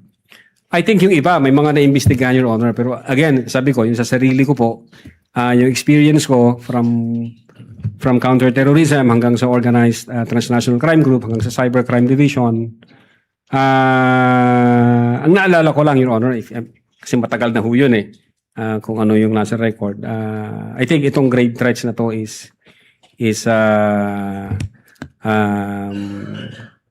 pag hindi first time, doon ko lang na-experience.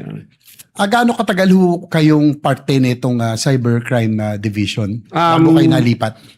Since 2018, Your Honor. Nagsimula ho ako bilang investigation agent. And then 2022, I was designated as chief of the Digital Forensic Laboratory Division. And in 2023, designated as chief of the Cybercrime Division, sir. So more than 5 years kayong nandito sa cybercrime division ng NBI? Opo. That's all, Mr. Presiding Officer. Thank you. Thank you, Senator Judge Ercito. Senator Judge Tulfo Irwin is recognized. You have 2 minutes, sir. You may proceed when you're ready. Thank you, Mr. President or Presiding Officer. I'd like to direct my clarificatory question to the witness on the stand, Mr. Presiding Officer. Attorney Jeremy Lontok. Opo, Your Honor. What findings, if any, convince the NBI the motive of the respondent to kill the president and 2 other people? Meron po bang kayong nakitang motibo? Kasi maaari pong sabihin lang nung isang tao sa sobrang galit niya, na pag-usapan na po kanina yan, di ba? Spur of the moment. Pero did you find any motive? Bakit niya po gagawing patayin ang Pangulo? Yes, Your Honor. As I've said before, when we take into consideration all the facts and circumstances surrounding that issue, nagkaroon ng hindi magandang relasyon yung dalawa, and then nagbato na ang Vice Presidente ng mga salitang mabibigat laban sa Presidente. Pinapakita doon sa October 18 na toxic na nga yung relationship nila. Galit na galit si Sara dahil sinasabi ng Vice Presidente is politically motivated yung pag-attack sa kanya. And then at the same time, pinagtutulungan siya ng buong gobyerno. So, then na-trigger ho yun, if my memory serves me right, nung incident nangyari noong 23 November 2024. So parang nagpatong-patong na ho siya, convolution ng iba't ibang issue. So nakita ho namin, talagang galit ang Vice Presidente sa Presidente. Okay. So you saw that the Vice President is very angry, right? Galit po siya. Did the investigation uncover any evidence, if there's any, that the respondent had taken steps to carry out these threats or these statements that she made in public and online? Did you have or did you cover any evidence? Your Honor, insofar as the Cybercrime Division is concerned, we focuses on the investigation on the alleged grave threats and inciting to sedition. Ngayon, pagdating doon ng whether or not meron na-execute na o may inutusan, I think ang makakasagot po niyan, Your Honor, yung aming director kasi sa kanya po yung pool ng information. At the same time, yung jurisdiction na yan, nasa intelligence service po namin. Kami ho nasa investigation service. So, insofar as the NBI Cybercrime Division is concerned, at that time, nakafocus ho kami sa grave threat and inciting to sedition. But insofar as whether meron na bang in-engage ang Vice Presidente, jurisdiction ho yan ng aming intelligence service. At maybe ang makakasagot niyan yung aming director kasi siya po yung recipient ng full of information from different divisions and regions. You mean the inciting to sedition will be answered by the director, is that correct? Kasi parang hindi po natalakay kanina yung inciting to sedition. Is it? Well, Your Honor, the inciting to sedition, in our investigation, we were able to establish that those utterances from 18 October 2024, November 23, 2024, and other facts and circumstances, even the November 26, 2024, we believed that those utterances have a tendency, Your Honor, to stir up the people, to go against the government, have tendency to disturb the public peace of the community, the peace of the community, and have tendency to undermine public safety and public order. And I think that's elements of the inciting to sedition, Your Honor. I have last two questions, Please proceed. Mr. Presiding Officer. So you're saying they're intertwined, killing the president and then inciting the people to revolt against the government. They're intertwined. Is that what you're saying? Based on our findings, Your Honor. Based on your findings. And what could be the motive of the vice president inciting people to sedition, to revolt against the government, when in fact she will be the next president of the republic? She's been saying, and everybody knows, and she's been claiming. Why do you think? I mean, did you look deeper? Why incite to sedition? I mean, when in fact you're the vice president. Usually, in our country, Mr. Witness, the vice president would run for presidency. What could be the motive? Well, Your Honor, what we have established is the fact that the relationship between the two were already hostile. And what we established is the fact that the Vice President has committed great threats and inciting to sedition. Yun ho yung focus namin, Your Honor. Insofar as yung mas malalim pa na motibo, wala akong personal knowledge. All right. Well, I'm running out of time. Can you identify the strongest piece of evidence which you relied in deciding to file these cases before the Department of Justice? And what is the status of this case, Mr. Witness?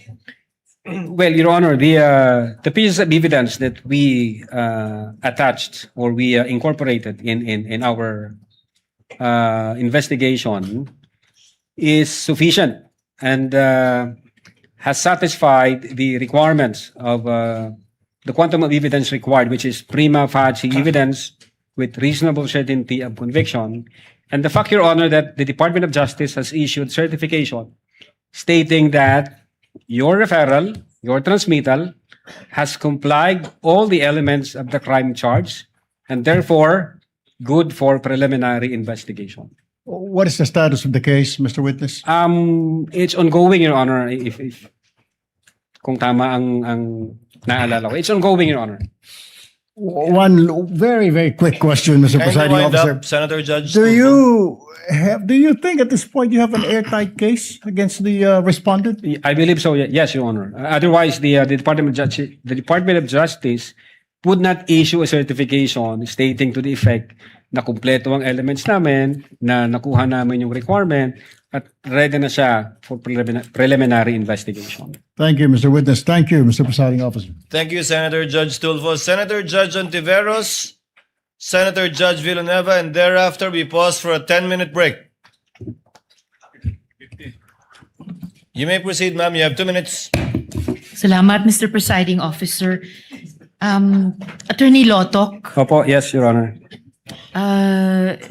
sa Affidavit of Investigation dated February 10, 2025, nirekomenda ng NBI na sampahan ng mga kasong grave threats at inciting to sedition ang Vice Presidente.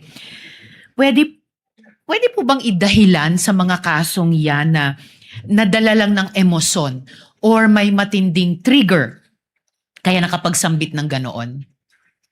I don't think, Your Honor, kasi wala naman ho sa elements ng grave threats yung situation na yon. As long as we were able to satisfy the elements for grave threats, Your Honor, and when the Department of Justice certifies na kumpleto yung elemento doon, so, no, Your Honor, hindi ho yan ma-matter doon sa findings namin. At yung sinabi po ninyong elements of grave threats, yun po yung 4 na in-enumerate nyo kanina.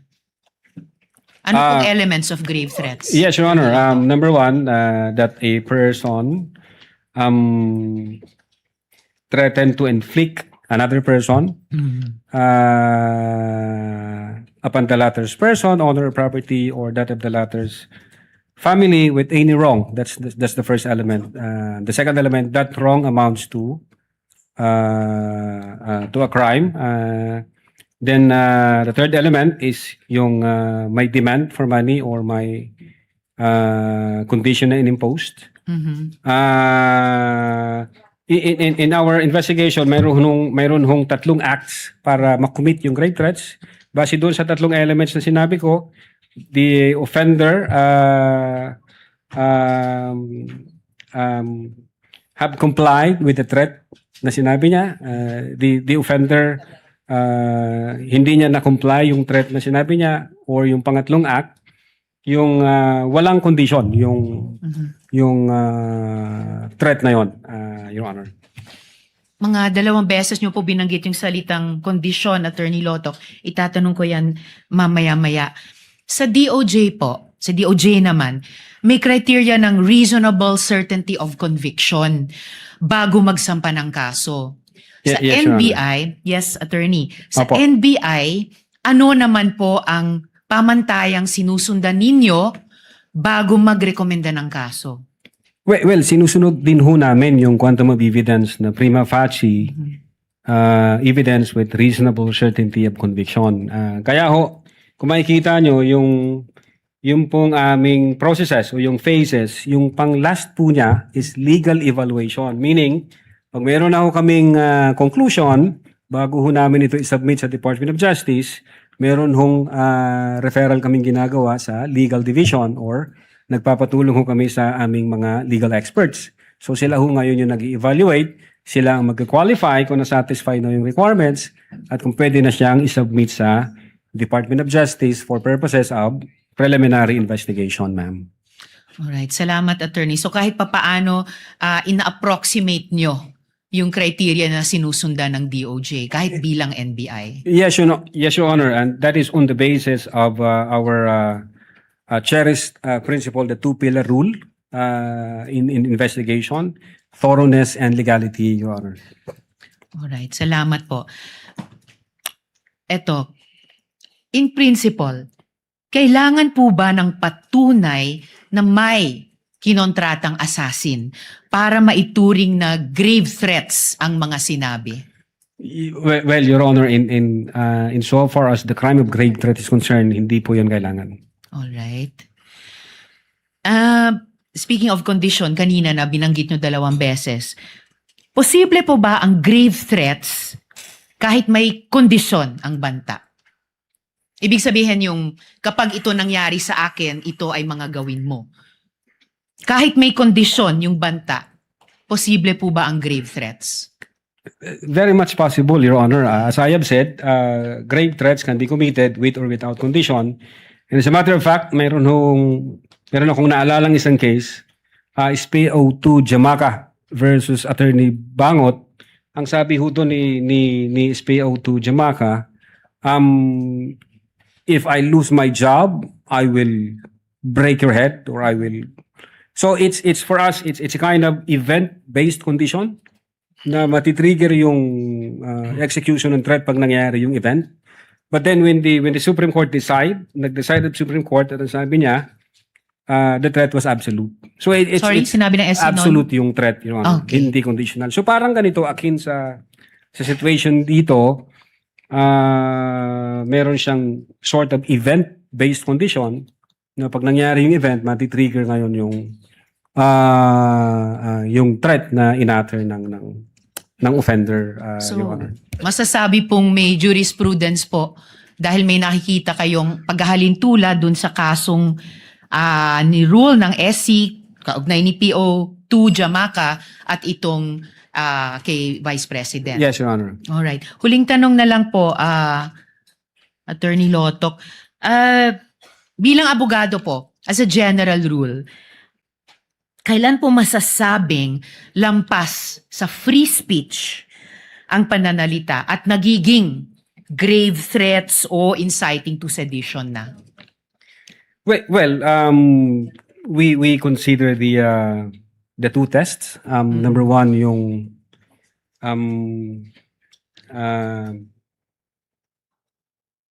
hindi ko mabigkas, Your Honor, but it's like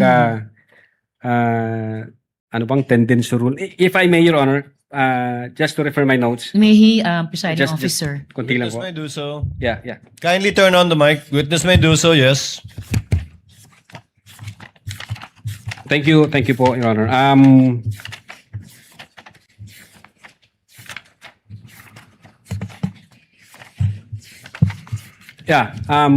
We consider, Your Honor, the clear and present danger rule and the dangerous tendency rule. But among the two, ang nakita ho namin yung the dangerous tendency rule.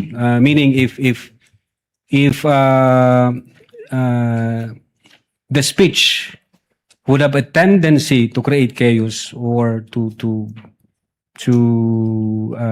create illegal acts, then that should be restricted. Pag may tendency ho na magiging ganon ang resulta. So, huli po, attorney, masasabing bang may parang spectrum pwedeng nagsisimula sa free speech pero pag lumalapit na dun sa dangerous tendency rule ay maaari na talagang tumawid sa magiging grave threats o inciting to sedition. Yon. Yes, Your Honor. Pwede ho yun. Alright. Maraming salamat po, Attorney Lotok. Salamat po, Mr. Presiding Officer. Thank you. Noted and entered into the records. Senator Judge Villanueva, you have 2 minutes, sir. You may proceed. Thank you, Mr. Senate President, Presiding Officer. Just a few questions to our witness. Mr. Witness, it's been mentioned several times the importance of your investigation that it falls under yung prima facie evidence with reasonable certainty of conviction. And nabanggit niyo po na fulfill po lahat yan, no? Kaya ho siguro nagkaroon ng first report at second report. Is that correct? Yes, Your Honor. And can you just for the record give us an idea ano yung mga boxes that you have to fill in para pumasok po dito? You mean, Your Honor, yung comment ng Department of Justice dun sa first affidavit namin? Yes, to make it clear na it's indeed goes dito sa pumapasok siya dun sa prima facie evidence with the reasonable certainty of conviction. Well, basically, Your Honor, yung requirements na binigay ng DOJ from our point of view were administrative requirement. Hindi ho yun yung sustansya ng aming affidavit. Kasi hindi ho namin binago yung affidavit namin, yung pa rin ho yun eh. Ang nakita ho ng DOJ doon, yung affidavit ng, I think, authentication na kailangan i-attach doon, and others, yung TSN, affidavit of transcription. This is, from our point of view, to satisfy the requirements of admissibility. But insofar as the substance nung aming affidavit, Your Honor, hindi namin binago yon nung yung pangalawang submit namin. So it didn't change, so that's part of your Hindi fourth ho- stage, no, yung legal evaluation. In that stage na legal evaluation, no, was it considered, Mr. Witness, yung binabanggit ni Vice President and even some of the defense panel, no, na it is actually a conditional threat, that, and it appears that the Vice President during the presentation of the video is also getting threats. What can you say about that?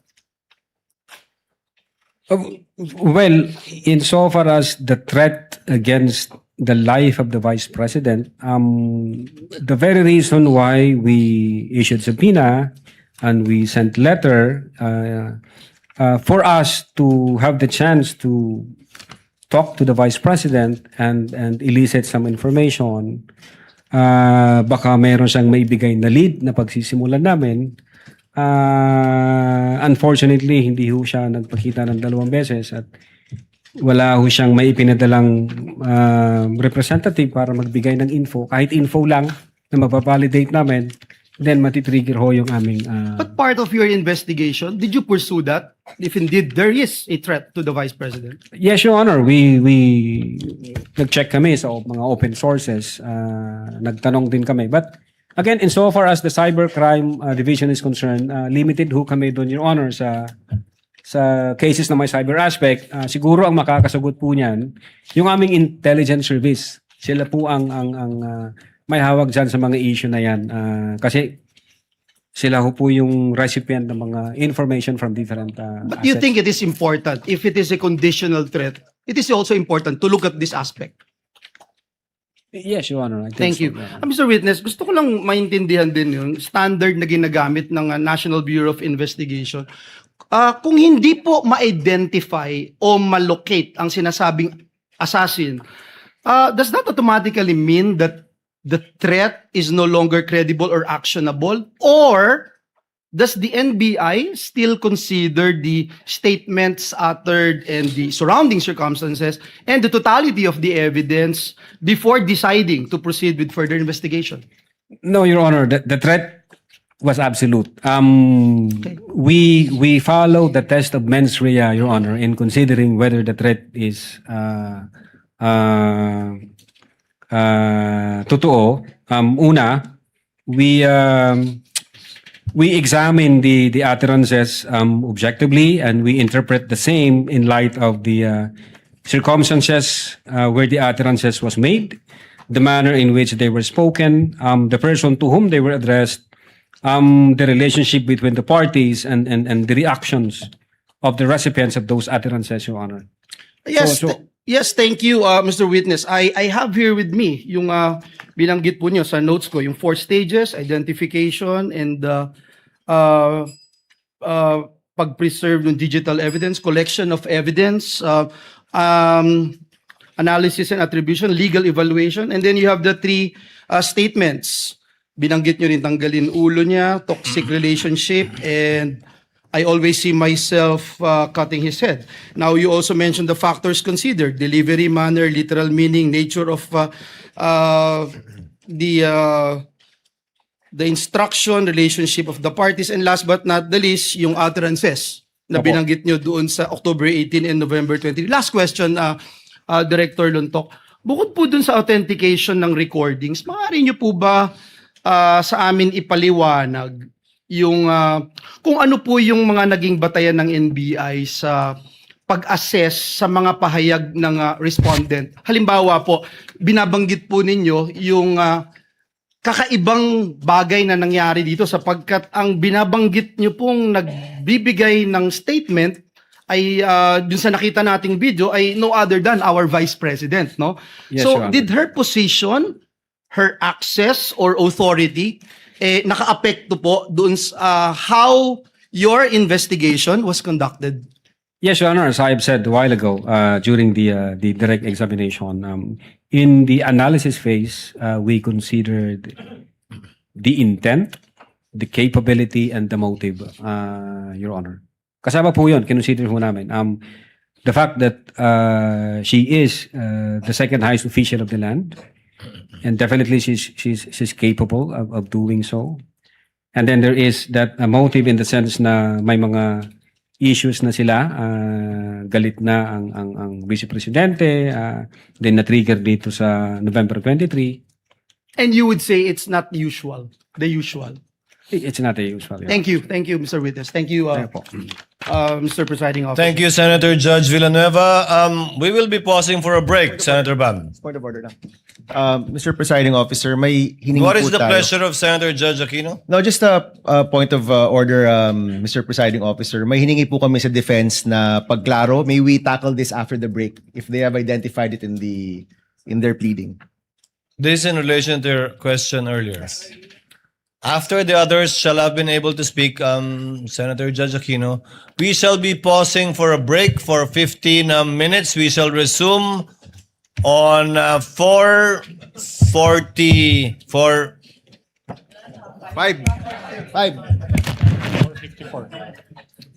4:59 sana sasabihin ko eh. We shall resume at 5 p.m. When we resume, we shall recognize Senator Judge Tulfo, Senate President Gatchalian, and thereafter Senator Judge Cayetano and Marcos. Pero mag-CR.